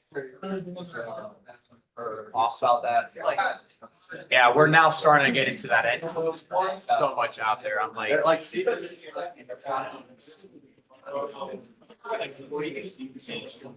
Yeah. You guys put out a blog? So we did like research. Maybe this would be the. Yeah. But. Okay, cool. Oh, I haven't seen those videos yet. So it's in there in the videos. Yeah. Awesome. There's the ways. That's awesome. Awesome. Thanks for letting me know. Yeah. Hey, what's up? Hey, what's up? You can also relay to LDAP and interact with the actor director LDAP schema entire. I was gonna show that here. but- Yeah. The other question I got. Yeah. Do you understand it? Good question. I'm like, oh shit. If you hit me up on LinkedIn,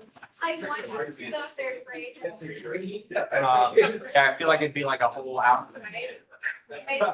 Pleasure, man. Thank you. Appreciate it. I also have on that in, SM signing. So he's a maintainer of executive, also does his own research. My buddy works in that team. I'll probably hit him up. Yeah, Nice. also my buddy works with you, Nevin. Okay. That sounds familiar. Nevin Sutton. S, yeah, S. Yeah. He works at Beck.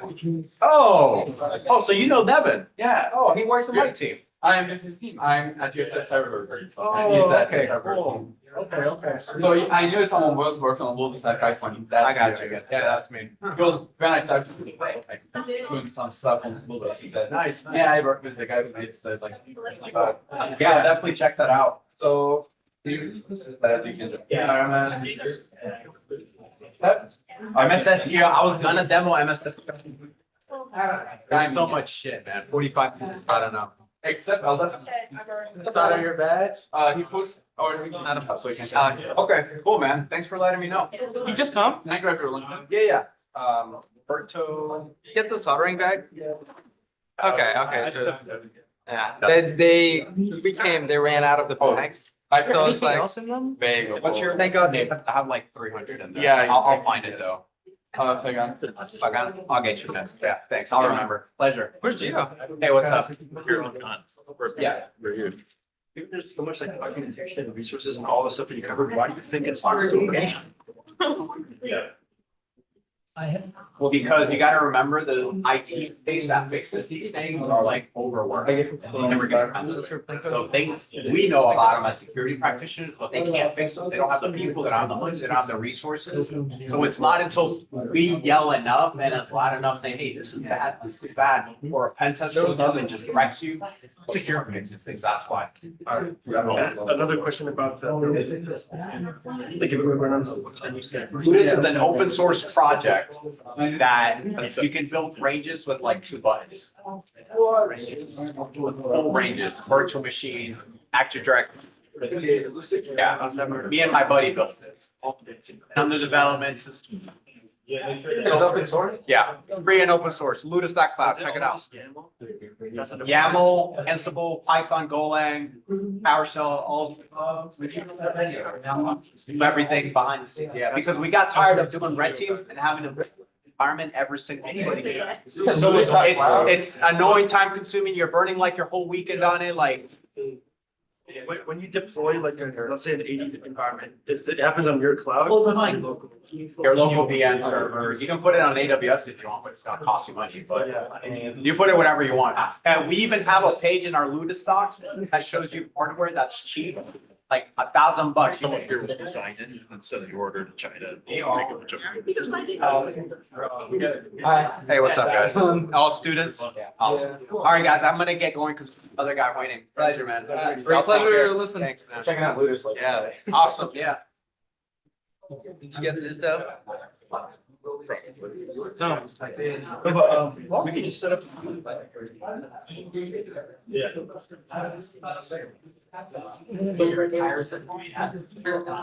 They probably did. Yeah. That's fun. It's done. Thanks. Talking about last year. Would volunteer if it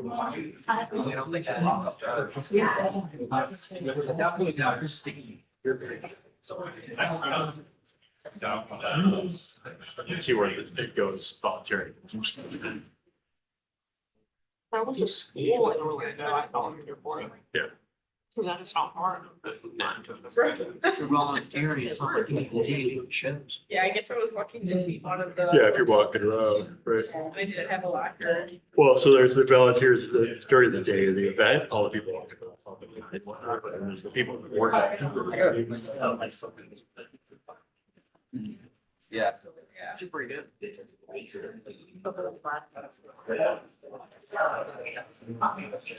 like lost weight or something.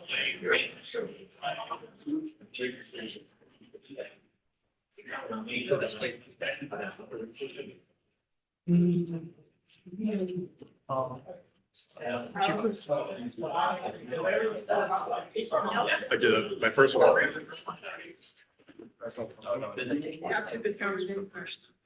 I need to. I think so. I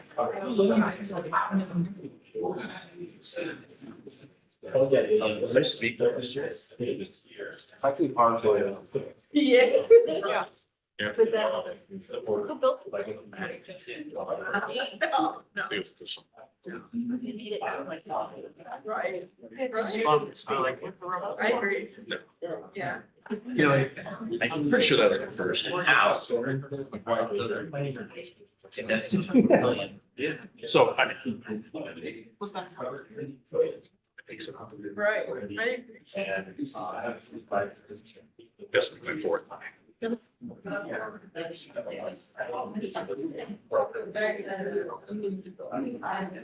No, but Right. Hello, are you speaking? Yeah. Oh, hey. How you doing, Paul? Nice to meet you. Nice to meet you. This equal day coming up, I'm here for you. Yeah, sure. I'm changing the lights on the floor. Yeah, I saw him, but I saw the crease. You know, that was his. That was, yeah. And look at what that happened now before that. Oh. Let me see if we have an option. Are y'all plugged in and everything? Just check. Yeah, it's just, there you go. Yep, it's connected now. I'll be right back, okay? Oh, this is. Not sure. I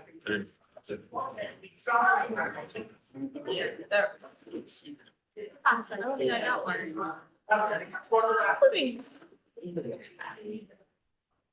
Yeah, you can see. Got an 8. Yeah. So, yeah. What was? So it just. Said this Yeah, well, one, it's also here. but maybe 2000. A concept of it. Dude.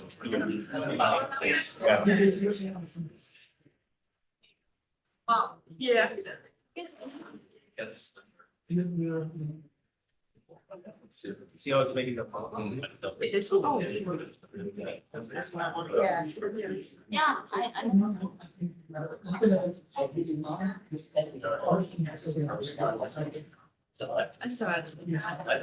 saw it.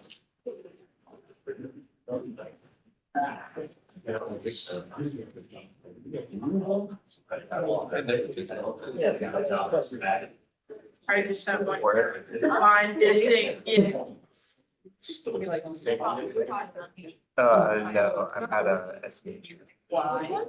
Southern New Hampshire. Up north, but I do it all. Oh, are you a base? Like, you don't need it. I got my. I'm trying to think, what could I start with?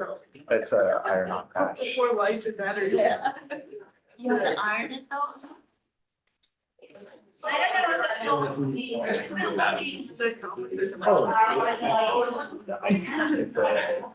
Probably just. He was fast. He was here. Yeah. The other side of I didn't like her. So I wanted to go. Yes. You wrote this one. I said, oh. Wow.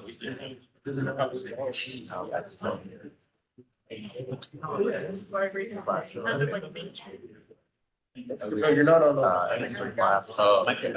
Next. Not on what?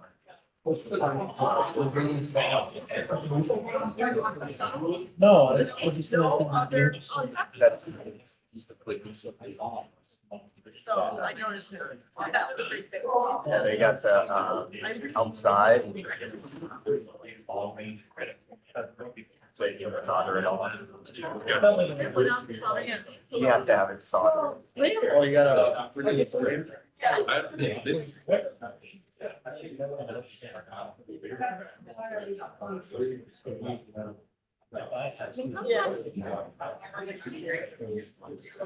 It's the baptism.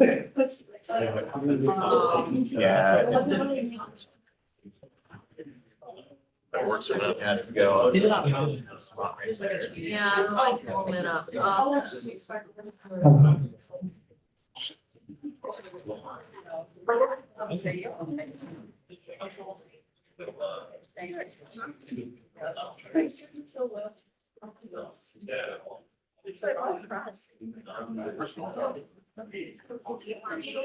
Well, actually, that's an.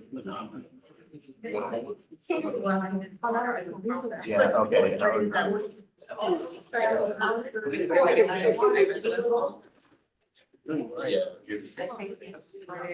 Got my wife's steak for road. My wife's steak.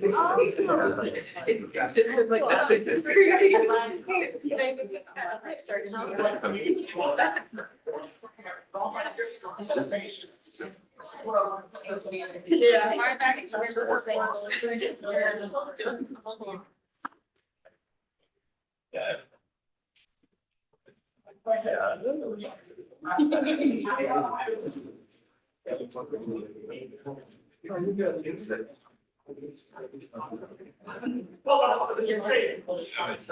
More than that, yeah.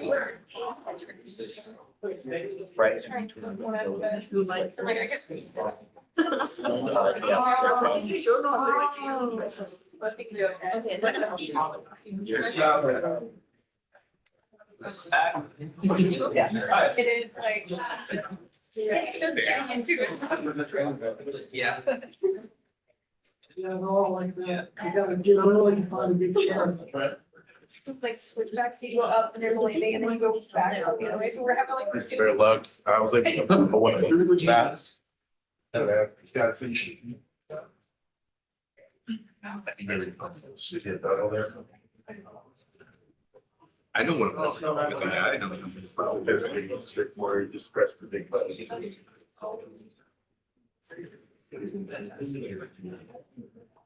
Stop setting the script.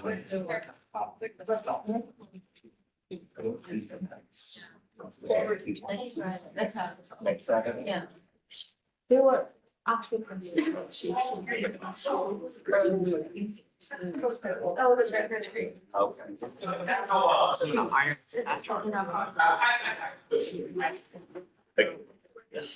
Trying now some of it. All right, thank you. Yeah, so it's just a slide over. Yeah, thank you, appreciate it. For sure. Yeah. Good afternoon, guys. How are you? Really? Hello. Hello. It's Yeah, it's on.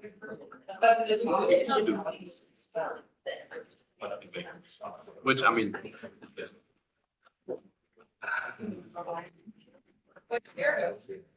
Hello. That's working. Yeah. Good afternoon, guys. How are you? No, it's very hard, like after taking heavy lunch. You know, that sitting in a like very cold area, it's very tired, feeling sleepy. I hope everything is alright, right? No one is feeling sleepy? All right. Hello, guys. My name is Mike. Today I'm going to present my project, which is title as Exploring Digital Forensics from Data Recovery Framework from Drone Forensics. I know today is everyone's talking about hacking, VPG, networking. I know all are like from the hacking background. Anyone here from cyber forensics or digital forensics background? You? Okay. Anyone else? Oh, only 3 or 4 people. That's enough. 4 is enough. Okay. So moving forward to my next slide. So I would like to talk more about what is drone forensics, why it is more important in nowadays. And because this is my real project, so I spent like almost like 6 months for recovering the all data from the drone part. So I'm also going to give the demo as well as, and the base part is, this is the free. I have used all free resources. for creating digital like forensics image file from the drone SD card. And also I have used free autopsy tools for investigate the all data from the drone. Okay. So what is drone? I know all are familiar with the drones. How many people like love to flying the drones? How many people like? Have you ever like fly drones? I know it's very easy. You can buy from Amazon, online, eBay. But did you think that how it's dangerous for us? Did you think that how it could be like dangerous for us? Can you imagine that? Why the drones can be dangerous for us? For example, I am a hacker. I know you all are hackers. I'm flying the drones for example, I'm spying these guys, but these don't know I'm spying on the drones because I'm flying the drone from very high.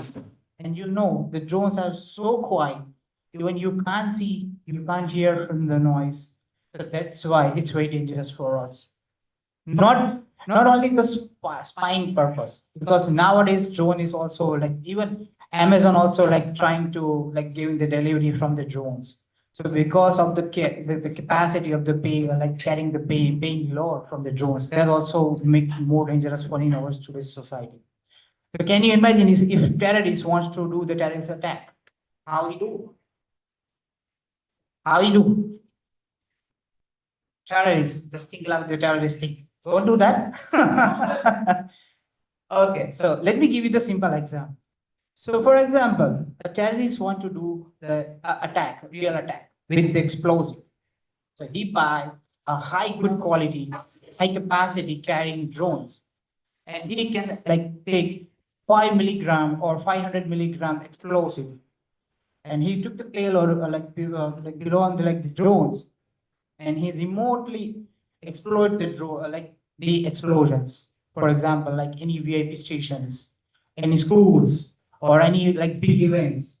You cannot like you can imagine how it's very dangerous because you don't know who is going, what the purpose is going, what person is going to fly the drones, what kind of the drones is flying, what is the purpose for doing this kind of the dangerous attacks. So that's why we need a drone forensics for identify the all aspect. So as I told you, why drone forensics is important nowadays for identifying where is coming from, who is flying drones, what is the capturing method. Like we can identify if we know the forensics domain, so we can know the drone path. We can retrieve the all data from the flight record logs. So we can basically get the all information where the flight locations take off, how many altitudes, and what's the battery capacity, or like how many media the drone have captured, even image file, video files, all other informations. Okay. So, so there is three standard techniques where you can retrieve the drones data. First is like very simple, where if you have the drone data in the SD card, just plug into your computer. You don't have to use any third party or advanced forensic software for recovering the data. So that's the standard, like very basic steps. Another thing is about the utilizing the data acquisitions method, where you can utilizing the special forensics software, autopsy forensics. Then you can use celebrate UFED forensics, magnet forensics, where you are able to recover the all even deleted data as well as formatted data, just because we are using the advanced forensics techniques.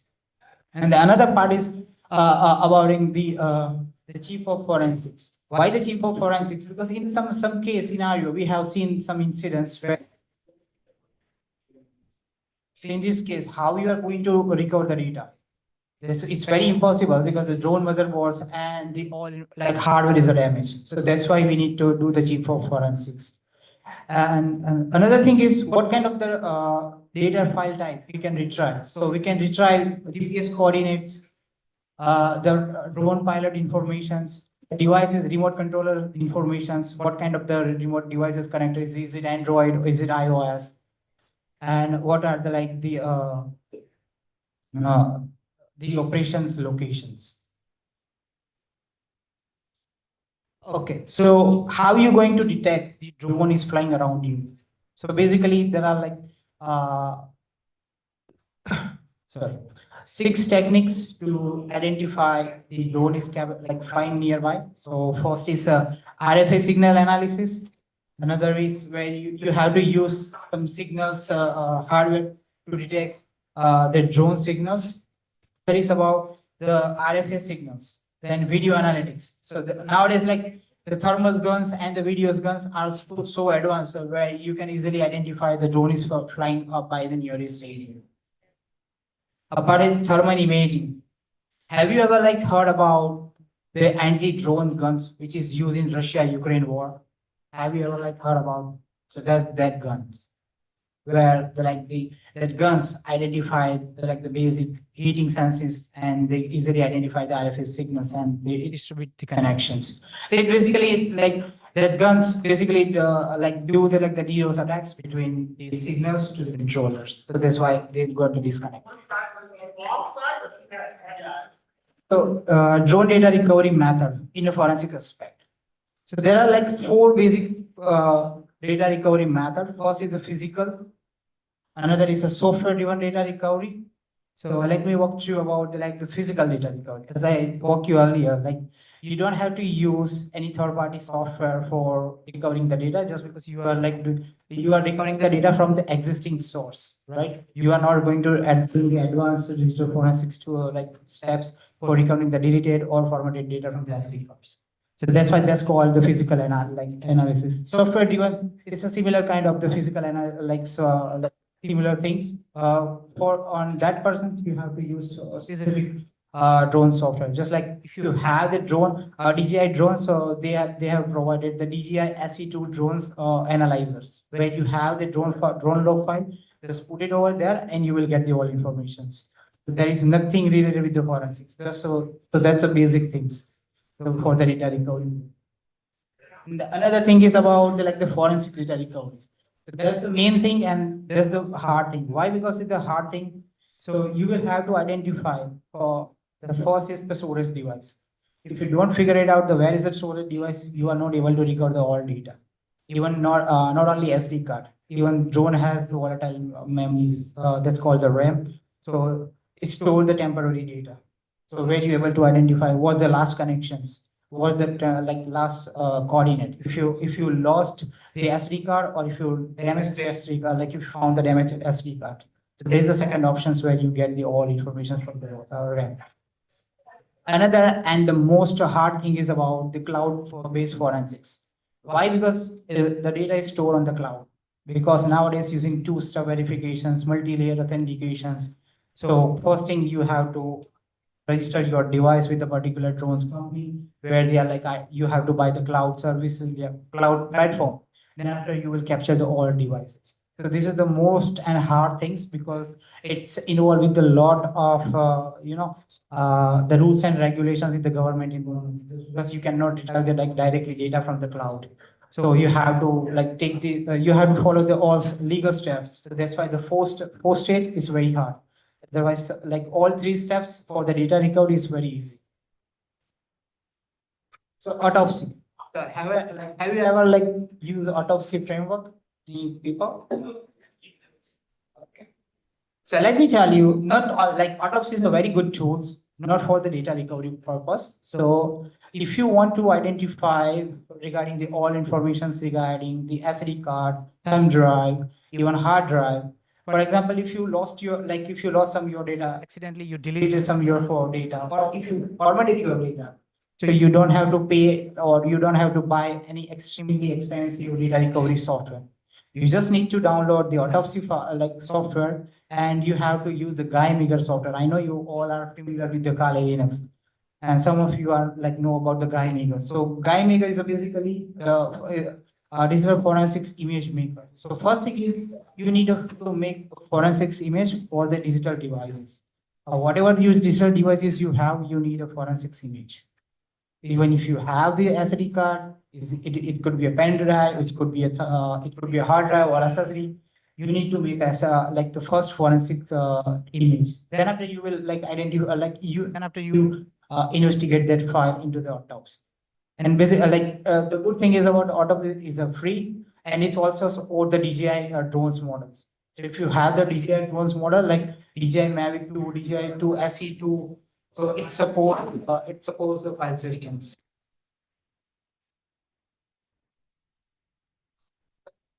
So let me walk through about like the overview of the drone forensics.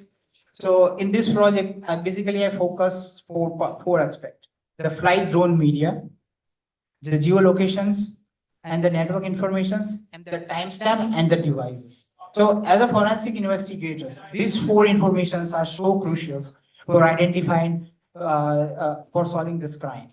Why? Because the flight data is contained the flight history, image, video files.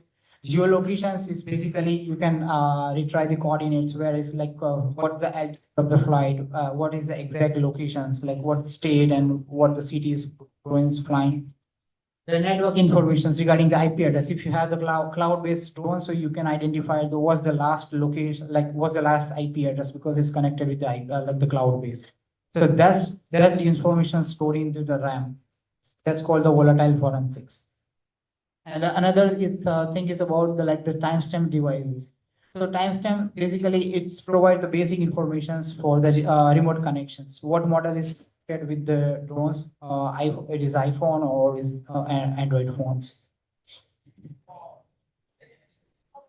So how once you have the forensics file, so let me show you the demo where you can investigate that file and what kind of the information what kind of the informations you can retrieve. Feeling sleepy? Yeah. Okay. So here is the basic things where you can perform the forensics tool investigations. This is not related this is not related only for the drones. This is also related from the all digital media. So first thing is about okay. First thing is you need to for the autopsy format. Then you have to install the all external plugins. So once you install the autopsy, then it will ask you about the install the Android plugins, iOS plugins, and the Windows plugins. So once you install the plugins, so you have to keep in mind you need a forensics image. So first you need to create the forensics image from the Maker. You can also create the forensics image from the FTK Imager. If you're people familiar with the FTK Imager, FTK Imager is also the free tools where you can make the digital image forensics image file. If you don't have the Kali Linux, so you can also download from the Windows. Then after you can investigate the all artifacts. So here are the basic things where you can retrieve the all information. First thing about media, GPS, and system configurations files, and the most important the flight logs. So after you investigate the all things into the autopsy, you have to create the forensics reports. So I will discuss about the link.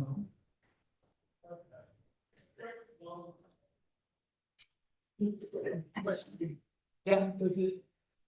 Do the logs in that all comply with DO 178? Sorry, I didn't get. Do the logs and information all comply with the DO 178 from FAA? Yeah. So that's why. So always keep in mind. So whenever you are making the forensics file, it's asking about the file extensions. So that's DD, then 00, then E01, and the last one is the raw files. So always make a raw file and E0 file. So where you get the all informations. Even if you have any corrupted files files, you can get the data. Yeah. So let me see the actual demo.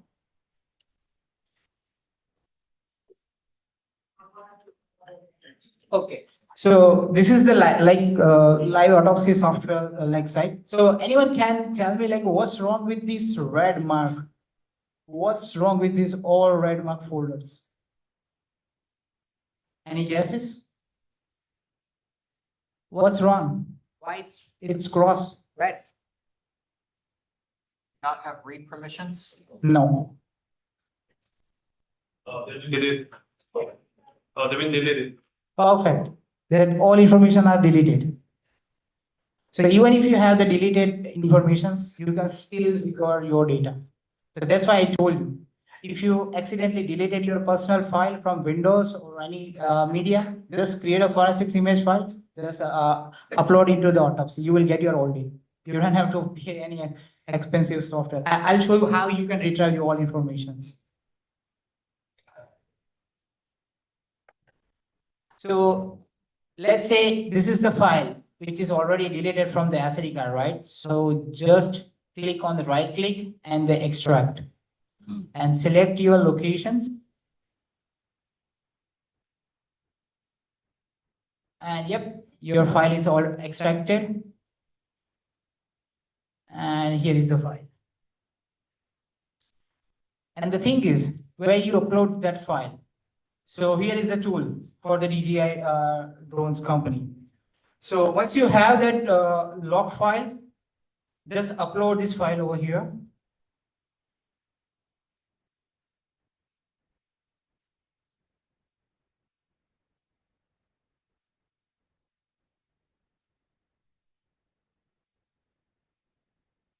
Okay, so this is our like extracted file.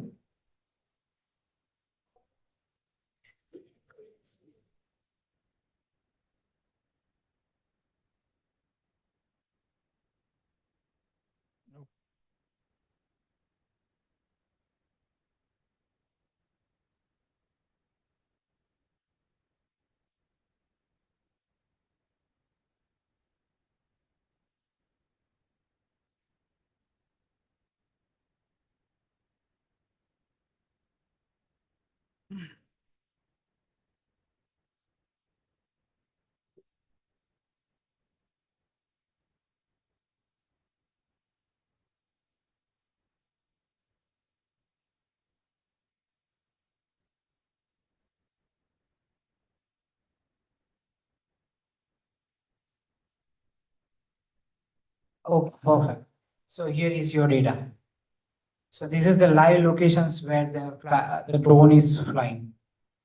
You can see the altitude as well as the heights, the battery capacity, even you can see the all voltages.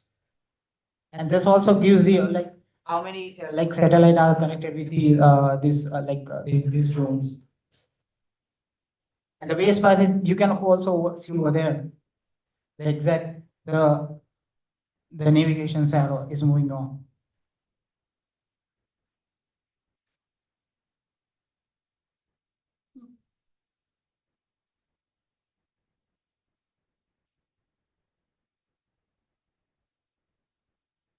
So first it's showing about the time. Like what's the duration about the flight time? What's the altitude? What's the battery capacity? If you see the battery size, the battery percentage, it's continuously going decreasing. That means the drone is flying in a full capacity. All four propellers are like running onto full power. That's why we can easily identify, and you can also see the heights and the speed. Both are like continuously increasing, continuous.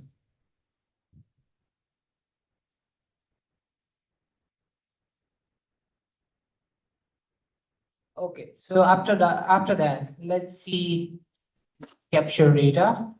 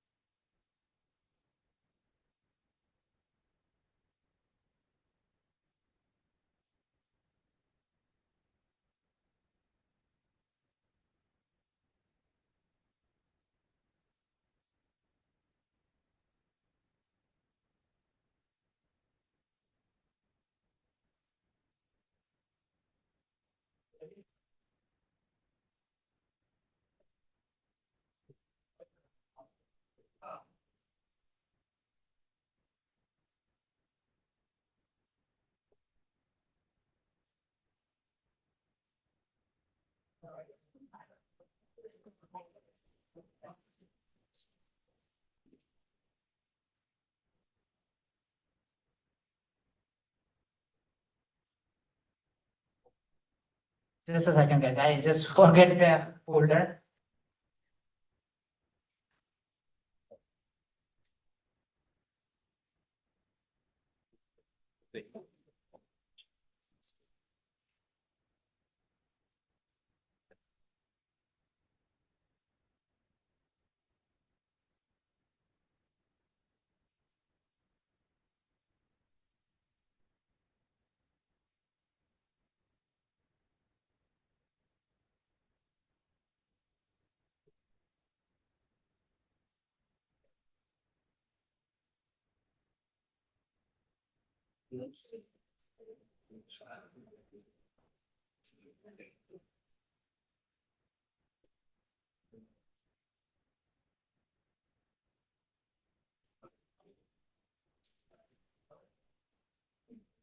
If you create, if you create the forensics image, you will like record the all data, not only delete it. Let's see, these are the like the drone capture all data which are deleted. You can see the metadata like the below. So you can say that this drone is not only used by one time. This drone is used by multiple times.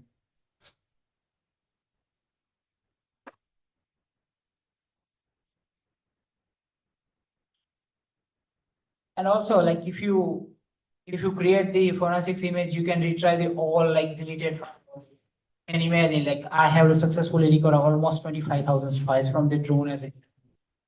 So those files are not only like first time used. For example, I have used like that drone Asrica since 2020, I believe so 21. So after that, I have used same Asrica like many times. So those 5 years time period, I have used this SD card like for like many data sharings. Like so during those periods, I have deleted, formatted some data. I have like copied some data. So whenever I'm creating the, always keep in mind. So whenever you are creating the forensics image, or for example, if you have 32 gigs of SD card, so whenever you are trying to create the forensics image file, it always bigger than not only 32 size, because it's also recording the all orphan files and temporary files, cache files also. So that's why it's all like the forensics image files is always bigger than. So always keep in mind whenever you are trying to trying to make a forensics image, you have enough storage space for like the to storing that files.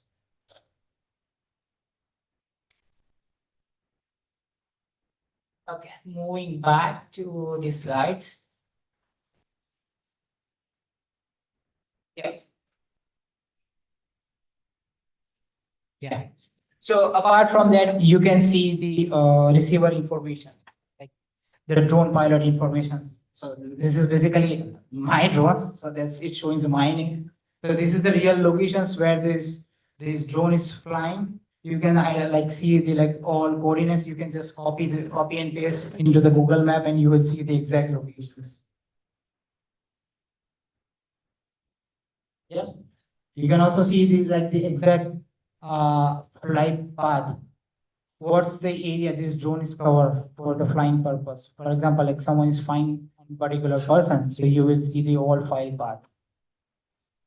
And you can also see the like drone name, total flight durations, takeoff battery size, landing battery size. So this is most important things. Why? Because you can identify the total flight durations. As a forensic investigation, those like those informations are so crucial for solving this case.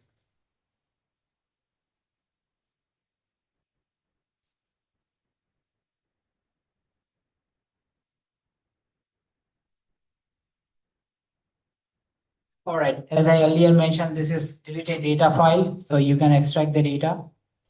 So in my like today, like I want to conclude with my session. So like improving the drone technologies, as I told you, like drone is getting more smarter than using special AI as a cloud technology.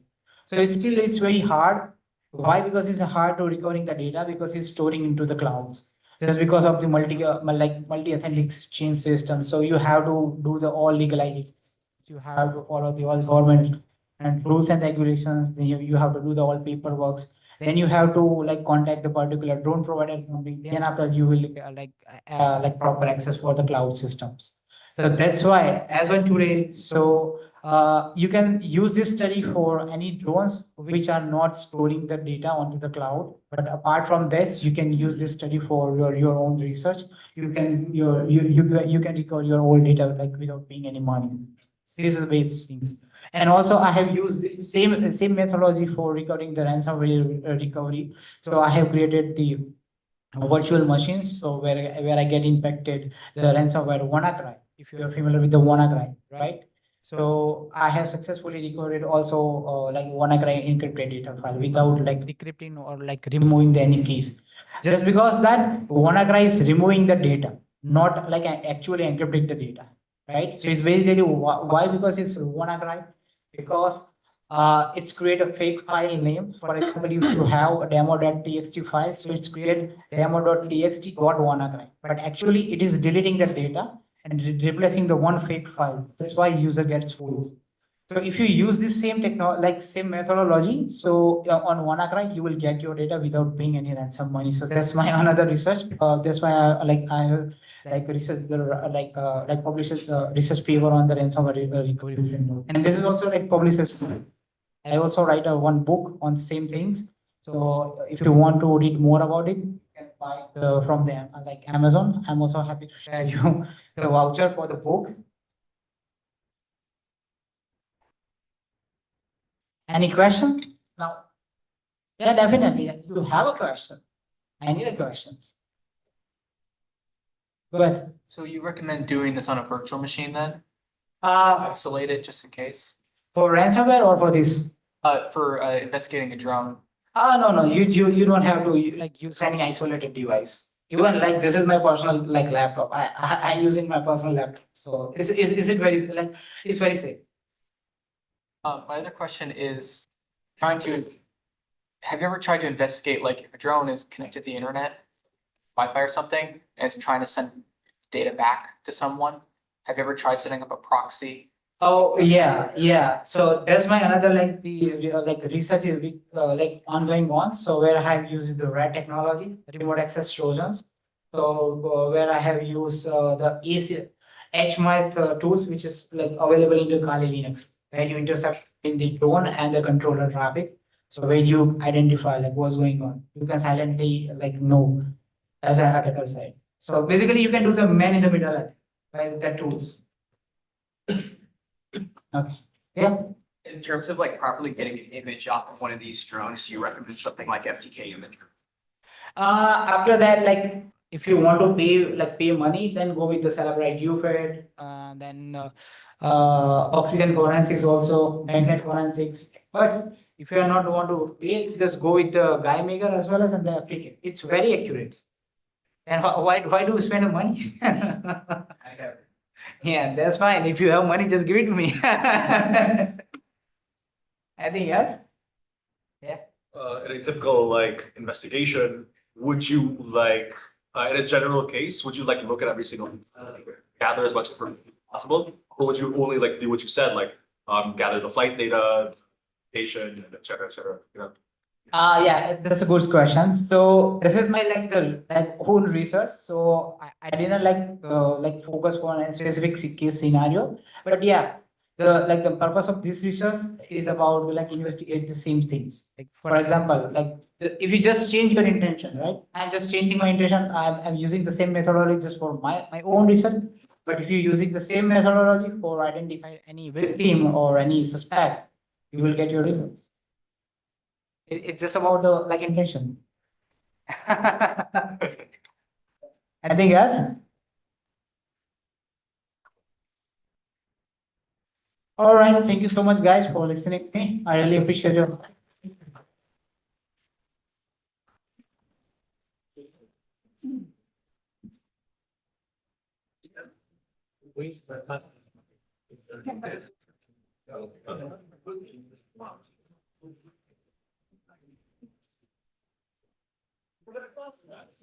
Did you on LinkedIn? Oh, yeah. Yeah. Yes, sure. Oh, yes. Let's see. Right?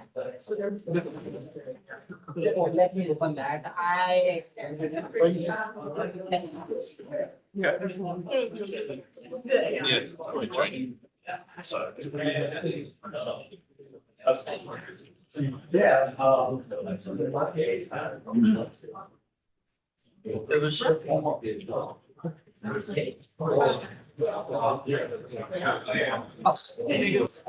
I'm probably. Yeah, this one. Yeah. Yeah.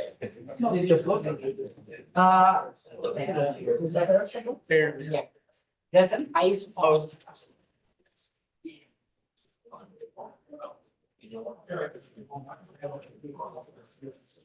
Yeah.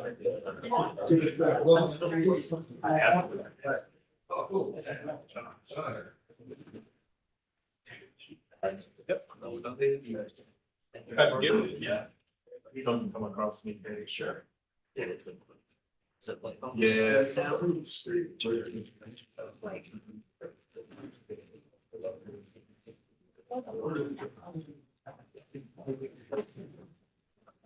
Still open. Yeah, that's just the one. Out. Yeah. But that's, yeah. It just could be me.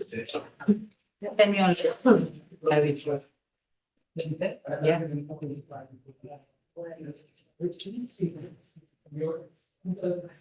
Oh, yeah, this.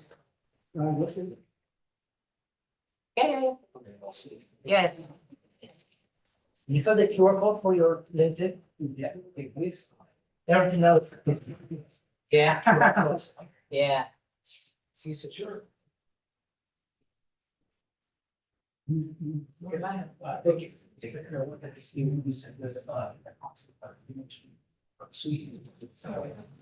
Oh, who's calling that out?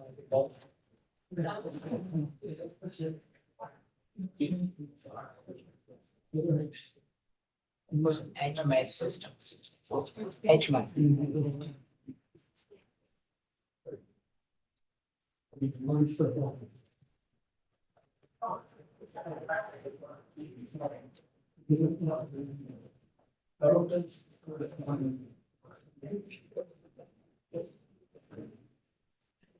That's a really rare. That's what we like here. Sure. Easily like phone like no good GRC you're on the no GRC. No problem.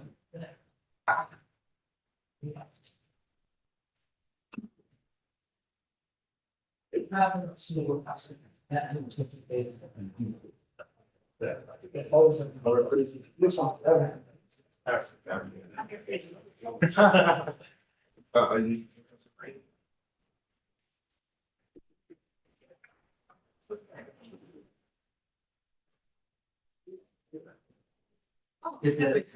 Oh, sorry.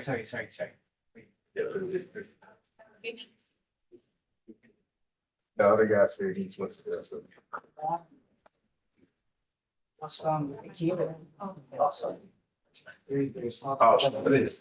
Oh, John, right? Yeah. John is the guy who. Just, yeah. Oh. Option C, but it's just gonna be no. Yeah. Oh, the other guy. Yes, the other guy next show.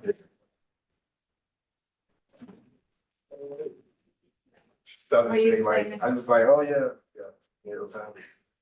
Just so 1 minute, almost there. And then. And then.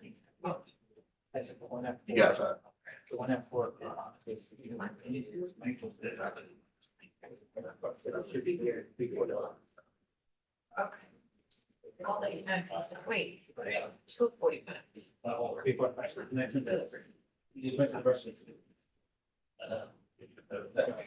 No, Joe, he's in the restroom. But he's here, so. He's already, he's legit, he's here. So I don't. That's him right there. So you. Should definitely message him for money. No worries. Awesome. Great talk. Thank you. Very good. Thank you. Hi, how are you? Yeah, that's the one. Hi. Hi. Okay. That's really works. Perfect. Sounds good. I'll keep on the lookout. Research paper. Thank you. So see, so once you install the software into the victim machines, so it shows like when services running on, which is say the Google Play services. So you have, because I don't want, but actually they. So if you see, you can see the all. Very photos, everything. She's using Android. I see the title of the paper. I also want to read that. Yeah. Yeah. For that paper? Yes. Oh, that's like under process, like, or it will publishing like Oh, okay. next month, yeah. Okay. So that's already submitted in the IEEE Umicom. So I do have the like presentations for that, then after it will available on. But just shoot me the message on LinkedIn, I will share with you the link once it happens. Yeah, Cause I would love to read that paper. yeah, sure, sure.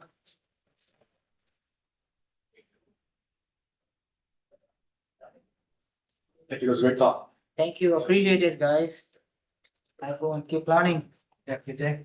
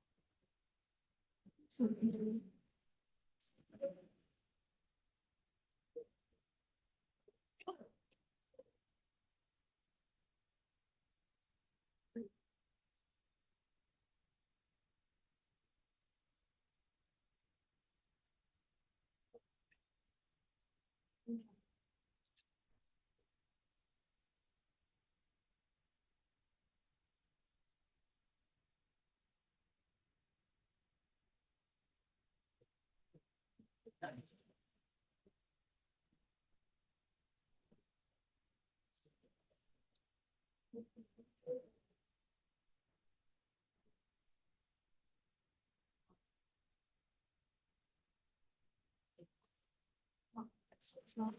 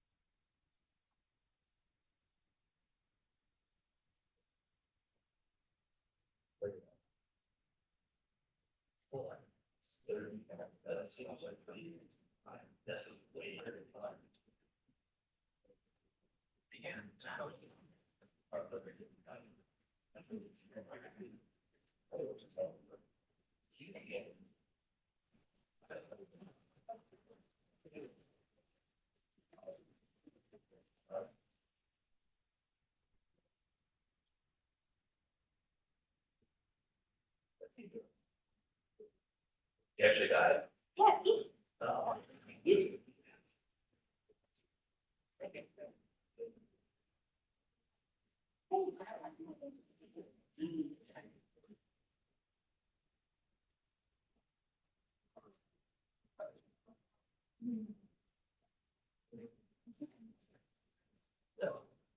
Good luck.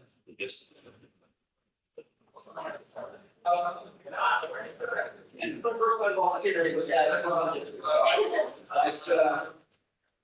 It's started process.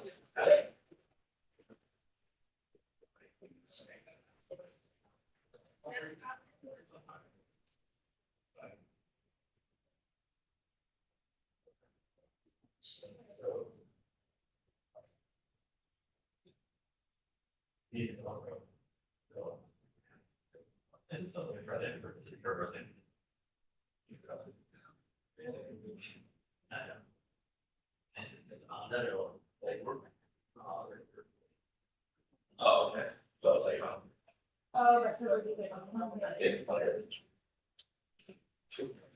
yeah, he's not doing this. Well, you could, and then.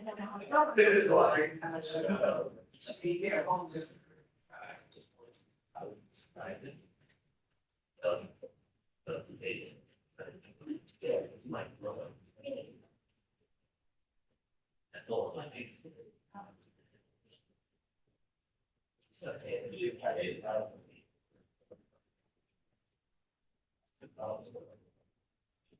Yeah.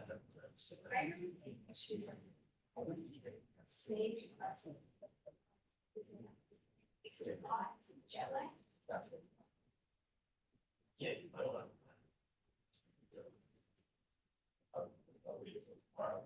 $35.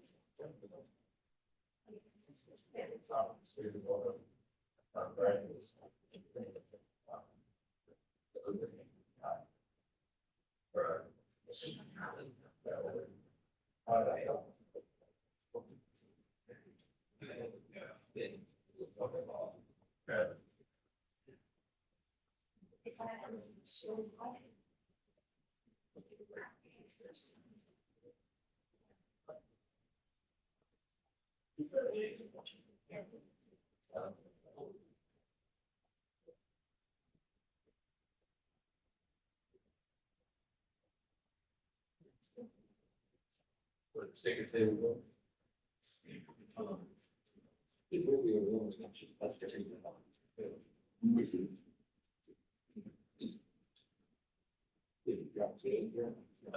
It's better than yesterday.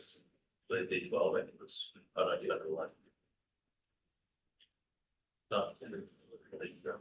Don't really have to get it done. Oh, yeah, it's okay. Okay, that means.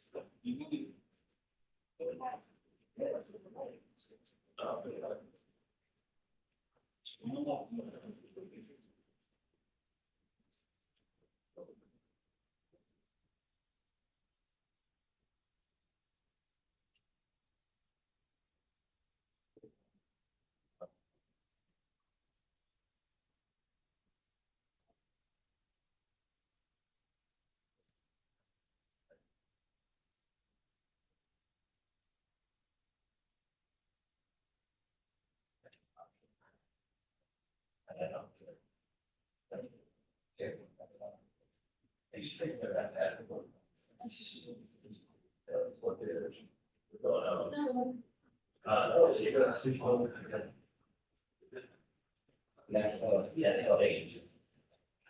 thank you so much.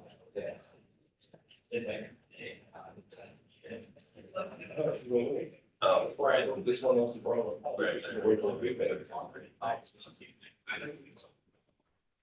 No, like, take me.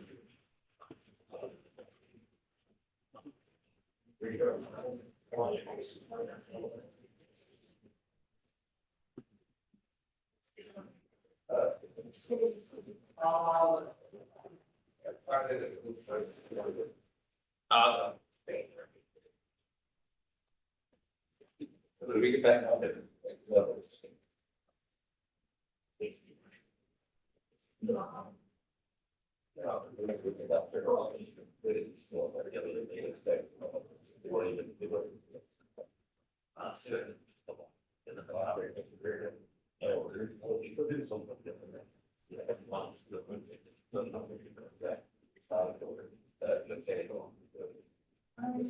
It's really direct on yourself.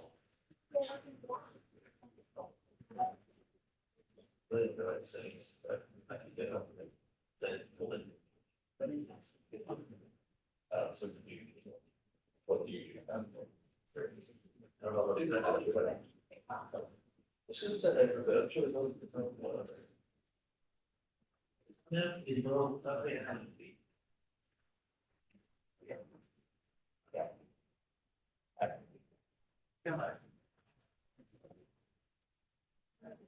Thing will do it. I'm not even talking about Barrett. It's a total bird. No. Oh, wait. So you're going to stop and be like, hey, I have this thing. Yeah, look at this way. Yeah, look at the speed. It's still not optional. You're going. And if you don't bother. That's sweet. No, but you want to use it, want to use it for free. Going over the free co-op game that shit. No, I have still want to go. And I want to go my. Right. With Megan's parents want to go. Oh. And I'm like, I would go to Megan's parents. And I was like, what if we had your parents and my parents? She's like, if your parents are going, I'm like, she's really good parent.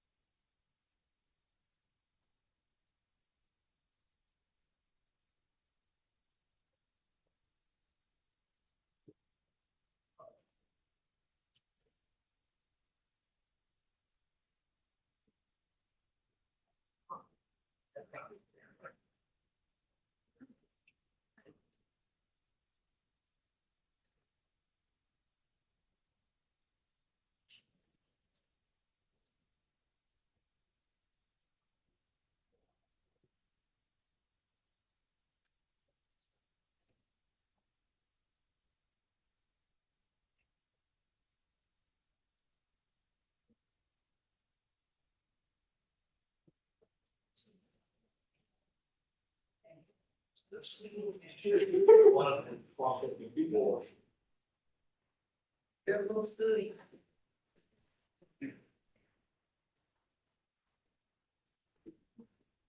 I'm sorry.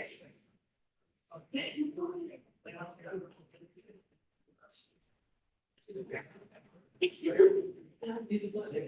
it's just that's all.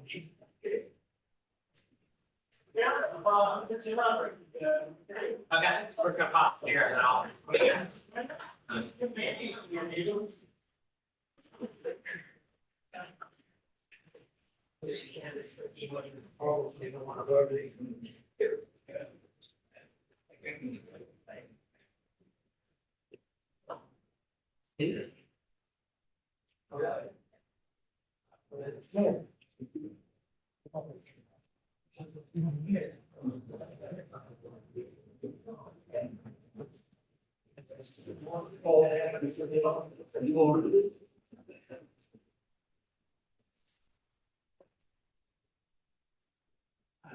You can right talk. This is the one about moving out.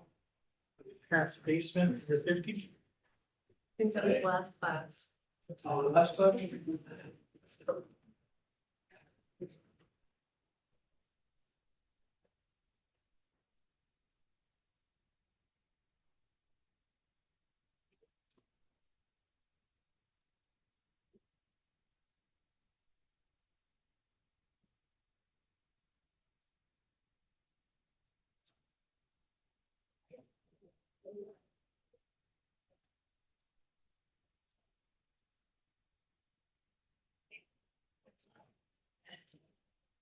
Definitely tell the popularity of GRC and the cybersecurity stuff. We have to do this last year.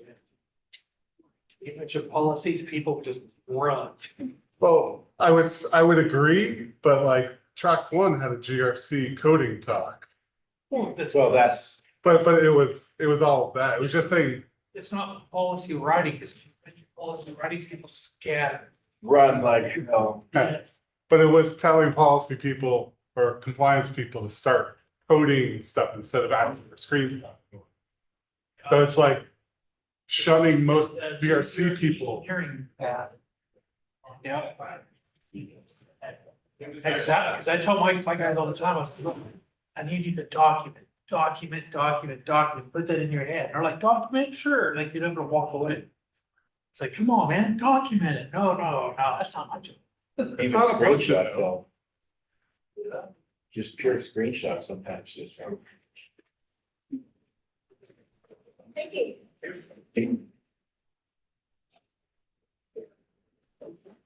Post-it note. At least they know where all the managers are at. They're in this meeting right here. Sometimes I just get a post-it note. Yes.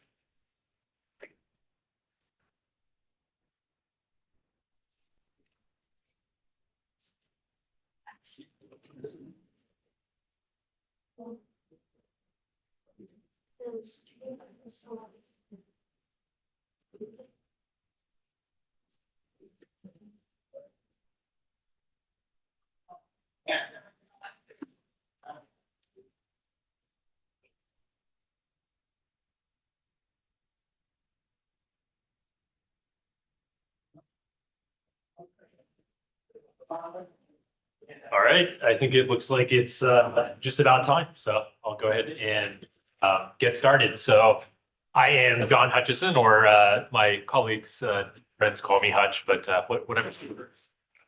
Room for sure. I manage the solutions architect team at Strong DM. It is a privilege access management tool. I have been involved kind of in the security space for a while now. I did help build Evident.io, which was acquired by Palo Alto Networks as a CSM tool. So looking at things like cloud controls and cloud security, and from there moved on to general cloud security consulting at a place called Latticora that helps build security teams and acts as kind of a retained security program and helps you get started. And that brought me to where I am today at Strong DM. I think, a lot of the experience that I had in those prior places, especially at Latticora, was, going in and auditing different environments, looking at gaps, looking at the controls that were in place and looking for attack vectors, of course. And one of those like common themes that I saw was all the attack vectors around accessing infrastructure at a company and accessing infrastructure, as an engineer from that company and the different patterns that could take, and just the amount of different places that had different strategies around it, and some that had kind of more controls and less. So we'll talk a little bit about that today, and specifically about the privilege access management portion. And what I'm talking about there is access to infrastructure. So your databases, your Linux servers, your underlying application infrastructure that's there, that your applications for your business are made of, whether that's your customer-facing product, your internal type of tools that are there. How are we accessing those things securely? Oftentimes in different organizations, that can become an afterthought kind of at the beginning, because it's your own DevOps teams, it's your own administrators that are interfacing with these tools. We focus a lot on external security, not opening things up network wise, and making sure that things are structured from outside attackers. But how do we make sure that the people that are supposed to be accessing these tools or these pieces of infrastructure and manage them and patch them or access them for various different reasons, how do we make sure that they're doing that in a secure way that doesn't open up outside attackers from coming in and kind of taking advantage of those patterns?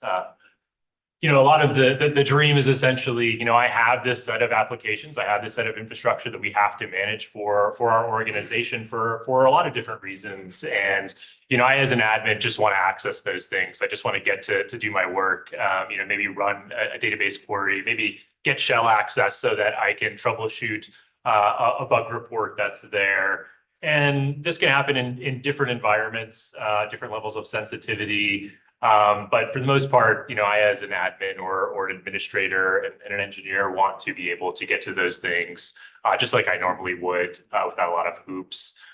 What kind of happens with sprawl in infrastructure and different applications and different environments is, that becomes a lot of bifurcated environments, a lot of different data centers or different cloud environments, different cloud accounts, different VPCs that are out there, or even mixing in office networks and on-premise networks that are there. And so you have different methods of access, different means of access with different controls. And I think to some extent, we'll have some of that to be expected, but I think consolidation and writing policies that apply to these things uniformly will help, and look at how we can apply that to controls to more sensitive resources, the things that have our healthcare information or financial information, those types of things. How do we really make sure that those are locked down, and engineers can get to them when they need to for appropriate business purposes, with not much more friction than my developer sandbox? How can I make that kind of a transparent type of interaction?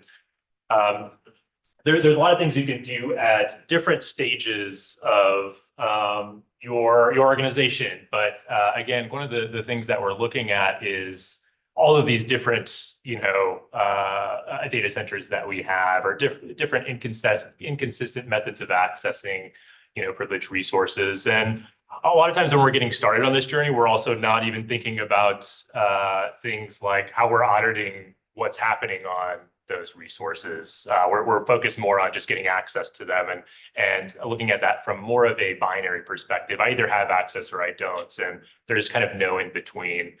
So how can we kind of layer, whether that's a technical policy that we're writing in code, or a organizational policy for acceptable access. And we have to kind of consider the state we're in and the state that many organizations are in, where they may have infrastructure applications in all three major cloud providers, but they may also have them in my on-premise data center, and how can we kind of converge on the access patterns for that. And that may mean kind of a hybrid approach, or an approach that does look at different methods of access to some of those things that play on the strengths of those particular data centers or cloud providers. But I think the focus here, and this is kind of the buzzword of the presentation here, is we want to focus on identity, and we want to focus on other factors aside from identity. But I think the approach historically has been, let's focus on getting a VPN into this data center and using some credentials that I check out of a password manager or a vault.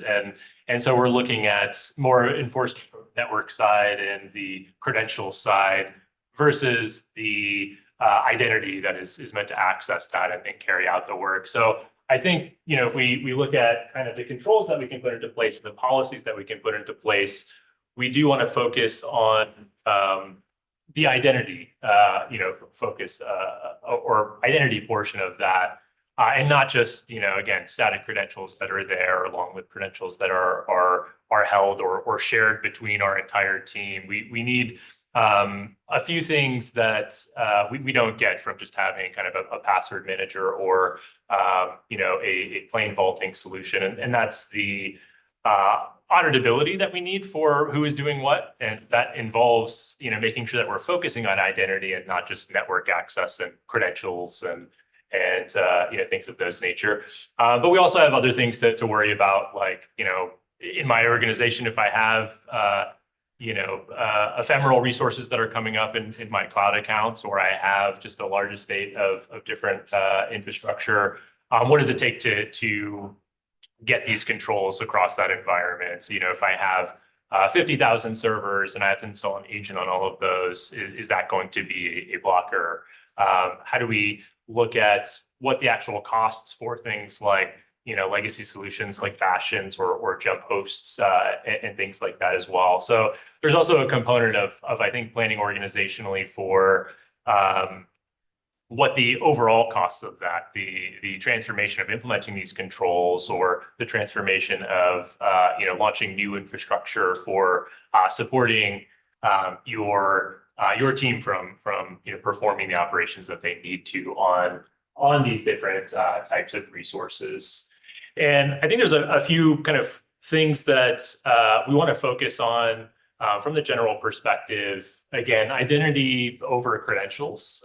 Any solution that we can come up with that focuses on very basic things that we know that have been the mantra for a while: get SSO integrated to your tools. And that happens pretty easily, I think, on SaaS applications, or less infrastructure like applications or things that your peers are going to be accessing. But we also want to focus on that for things like accessing your Linux servers or RDP servers, or databases, or your KADES clusters, all of the kind of underlying infrastructure.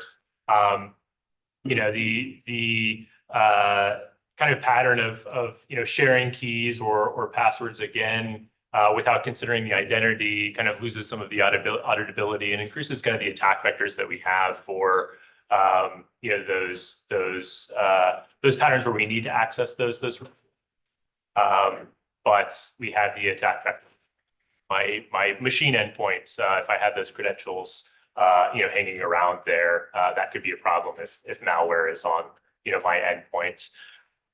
So I think we want to favor the IDP driven authentication portion of that and tie in with things like the MFA that's built in. And there's additional ways that we can implement MFA across different types of resources.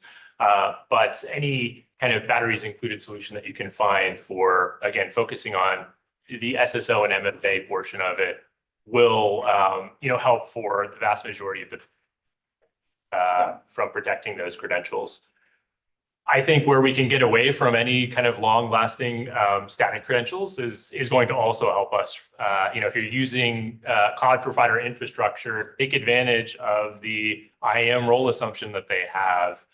Take advantage of those kind of short-lived credentials and those things that they have, within that infrastructure that will get us to a place where, I'm not signing in with a username and password. I'm, authenticating via SSO to my AWS account via, identity center, and then being able to, log into a machine via systems manager, for example. That's a much more kind of secure posture going into that versus something like, let's generate some static keys and then pass them around to my team. We can also just look at things that are more generic, not just cloud provider solutions, but in the Linux world, focusing on certificate-based authentication that is native to that solution, or moving to things like just-in-time workflows for accessing these applications. There's also some other types of things that we can add in on top of those kind of principles. The ability to tag your resources. I think this is one of those policies on the general side of your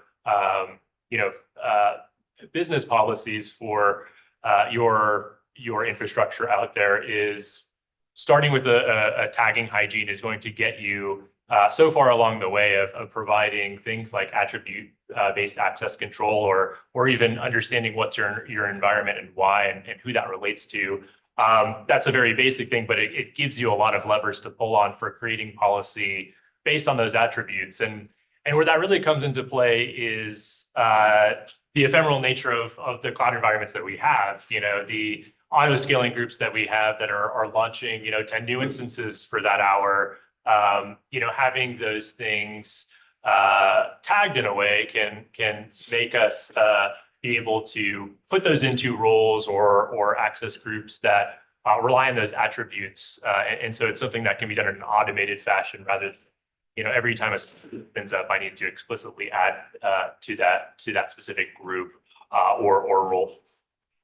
And where we get even farther is into context-aware policies. So, of course, we focus on that identity, from the outset, and things like multi-factor authentication can help. But we also want to look at other types of contacts or other factors, not just an MFA prompt or to my cell phone, but something like, am I getting signals from a device trust solution on my endpoints?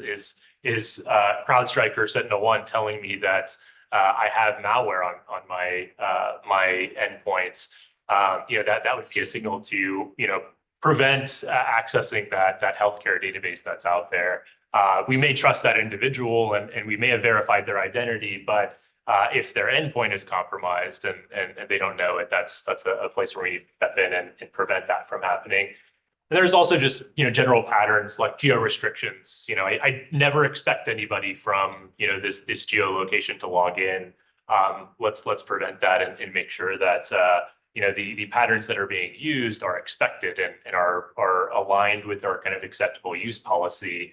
And so there are also other kind of context-aware policies that we can, implement around that, other than things like device trust signals or geo restrictions, but also, the human side of it, having approvals for certain operations. And that can consist of things like, maybe we don't need human approvals for, logging in again to my development sandbox account, or we have test data, but I do need that to, modify a database that has, PCI cardholder data within it. That may be an acceptable area to introduce that, appropriate friction for the operation that is, being performed. Of course, the zero standing kind of privileges mantra is there, where we can get to a temporary access only type of situation. We're in a much better spot for being able to reduce some of the attack surfaces. If I have persistent access, that's going to get me a much broader again, attack vector than if I'm only accessing resources that I need to perform my duties on when I need to perform my duties on them. And this is kind of the last portion of this section, but I think it's actually the most important, and we need to focus on the user experience. If the user experience is terrible in the policies that we construct, or the software that we use to implement guardrails for access to this infrastructure, your users are going to try to find other ways to do it, or they're going to be constrained efficiency wise, if they have to use a specific tool that they're not as familiar with, or requires a lot of hoops to jump through.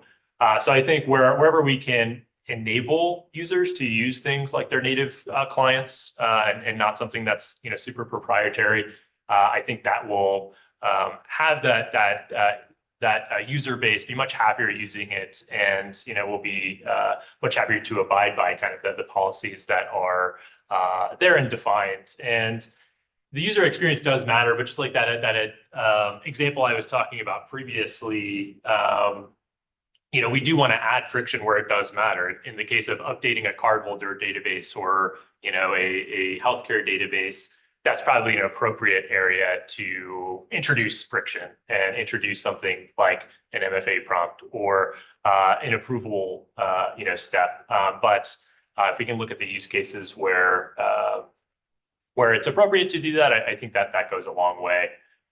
So again, I think the security benefits are clear for implementing some of these things, but if we do it in a way that the user experience suffers, it's not going to get very far with actual implementation or adoption of kind of those policies or the user patterns that you're prescribing.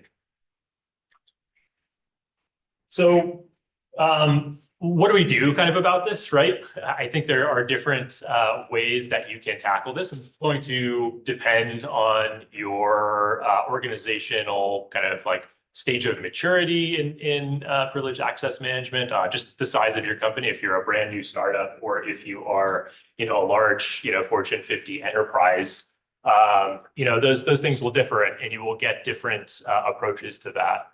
I think if you're just starting up, or you're kind of on the smaller side of that maturity scale, again, the best thing that you can do is to focus on the identity portion of that. Integrate your IDP with any of your kind of infrastructure where possible. Of course, enforce MFA around that. I think a lot of the newer companies today are more of a born in cloud type of operation, so they're likely using one of the three major cloud providers, and the three major cloud providers have clear tools for these things, and they work very well. And inherently within those tools, so Session Manager or IAP from GCP.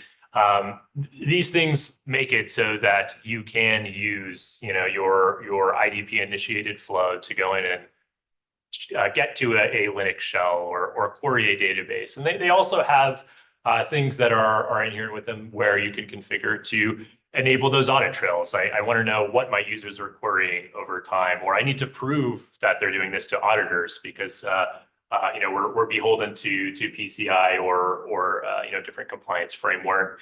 So I think if there's anything that you know, you kind of get out of this presentation, utilize those tools that are there. It's pretty easy to launch an EC2 instance or a cluster or something of that nature and generate some keys that I just keep on my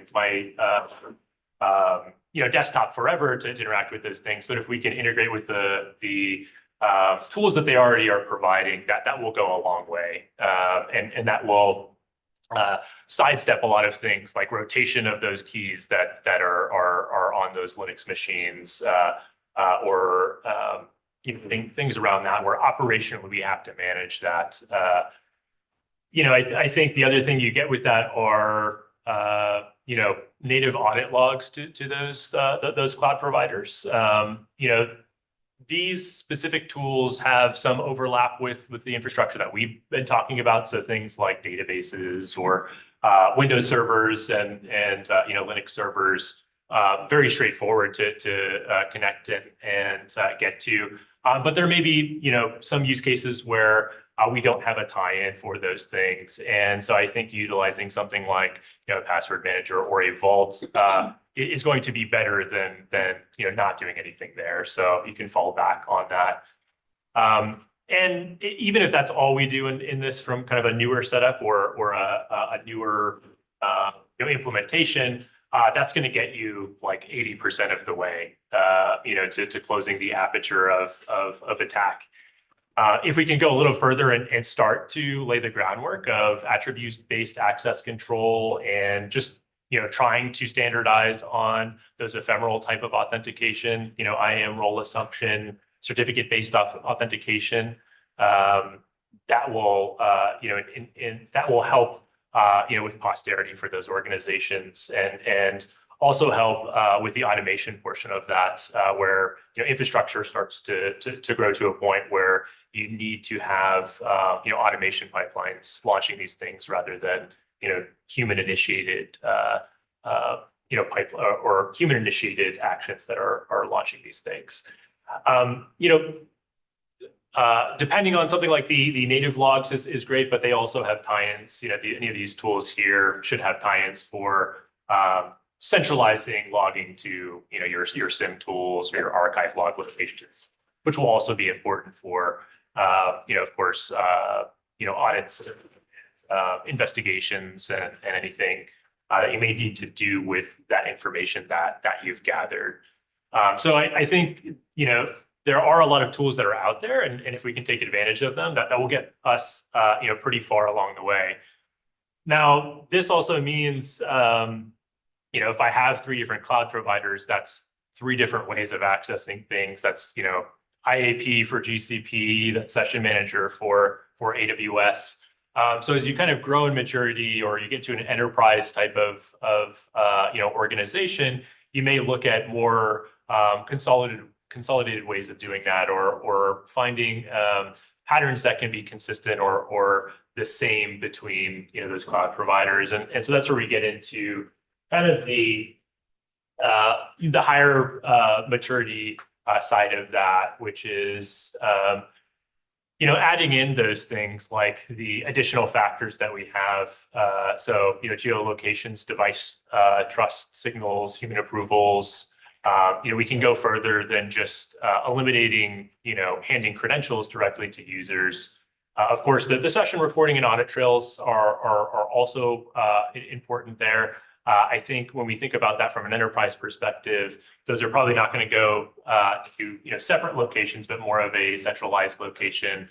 Again, kind of the extra credit on the last slide would be something that we would need to do or be a necessity in this case for these types of organizations. And I think the last kind of 3 bullets on here are also important. You know, 100% temporary access to resources and no standing privileges is a very lofty goal, but there are large enterprise organizations that have gotten there, and they're better off, yeah, for it. And I think the focus on you know, temporary access, just like those other types of factors, will help us. The action control and continuous assessment of of the connection is also something that we'll talk about in a little bit more depth. But again, I think that's kind of the something we want to consider, not looking at just the binary option of giving them access, but what are they doing once they have access to that? And again, a consistent user experience is always important, or something that won't give them too much friction. So in an enterprise, type of organization, it could look like this. We have our different tools within this stack, right? Your identity providers, whatever you choose for that. These may tie in with things like your CMDBs or IT service management software to track requests to these things. And so I think looking at any of these things or looking at any one of these things is important, but also looking at how the entire landscape is architected is also important. Looking at what vaults or what specific tools may be appropriate for that specific use case, will play into that, looking at how those users are going to end up accessing those resources, for things like, more regulated industries. We may need to have a record of, access being requested in ServiceNow or Jira. For some places, it may be more acceptable to do that in ChatOps. And so what is the best user experience for our users? And what tools do we have to prevent from retraining all of our users on a new pattern? Use as much of what you already have today and what your users are interacting with today, in your design as possible, to prevent kind of the overhead of retraining on all of those things.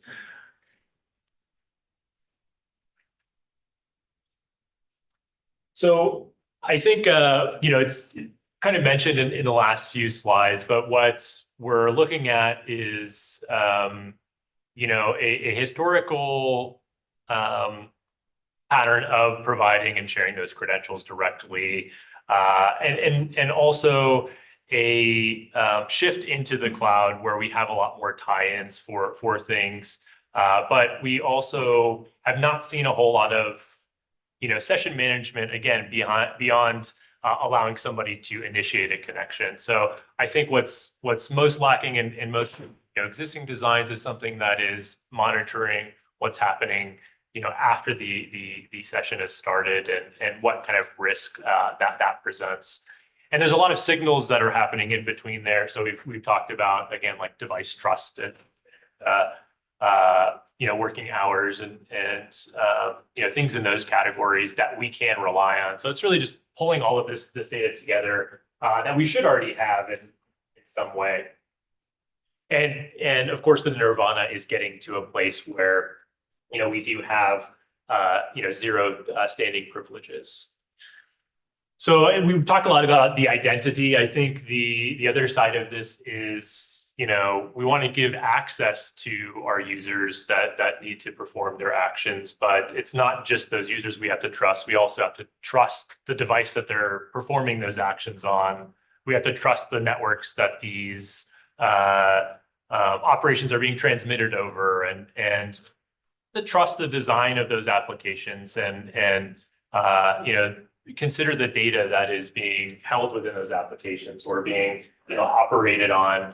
And so we do need to verify that identity, but we also need to make sure that we're continuously doing that.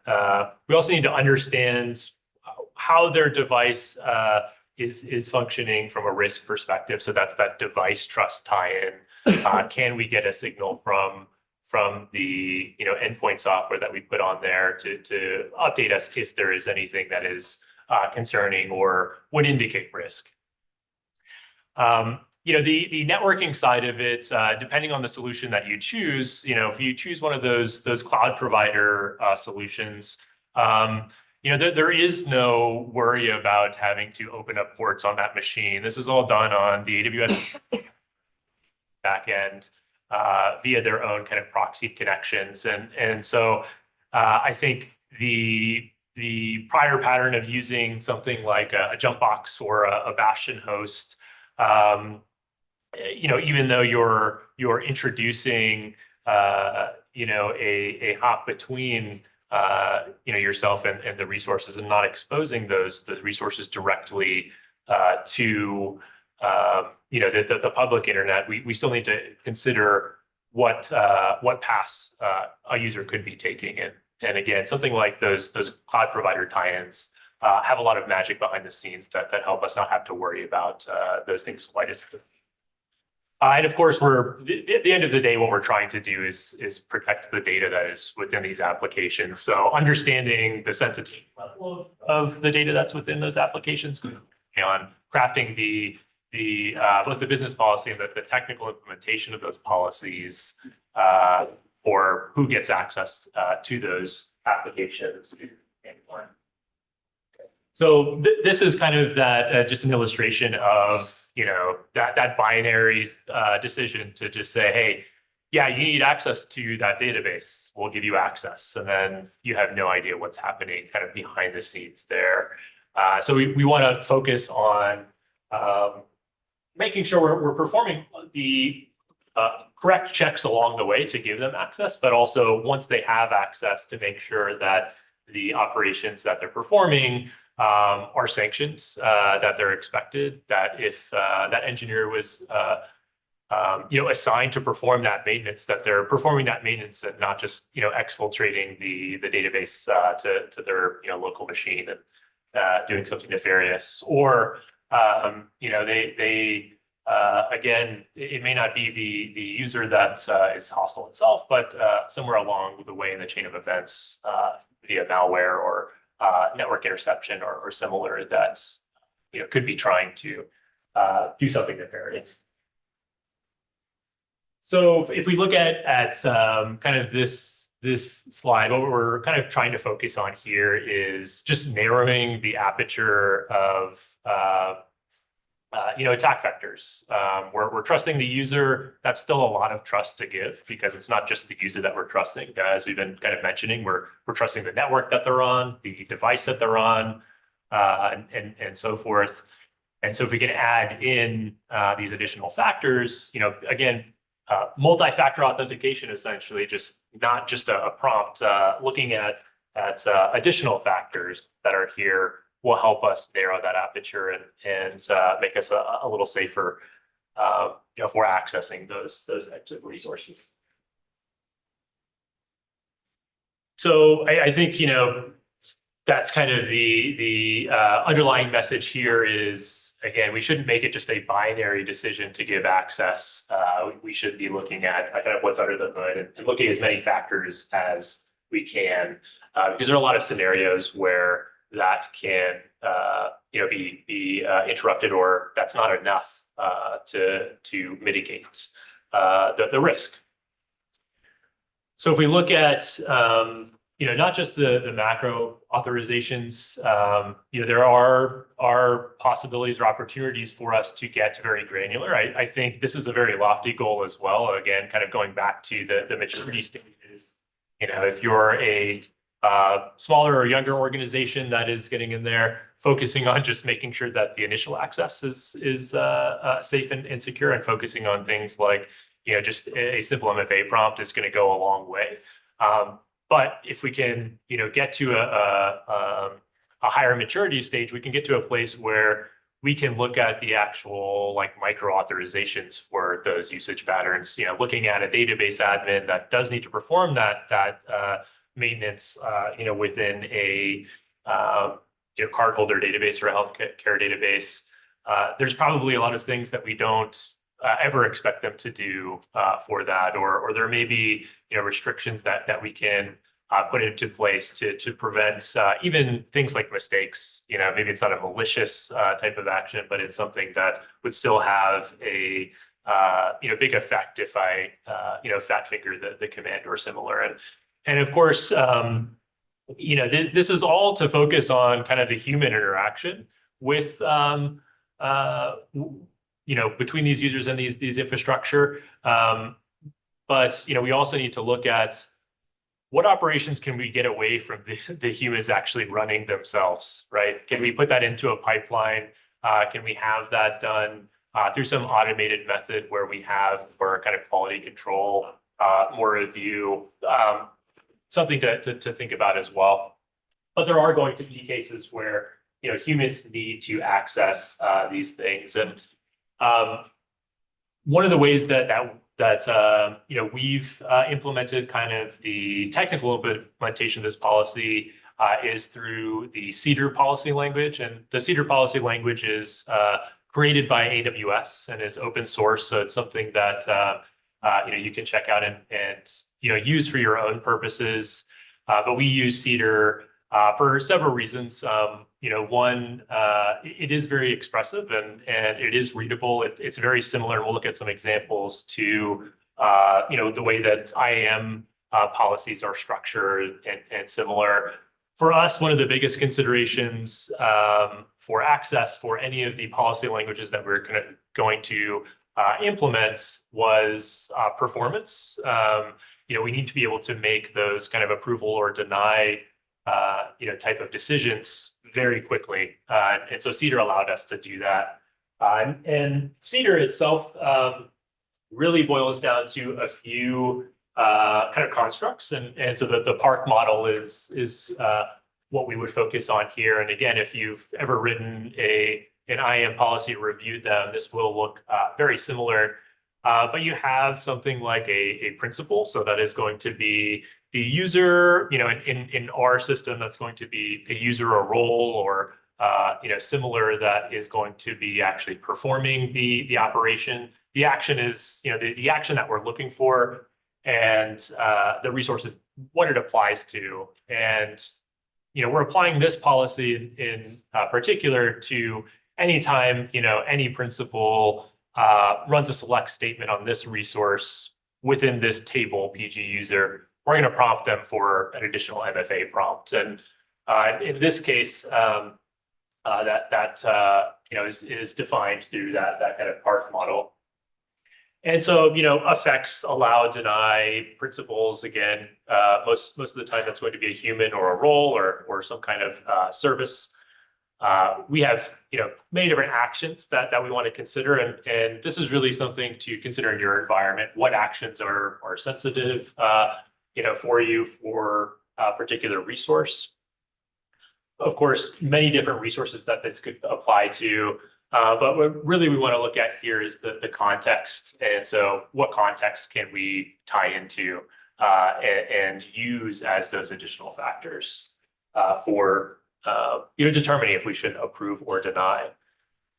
And we can also, you know, and again, in our structure, we can do things like, you know, instead of a straight approval or denial, ask for a multi-factor authentication prompt, ask for a justification. I need to annotate why I'm doing this, so that there's some kind of, you know, audit trail, or I can actually trigger an approval for human users to, you know, provide the pay to, you know, get into that.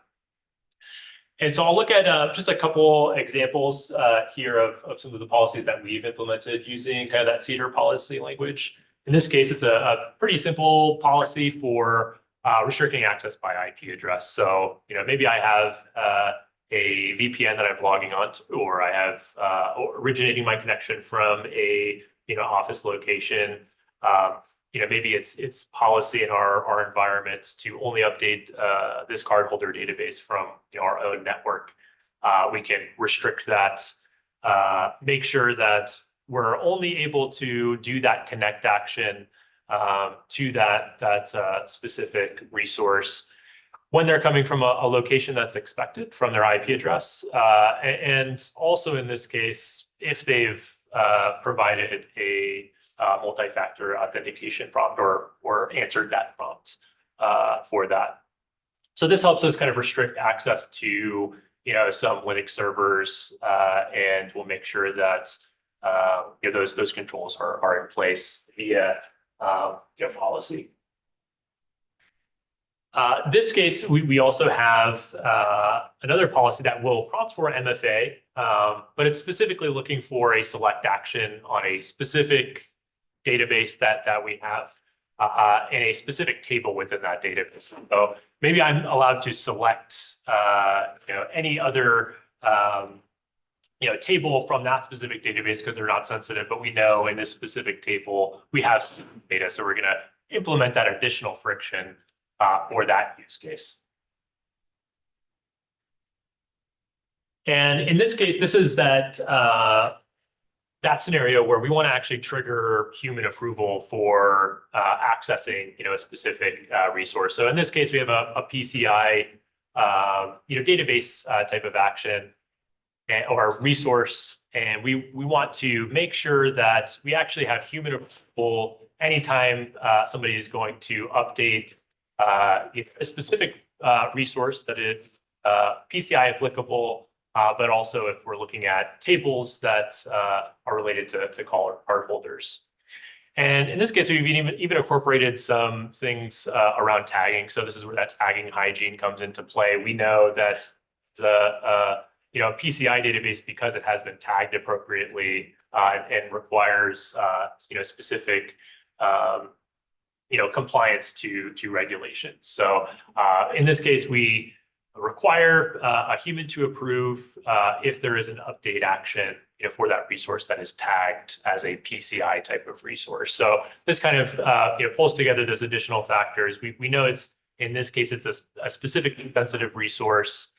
We know it's been acted that way, and we know they're actually trying to perform a modification to it that is sensitive on that. So those were some examples of some of the policies that we have within that we have crafted using that CEDAR policy language. But I think the overall idea is that the tools we want to start with using or to kind of begin that architecture. I think the kind of core principles there I would look for are trying to move to modern authentication methods wherever possible. The cloud providers make that easy. On premise, there are also tools that are available. Requires a little bit more deployment and planning around this. But it is possible to get to a place where you can have users accessing privileged resources without having to get direct access to those credentials. We can monitor and audit those connections. And make sure that what is happening is sanctioned and appropriate. And if we can get to a place where we have those kind of basics down, we can get to a place where we're implementing those more stringent controls and additional factors of authentication above and beyond that. So I think we're just about time, and thank you for joining me today. Happy to answer any questions or catch up after the presentation as well, but definitely appreciate you kind of spending some time with me and talking about privileged access management and IAM programs and some of the options that are available out there today.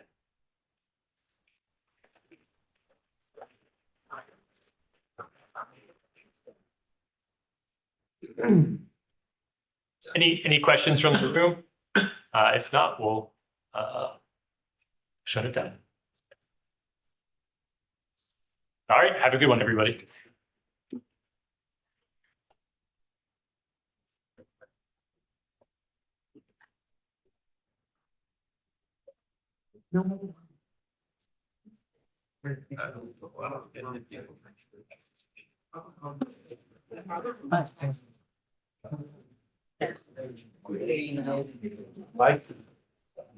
Hi, nice to meet you. Yeah, very important for both the slide. There is, again, it's kind of a matter of maturity.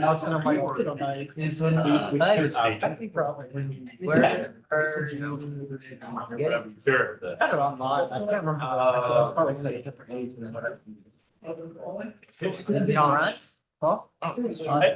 Yeah, it's kind of, there's definitely like a crawl, walk, run type of thing, and Because you don't have it. That's usually the policies are done. It depends on the specific resource, so some of those policies that are showing are specific to our product that, but there are also, yeah. Those were strong DM policies. That's where it can get a little messy. I have to create yeah, exactly. So, because a lot, like some of those like server and the Sudoers file, working in there specifically. Thank you, man. Regular hats and they would push out the But yeah, I think, that's something that is really cool, but it is something that takes a long time to get to. You're not, just clicking it around. Yeah. All scripts. Yeah. Right. Privilege. Thank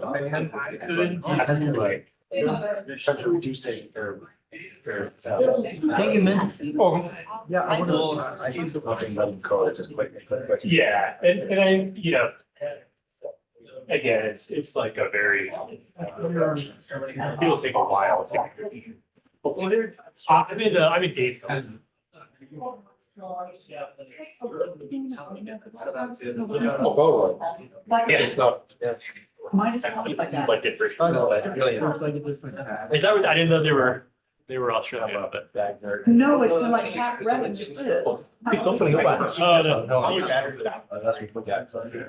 Oh, yeah, it's the other, thanks. Yeah.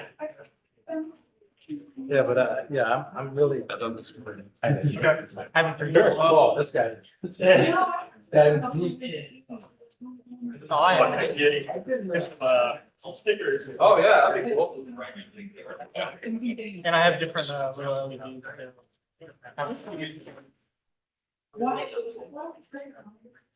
There's more LED today. I saw them have it over there, and they're like, oh, you want it? I'm like, yeah, cool. I see them.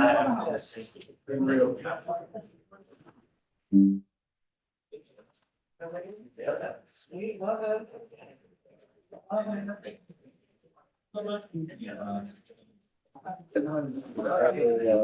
will make. When I get one made, I'll make. I am literally yesterday, I was working with our HIPAA officer because I'm the data security officer. And looking about Yeah. We can get asked questions.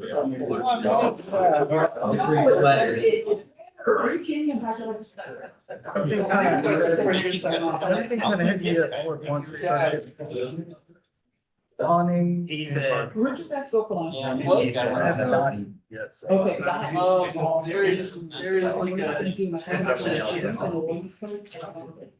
I've been, but I haven't been there in years. Yeah.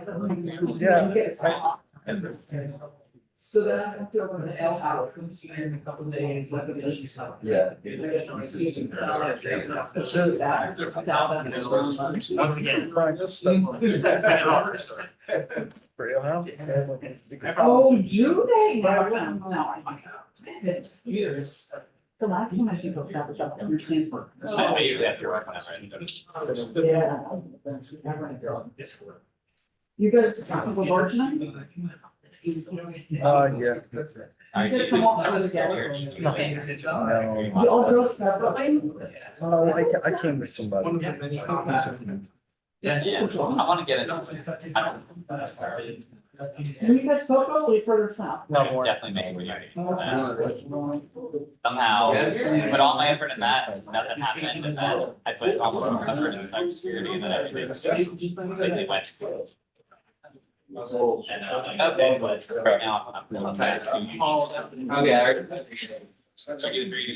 mean, go back over there. Should I go back? I think they packed. Oh, so you already We told. probably are, that's. We're getting something tonight. It's almost. My friends. Yeah. We have the client. 14 years in IT, I got a security class. Are you guys doing the after party then? Or the party then? It's gonna be I got 3 classes worth of homework. Okay, there we go. It's in there. I've got Oh, and Army last free. Oh, nice. Through some program, and I go, I'll take you. Well, not. What class? What class?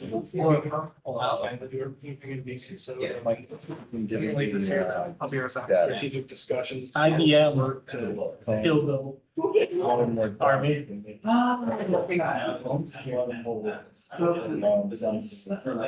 A small business. I'm checking out the sometimes it's good stuff. Alright. Like, I've been.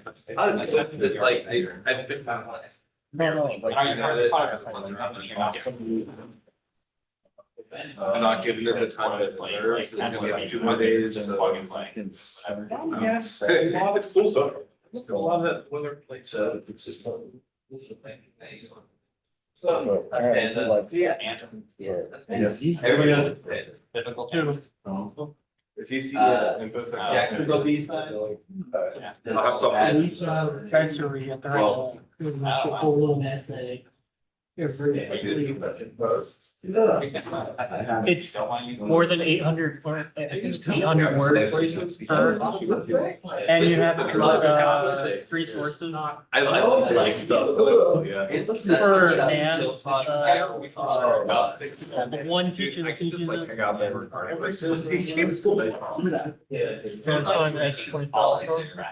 Oh, I'm a 23. Because of the case. Yeah, learning about. Yeah. They have for the challenge. Oh, is it? Sure. Take care. Oh, like 100 for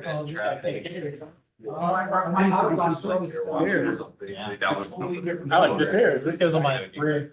It's like pairs. Like, it's just going in.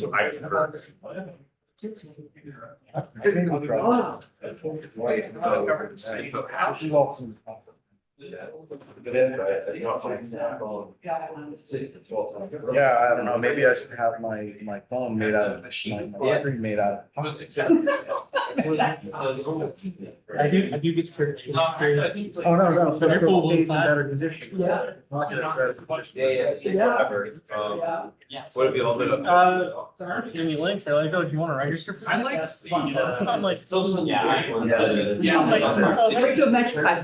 Take care, take care. Hopefully I'll run into you guys again, another one of these or something else. All righty. Take care. Safe drive back. A lot more. Oh, okay. I'd rather just. And then, you know, I'd rather get that than. It was physical. And then also, I'd rather spend they actually doing architecture or like. Making sure the partial rules are all. Who was the? Oh, yeah.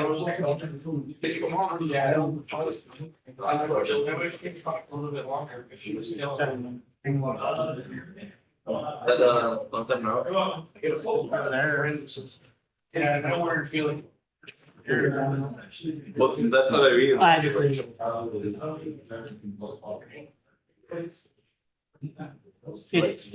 little.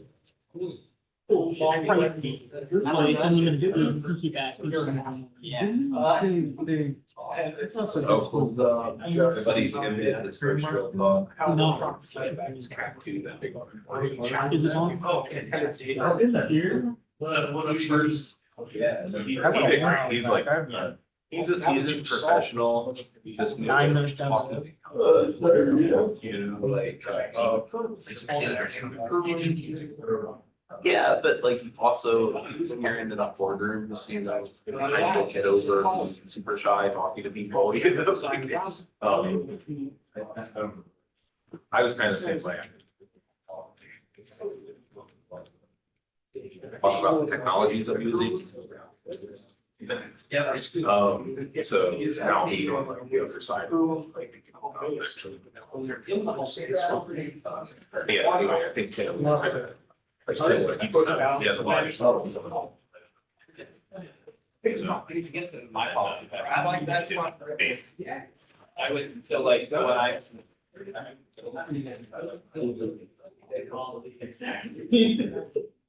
Talked about like, evidence of exploration and stuff. Aerials are. A lot of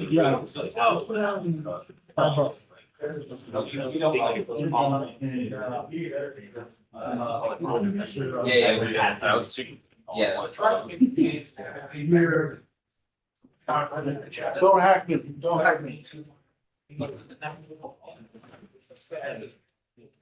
It is harder. Do it fast. And if something. Like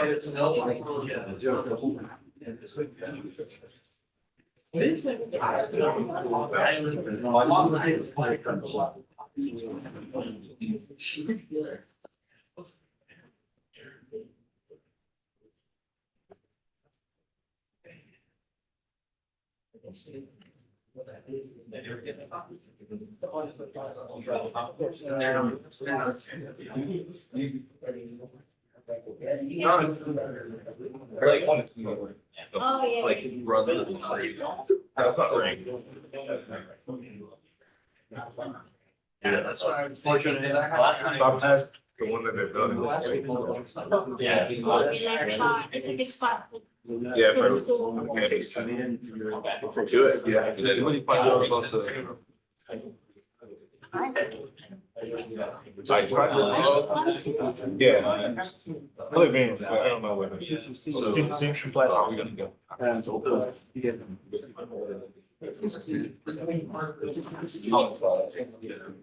Looking at.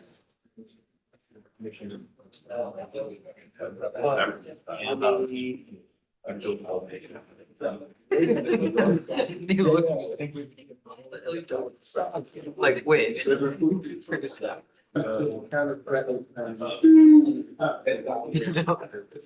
like, okay. I've been here since. Yeah. Are you doing that out of the I mean, yeah. Kinda like. Actually, I just had a talk about that. Oh, okay. You go down there too? I live in Union Park, so. Right down this.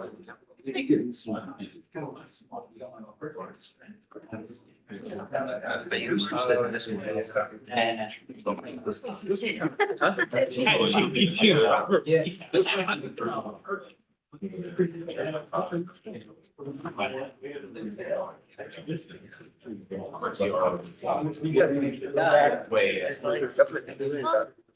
Dropped.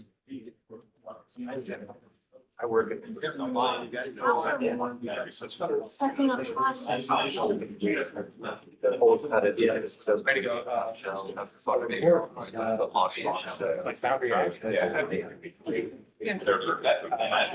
Yeah. They just roll. Looks like it's called differential. CSRFC. Cyber set enforcement. Oh, yeah. I'm like, well, I'm already using it to submit the sample before, so I'll sprinkle. Oh, I mean, it's just. Yeah, I really don't. Yeah, you gotta be better. That's not. I think proof. It's a weird. Basically like. Trying to automate it. Cybersecurity risk management. Literally try to. DevSecOps. And every like. Every single portion of it, yeah. So.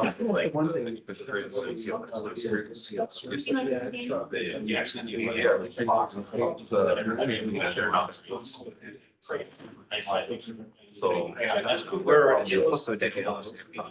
3-4. Right when they want to.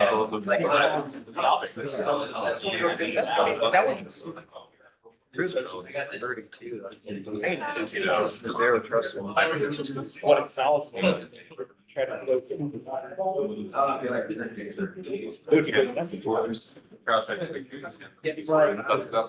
After parties. I less want it.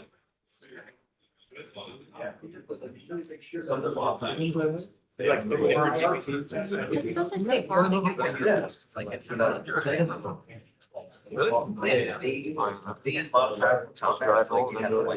Well, it's 4 o'clock. Everyone have a seat. We'll start. Thank you all for coming to this session. My name is Michael Brown.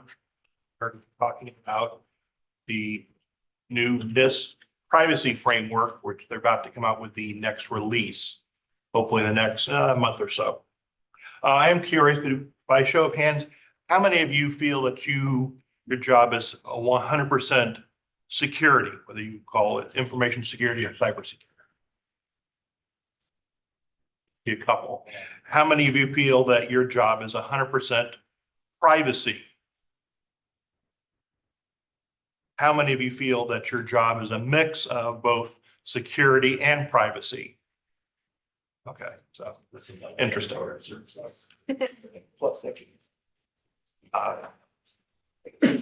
Bit brief bio on myself. I'm from South Florida. I've been doing cybersecurity work for over 20 years now. I started off as a system administrator, moved into security with a little company called Motorola. You might have heard of them. Then moved into being a security consultant, doing a lot of security risk assessments.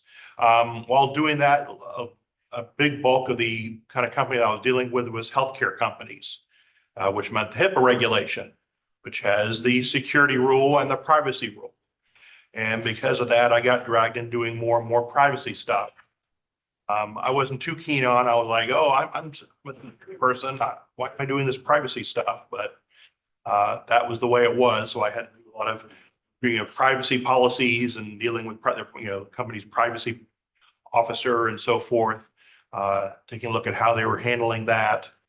Even writing privacy policies for some of our clients. I left that and now work as a director of security compliance for a small company, but that makes me both the CISO of the company as well as the privacy officer of the company. So, because we do work in the healthcare space. Thankfully, it's not a whole lot of stuff when it comes to privacy because, we're not a healthcare provider or that sort of thing. We happen to receive some amount of PHI. So I've been involved with kind of both, more security, but I've had a lot of privacy. So that's kind of where this has come from. I picked this slide up several years back. I always thought it very interesting, sort of the privacy train wreck. The train going in, down, and the funny thing was I used to be that person down at the bottom, the consultant. I'm going to fix it. Now I'm up there with the privacy officer. But we've been seeing more and more the issues of issues with privacy breaches of various sorts, not just from healthcare, but from retail and things like that. And I don't see that going away. I'm going to do some definitions, talk a little bit about privacy regulations, which is becoming a bigger and bigger matter. Touch a little bit on NIST and the NIST cybersecurity framework. And then we'll get into the privacy framework itself. And then I always like to give resources at the end of where you guys can go to for further information beyond what we talked about today. So I just want to make sure people are aware of some of these terms. I do find some people are a little bit confused about them. We have PII, which is just personally identifiable information. It's information that identifies a particular person. And of course, sometimes it can be vague. So like, oh, I have a Michael Brown in Orlando. Well, there might be several people named that in Orlando. So that's not enough to be PII because it doesn't identify a specific person. It has to be enough to identify that. Then you have PHI, and that stands for protected health information. Most people misunderstand what the P stands for. And that's just basically personal identification with medical information. Again, it has to be enough to identify a particular person and their medical condition. Another term you might hear is NPI, non-public information. That I usually see that being used as more of its PII plus financial information, your bank account and this sort of stuff. If we get into credit card, we actually don't use the term credit card. We use cardholder data. So if you guys get the chance to get into PCI work, you're going to see CHD a lot.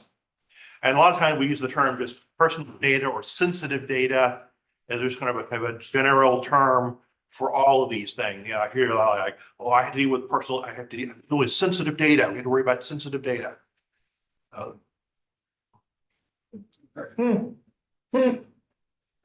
some security definitions. I got this from David Froud, who has a pretty interesting blog. So for those of us on our security side, most of would hopefully understand this. So we have security, which is all aspects of security from both physical to logical.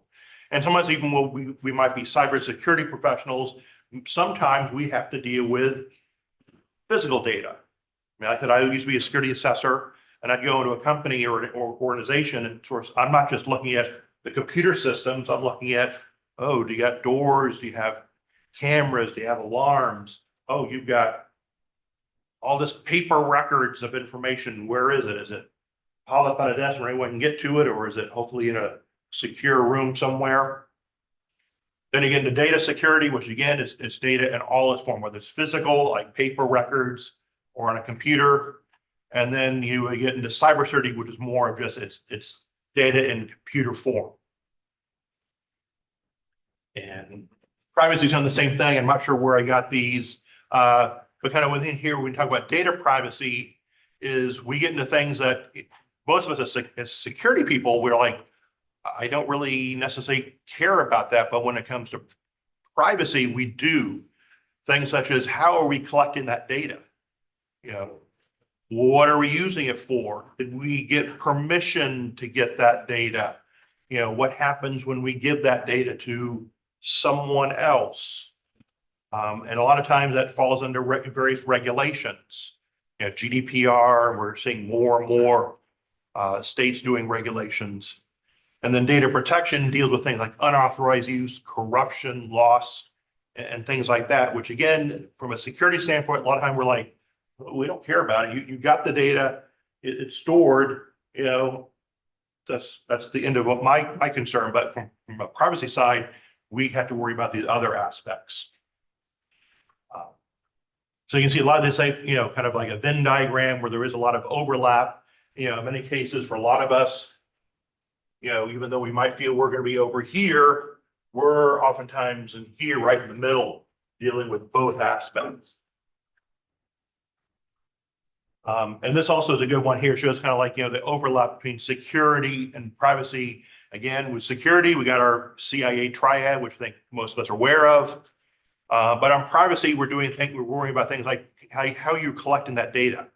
Did you get consent to collect that data? And that's one thing that we're always hearing about is, you go shopping and you do things, and the business is watching what you shopping for and collecting that data and using it. What I kind of think is kind of an apt explanation to make. I don't know if you guys have noticed this, but you're on your computer to go and do some searching for something, and then you go to another website and you're getting targeted ads for what you search for. I see that a lot, which to me is like super annoying. I'm a member of ISACA, for instance. So yeah, I go to the ISACA website, every so often, and then I go over to YouTube, and guess what I get? I get ads for ISACA. Which one, why does YouTube know that I went to the ISACA website? And then the second aspect, which I think is kind of equally annoying, is I'm a freaking member. I don't need to have an ad from the organization I'm a member of, because I know that they're paying for those ads.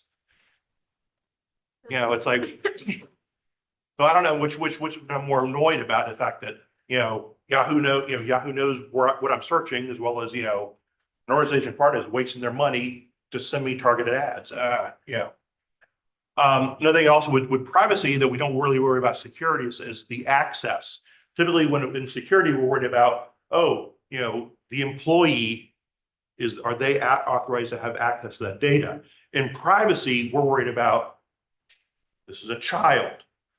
Is their parent allowed to have access to that data, whatever that data may be, whether it's educational data or medical data, or it's a spouse and they have access to the other member's medical information, or it's a family member. Those are some of the aspects that we worry about in privacy that on the security side, we're like,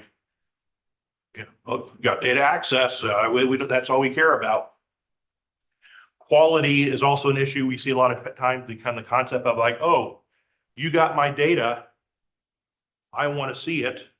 I want to be able to examine it and say, yeah, that's accurate, or no, that's not. I want that changed.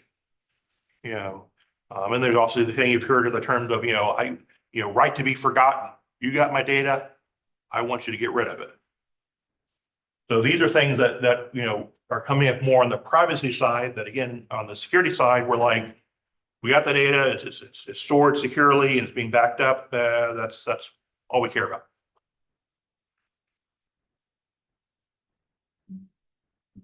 Yeah, I like using some of these funny memes to kind of like it. So we're seeing more and more with privacy regulations. More and more states are doing regulations. In Florida, we have FIPA, which is Florida Information Privacy Act, and more states are looking at it. Of course, the big, I call the big one is GDPR from Europe.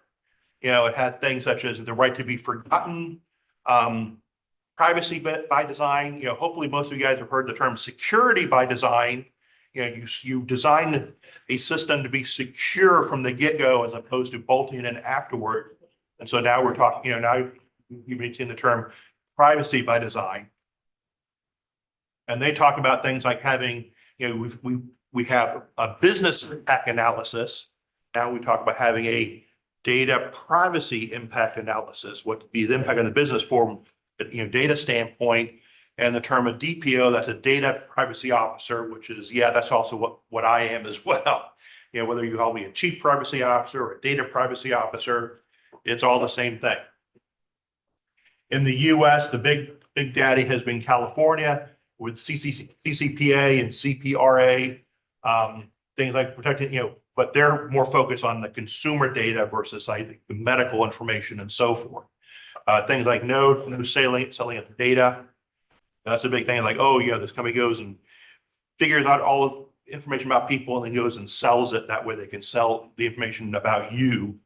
And we're seeing more and more states, popping up. This is one I got from IAPP.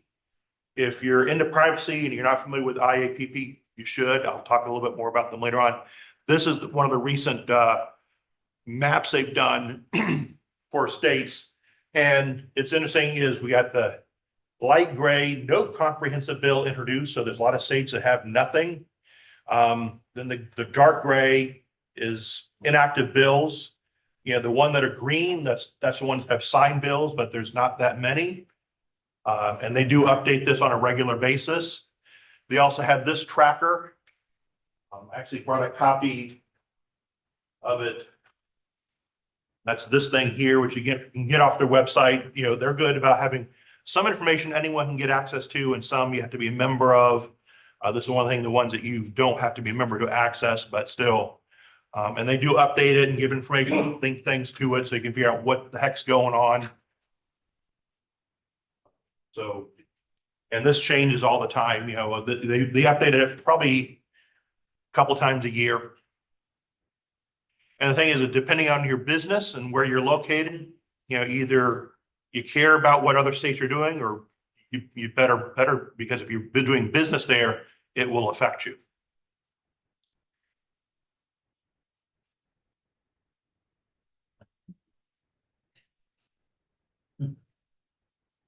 Okay, NIST. Hopefully you guys most of you have, hopefully every one of you have heard of NIST, but for those of you who have not, this is the National Institute of Standards and Technology.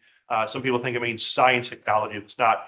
They are a part of the Department of Commerce. They are a non-legislative branch in terms of they don't go and they don't set laws or regulations. They just come up with standards.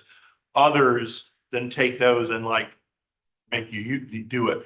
So I think for most of us, we probably are familiar with the Special Publications 800 series of documents that is available to anyone to make use of. They also have come up with a newer series on 1800 series.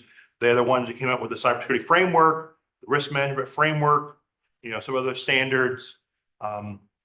Pretty good organization. What's also good is, again, because they're a public body, is that when they come up with a new draft of a document, they put it out there and say, hey, got a new draft. If anyone wants to comment on it, feel free to do so.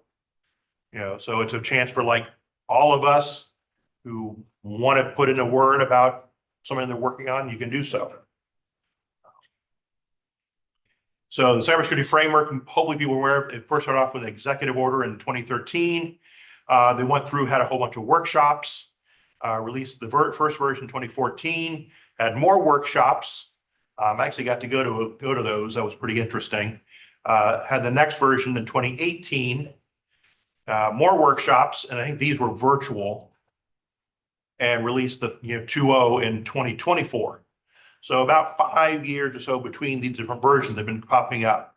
Again, these are the 5 components of the cybersecurity framework. The core is what most people focus on. Those are the actual controls of it. Then you have the profile, which is meant to be, current and the future profile to kind of figure out where you're going, what you need to be doing. And then the tiers, which are this kind of a sort of a maturity model that's not quite a maturity model. And as a consultant working with companies, most people really don't like the tiers. And also as attendees of these workshops, it seems like a common theme was like most people were like, we don't like the tiers. But they're there. This is, of course, Framework 2.0. That's the new logo they did for it, because now they have 6 functions, about into categories and subcategories. They then match up those subcategories to implementation examples, i.e., here's how you can implement this subcategory, as well as informative references. They have profiles, and what I really like is that in the time the cybersecurity framework has come out, it had an enormous amount of attention. I'm actually been kind of very surprised by, even though they initially created the cybersecurity framework really for US companies, I've always been very surprised by how big of an interest of this is overseas, to the point where they've translated it into other countries, other languages. Even at the workshop, they had people from other countries, wanting to make use of it and so forth. The informative references, which is basically a crosswalk to other standards. NIST kind of went like, hey, this is too much for us to do a crosswalk. They put it over to other people to do it, like, oh, PCI. We're not going to do the crosswalk. We want you to do the crosswalk from PCI to cybersecurity framework and so forth. And so we've got a whole lot of these informative references put together. And then the profiles were great, because what I liked about those was that, if you're in a different industry, you're like, okay, how do I use this framework in my industry? And so these different groups and whatnot would come up with like, okay, you're in, healthcare, here's a healthcare framework, profile and so forth. So it's, in my mind, pretty good in terms of like the enthusiasm for it. I just kind of wish we had that for the privacy framework. So the privacy framework, they started it in 2018, had a workshop, risk estimation, another workshop. And if I remember correctly, I think all these workshops were online. They weren't in person. Finally, we released the first one in 2020.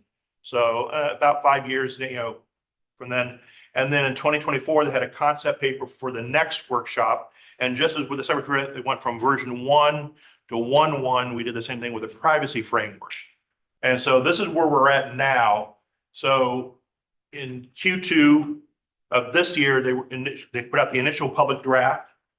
I actually brought hard copy. This is version 1 of the privacy framework. And this is what I do. I like paper, sorry. Give me a freaking book. I don't give me a, and I go down to like an office store and have them bind it. But this is 1.0, this is the 1.1 draft. I'm waiting for them to have the full version, and then I'll do the same thing. Sorry, that's just the way I am. Put out a request for comments. Sorry, they did not do a workshop. I kind of wish they did. And so we're the end of Q3, right around there. So I'm hoping, you know, this looks like October, November, December. So hopefully next month we'll see the full release. And I kind of expect it'll probably, whatever we will get won't be too different from what we had here, but we'll see. And again, what's good about, if you're familiar with the cybersecurity framework, the privacy framework has the same kind of structure. We got the core, which are the controls. We got the profile concept of, you know, your current and your future profiles, you know, with the idea of having, you know, community profiles, which we really haven't gotten those yet. And then of course, you know, our favorite part of the framework, which is of course, the, you know, the implementation tiers. So 1.0 came out in January with this clunky name, 5 functions, you know, categories, subcategories, informative references. From the get-go was not in the framework itself, but online, again, profiles and tiers. With 1.1, they've reduced the name to just, it's the privacy framework 1.0. It's now CSWP, that's computer security white paper. That's a new document series that NIST now has of these white papers. A lot of the cybersecurity framework documents are the same thing. The core, it's still 5 functions. They've increased the number of categories, really increased the number of subcategories, went from 100 to 139. Still the informative reference to online profiles and tiers and so forth. That's the link for it. I'll give you another page at the end with also the link to get to the privacy framework. And they created a logo for it, which I really like. You know, they had the govern at the center and everything else out around the outside. However, I do have a slight problem with the privacy framework logo. Anyone want to guess what my issue is? What was that? It looks like Chrome. I'm sorry. Oh, Chrome? Actually, no, that's not my issue. Doesn't have a response. No. My issue is this. You got identify over there in blue. Identify over here is in red. Why? You know, protect is blue, it's purple over there. I would prefer they've used the same colors. If it was a slightly different hue, that would have been fine, but the fact they use totally different colors for some of the same categories, I thought was, you know, I didn't like that, but anyway, that's me. But I did like the fact they did come up with a neat logo. I do like that it's a circular logo because both of them had the same concept that, you know, you might start at one point, but you're going to wrap around and continuously improve it. You know, that's something I like with some of the framework logos that I've seen out there, which goes with a circular design, because the idea is like, it's not the mistake too many people do in implementing these for a framework. They're like, okay, I'm going to start at step 1, 1, 2, 3, 4, 5, boom, I'm done. And it's like, no, it's 1, 2, 3, 4, 5, and you loop around, you start again in 1, and you keep on going, and you keep on going. You know, rinse, you know, was it rinse, lather, repeat, or whatever. So another thing they did, because they kind of expected that people would use the privacy framework with the cybersecurity framework with the functions, they added a P at the end to indicate privacy, to kind of like do a separation, because people, they kind of expect them to mix them together. And in fact, one thing they did in version 1 that they dropped in version 1.1 was they actually added in here the cybersecurity framework function, which to me was a little bit confusing, because it almost give me the, you know, give the feeling that, oh, if you want to truly implement the privacy framework, you kind of had to use the cybersecurity framework in it. And it's like, that's really not the right way to do it. Some of them pretty straightforward. You know, identify as you understand your risks. Govern, you know, you put your governance structure in place. You know, control is you want to manage, you know, what's going on. communicate, you want to be able to communicate what's going on, the data, and protect is you want to have data protection safeguards. This shows the functions as well as the categories. Most of it's pretty straightforward. Identify, saying like, identification, understand your risk, your business environment. What I think is also kind of interesting is they have in governance, control, communicate, and protect, they have specifically policies and procedures for each of those, set out as part of the categories. Because again, it's an important thing that you have these things defined and set down. And then, so going further, just to give you an idea of what it looks like for the subcategories, I grabbed the inventory one. So it's like, you want to, of course, inventory your systems, products, and services that process data, but also things like your owners that process the data and the type of individuals whose data you have, not just customers, but also employees, prospective employees, and so forth. The actions, the purposes, the data elements, all these things you want to understand that is affecting that data. Oops. So, again, as I said, just as with the cybersecurity grant, the informative references are kept in an online catalog. And then with things such as crosswalks of tools and technical guidance and so forth, and regulations. So the idea is like, if I got to worry about GDPR, what in the GDPR regulations matches up with the privacy framework such that I can be able to address things. So far, they don't have a whole lot, but the ones they have currently, they have GDPR there. They have this trust service criteria, which is from the SOC reports. Some other standards, such as this one from ISO 27701, which is privacy information management. I'm a little concerned because they're actually in the process right now, coming up with a new version, and they have crossover for the cybersecurity framework. So, and I hope that this will increase now that 1.1 comes out, that we'll get more of these. Profile, again, if you're familiar with how profiles work with the cybersecurity framework, it's the same with the privacy framework. You figure out where you're at now, figure out where you want to go, and from there you work out, the roadmap to get there. Implementation tiers, again, I set similar to the cybersecurity framework of 1 to 4. The one thing I always had to tell people, because they see, there's tier 1 through 4. We need to get to 4. And no, that's not the way it works. If you read the cybersecurity framework, it says that as well, is they want you to at least get to 2. If it makes sense for your business to go to 3 or to go to 4, do so, but there is a cost involved with that may be too much for your organization. And then, but these are the elements that you are evaluated to determine where you are at for those different tiers.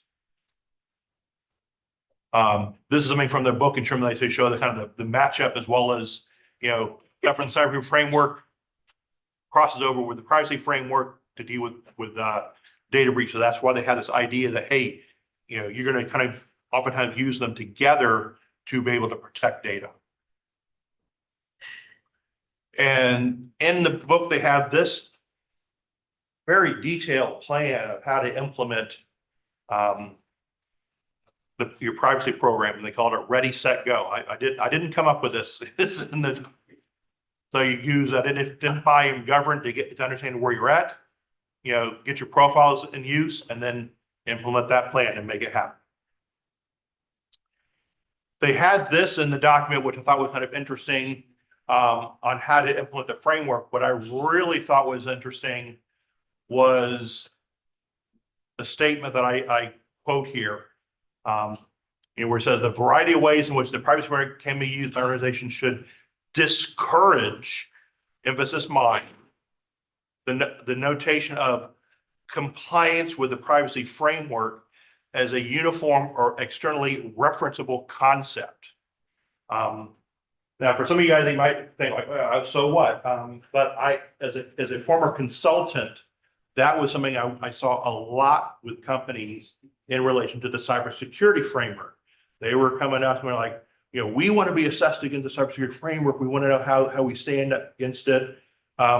the worst, or at least the one that really kind of annoyed me, were the companies that were currently coming to us and they wanted their score against the cybersecurity framework.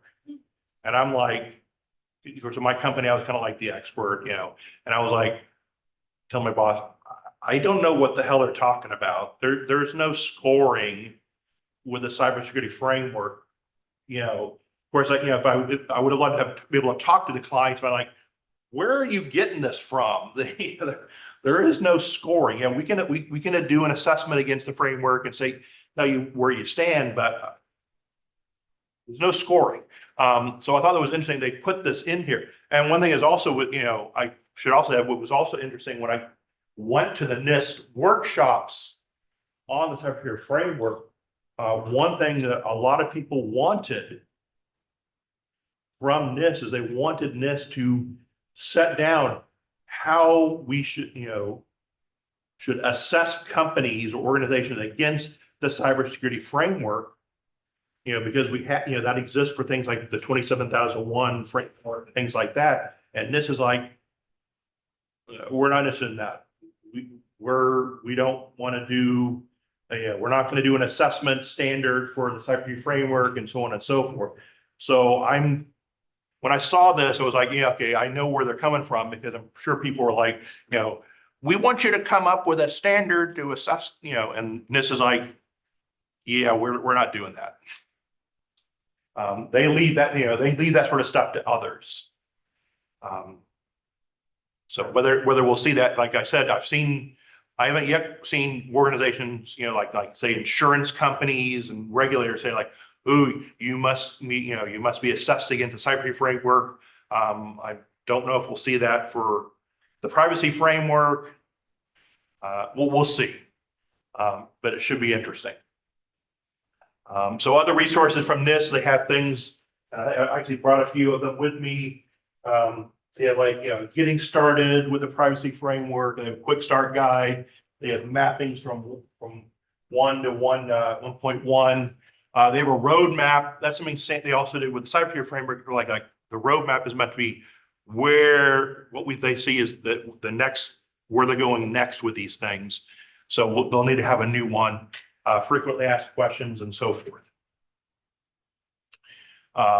These are the things that this is from their prior roadmap, which of course they had to have a new one. So they were talking about having like something with a privacy risk assessment, and other, dealing with emergency technology and so forth. So we'll see how this comes with when they update this for the next version. I'm kind of curious. And this I pulled from their blog from 2021 to 9 priorities. One was, of course, the privacy and having more resources, which I totally agree. That's one thing I've been kind of disappointed in, is that, with the cybersecurity framework, there's been like there's been a huge amount of buzz, a huge amount of work, coming not just from NIST, but from other organizations. And I'm not seeing that with the privacy framework. And I really wish there was, because in my view, there's not really much of an equivalence. If you look on the security side, there's pardon my French, there's a shitload of security frameworks out there. But if you look on the privacy side, I don't see a whole lot. I mean, the only one I found was this, which is ISO 29100, which is a privacy framework, but it doesn't really compare, because it didn't really talk about true controls. I mean, I got this and I was like, really? Yeah. So now here's my view. Again, I feel more people need to put it to use and make use of it. Don't expect a version 2 for quite a while. Just look at the cybersecurity framework. It went from like 4 or 5 years from the different versions. We're getting 1.1. It's it'll probably be 5 years before we see 2.0. I really want to see more community profiles. We have none at this point. Where's the freaking profile for, you're a doctor's office. Here's the profile for the privacy framework for a doctor's office. Here's the profile for a hospital. I want to see that, and not from NIST. I want to see that from, industry organizations. And we need more crosswalks. Yeah, like this thing here, there's no crosswalk for this. I want to see that. So anyway. Resources. This is where, you want to pull out your camera, if you will, to take shots. That's the website for NIST for the privacy framework. You can download everything. Again, you paid for this stuff. It's there for free, which is great. They have a privacy engineering program. That's the website for it. If you're not familiar with the cybersecurity framework, that's the website for it. There's a lot. This is I think there's a more recent website at NIST, and this is kind of like a central hub. If you go here, there's actually, it'll take you, there's links from here to the CSF, the privacy framework, the risk management framework. It's pretty good. I've been going there fairly often just to kind of keep an eye out what's new with NIST in that. So that's a good newer site they put together. I mentioned IAPP. This is the privacy. If privacy is your bag, you might want to consider joining them. This is this is the Association for Privacy Professionals. Even though they just say they're just IAPP. They're like ISACA, they're no longer an acronym. Because they've also gotten into AI governance and stuff like that. They call their chapters knowledge nets. I don't know why. I do know there's one in South Florida. I've gone to their meetings a few times. There's one in Central Florida. There's one in Jacksonville. It's kind of interesting going to these meetings. Thank you. Because I'm a techie person. And when I go to the meetings with these privacy people, they're all like legal types. And I mean, it's almost worse. It's almost worse than going to an ISACA meeting where it's all, auditors and, stuff like that. So, they offer certifications, training, resources. That's one of the resources. They put out this book every couple of years. It's like my go-to for like privacy law and stuff like that. They have certs. Well, their main one is the CIPP. And because of all the freaking different regulations around the world, as you can see, they got 5 different versions of it. These are on my radar. I want to get the management one and the one for US. I thank God I don't have to worry about GDPR. So. The fact that there's one for China a joke, or is it? That's a good question. Does privacy even exist in Chinese law? Is that a thing? They have privacy laws. What I think, notice they have one for Asia, but a separate one for China. Go figure. Anyway, ISACA came out with this, which I do have it. That always bothered me because I'm like, ISACA, you're IT audit people, you're not privacy people. Leave that to IAPP. But anyway. So any questions? Or have I just totally bored you? Yes. Do you think part of the explanation for why this is sort of like a back burner item for NIST, or at least why they have fewer resources dedicated to, as most domestic companies don't have to follow GDPR? So there isn't really like a hard and fast, like. Yeah. We don't have a US version of GDPR. It's all state level. And that's when I've been hearing some of these meetings, which kind of annoys me because it's sort of like, clearly these people didn't go to a civics class. Because they're like, what do each state does? Oh, that's how our country is done. It's not everything has to be done at the freaking federal level. So, but it's a matter of, are people being forced to do these? I mean, even the thing is like, okay, if I don't do business in California, why do I care about that?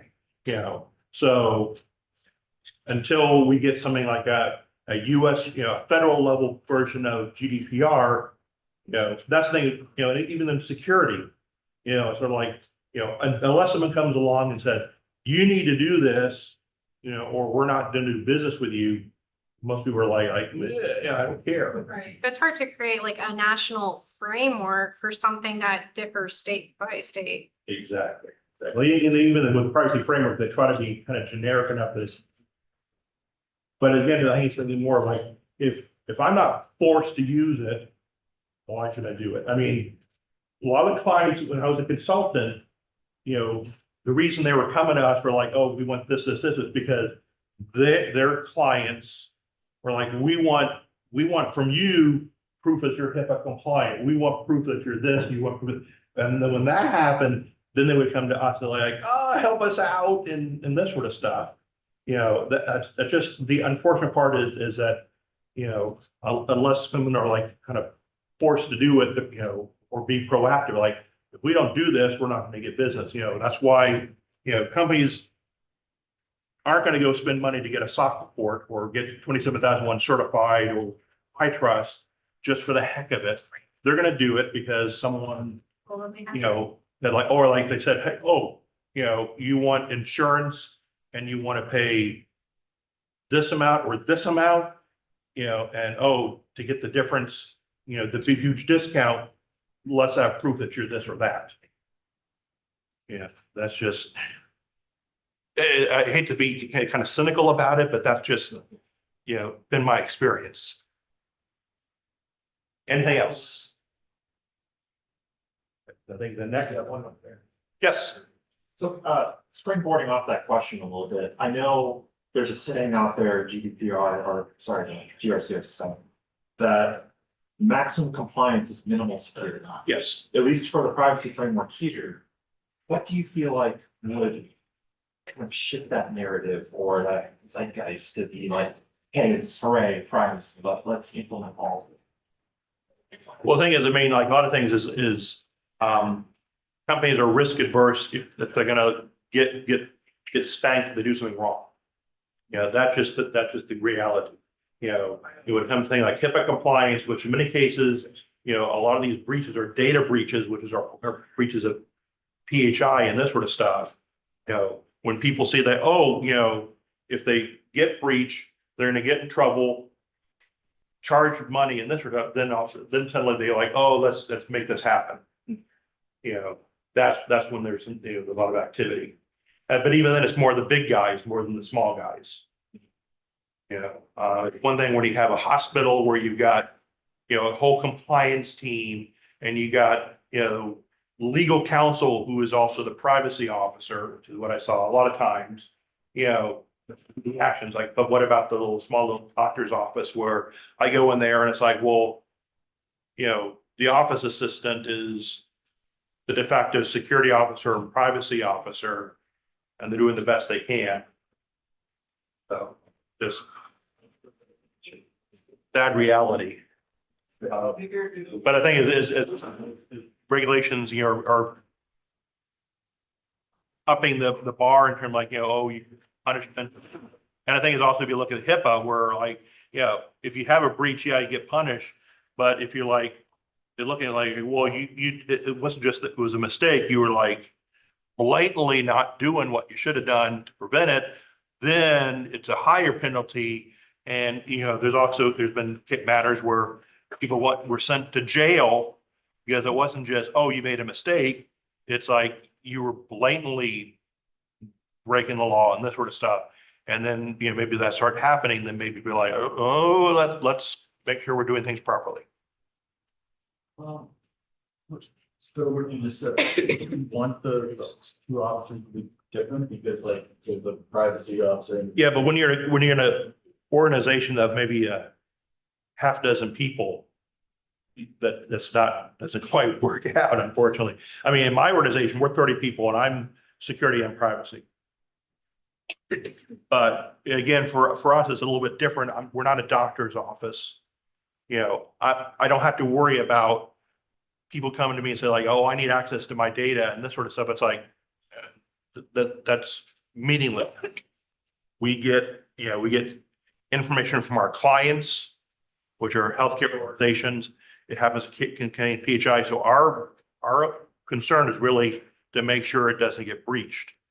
I'm not worried about getting access to someone. I'm not worried about, archiving the data or, you come to me and say like, oh, I want to check my data and make sure it's not my concern, not having I have to worry about.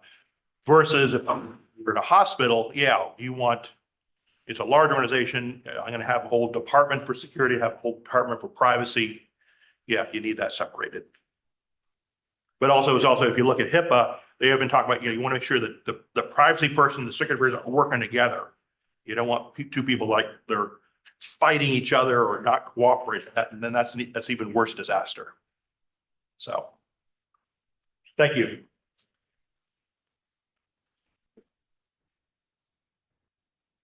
If you anyone curious, want to see some of the documents I brought with me, feel free to come on up.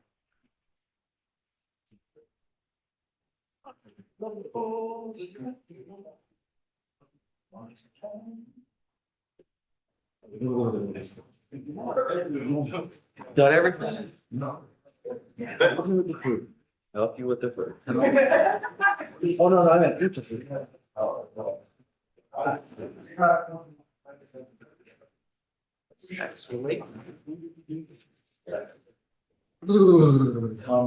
In my, yeah. You said you SIP certification, certified information. Yeah, CIPD. CIPD, that's why. Or SIP, I don't have to even. CIPD related, so. For someone who wants to, they're like, doing international data and information assurance and privacy ultimately. Yeah, I know you mentioned different regions of it. Yeah. I don't want it to see it as a, certainly have a strong. Right now, I was there, and right now there's like, because I have friends there, and I unfortunately just kind of came to quite a bit. Would you be getting the CIPP for something like this? Yeah. What about, do you think it would be worth it for the states, or do you think it'd be? There's nothing at the state level. Okay. Well, sorry, I meant in the US and as a whole. I would, I mean, that's my focus is because, we've got state level stuff. Yeah. So I'm gonna get the US one. Thankfully, I don't have to worry about GDPR. Hear about Europe. Yeah. Don't have to worry about, I just have to worry about, the US. That's all I'm gonna get is the CIS, the management one. And maybe the technician one. Gotcha. Okay. The information privacy technician. Yeah. And again, you go to AIPP's website, they have it on the certs and this sort of stuff. I think you can download the outlines for what they cover. And they, of course, they offer training, they have their books. I joined as a member a few years ago, taking advantage of a deal they had where if as an ISA member, I could be a member of IAPP for free for a year and decided to stay because, it gives me access to books at a slight discount. I see. So being a part of the IAPP in a way kind of helps you with getting the. Yeah, and as well as the fact that if you get the certifications, your membership is your maintenance fee. Really? Yeah. It's a little different, from others like ISACA. You can get the certifications and not be an ISACA member. Interesting, but it's kind of like as soon as you pass one, you're in with the I don't know if it's, I think it's more of like, not sure how that works, but I know with the maintenance fee, your membership fee is the maintenance fee. I think you can enjoy, the thing is, if you look at it, if you're a member of IAPP, it's a discounted rate to get the training and maybe the test if you're a member versus not a member. Haven't looked at that pricing. But I say one thing is different, like with the ISACA is different. You can get the certification without being an ISACA member. It's higher pricing. Yeah. And if you could if you're a member, you still have to pay the maintenance fee on top of your membership fee, which kind of sucks. It's all in one for IAPP. Yeah. Okay. But by being an ISACA member, you have access to all the ISACA resources. Hey, folks, we need to close this room, please. Gives you access to resources to do for CPEs. Yeah. That you wouldn't if you weren't a member. I see. So there's, it's kind of, because I've always been in my second from the get go, where that's my friends who weren't, but then they got.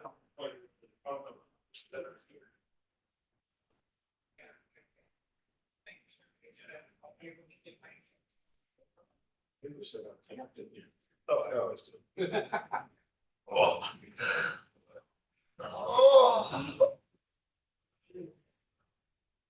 Yeah, I'm wondering if it's something on the web that.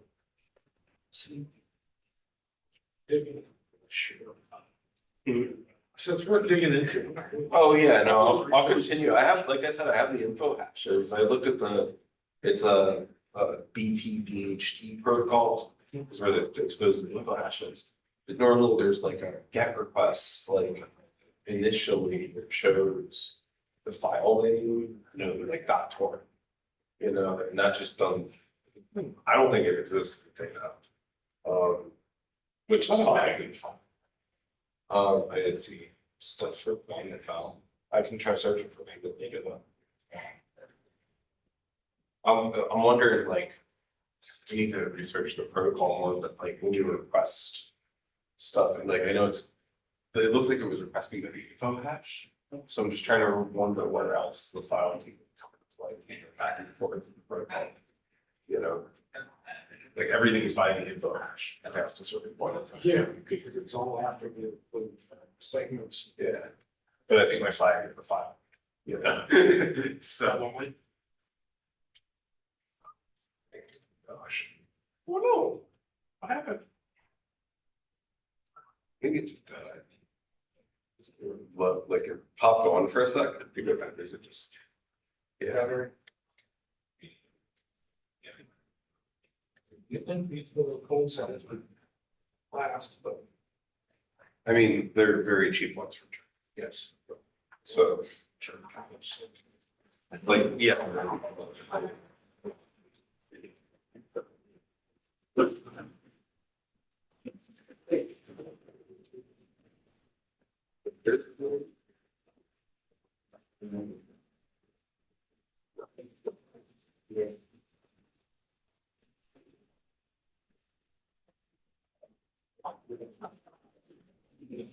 No,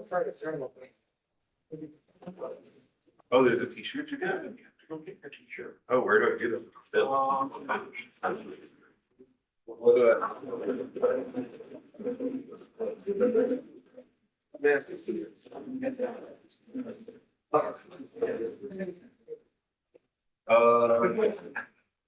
no, you weren't here. I wasn't here for that. I came in with, oh, here's your step, shit. Like, they didn't tell me anything. I should get that going. So where is it? Up here? So other hall, just this side of the main atrium. Okay. You know where the case is that has the SGI workstation. No, I'm gonna get lost, but I'll ask the people. Over there. I have a story, guys, I'm getting lost, I'll find a way.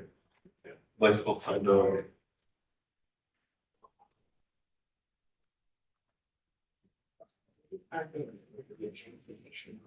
Something you should do. I got pandas. Take care. I want to eat your, I don't want to eat your.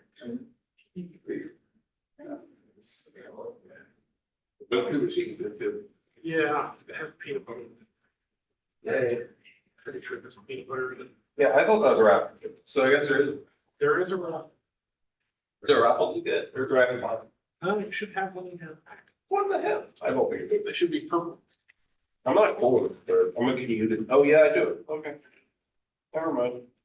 Did I have to put it somewhere? I don't think so. Oh, no. We did, I just. Shit. You have 5 minutes. Yeah. Yeah, look, it's 1 Uh, with 2. Yeah, we're fucked. oh, Get it out. Let's do it. yeah, I think we have time. probably. You're right back. When your toys was. Meet you at the junk food machine when you walk by the t-shirt place.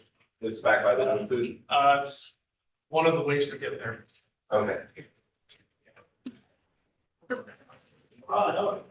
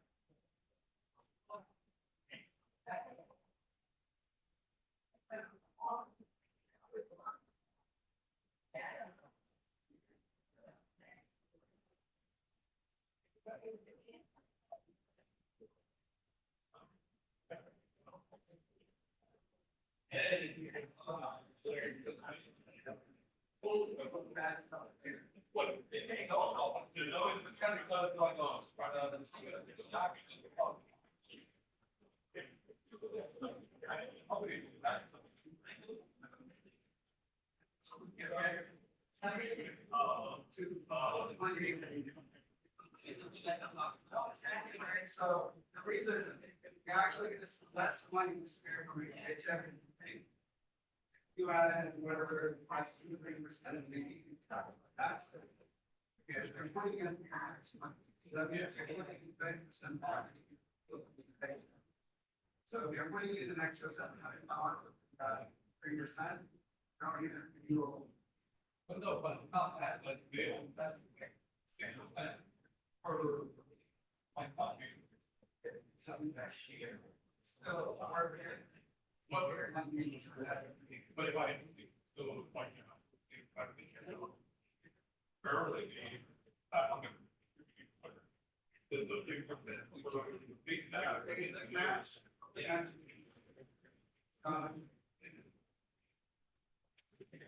It's not really.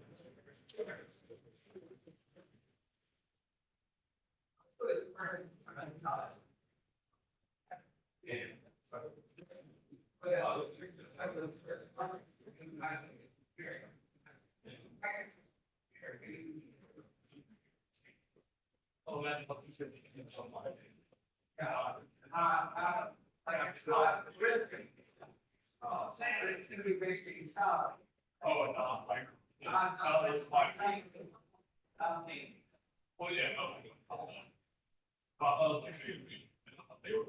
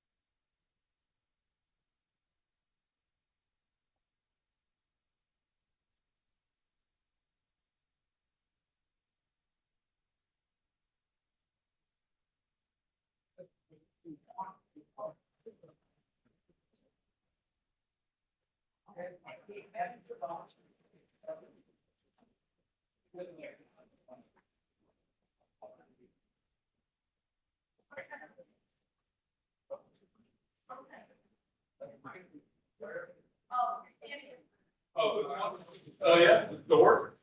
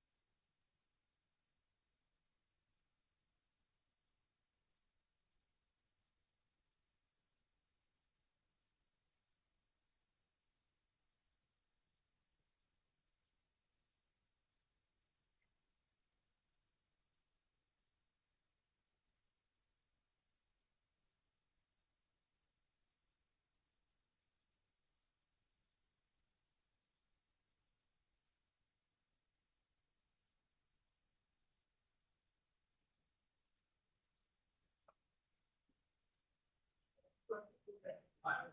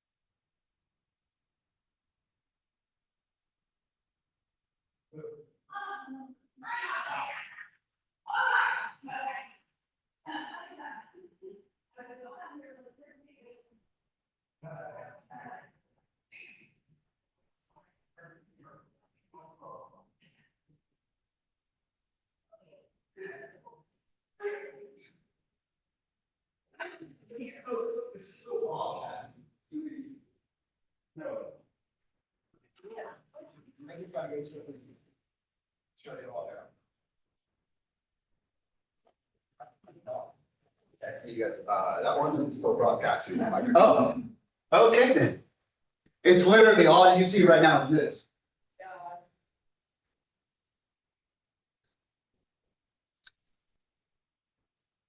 In a few minutes, someone will see me wave. It's gonna what? I said, in a few minutes, someone will see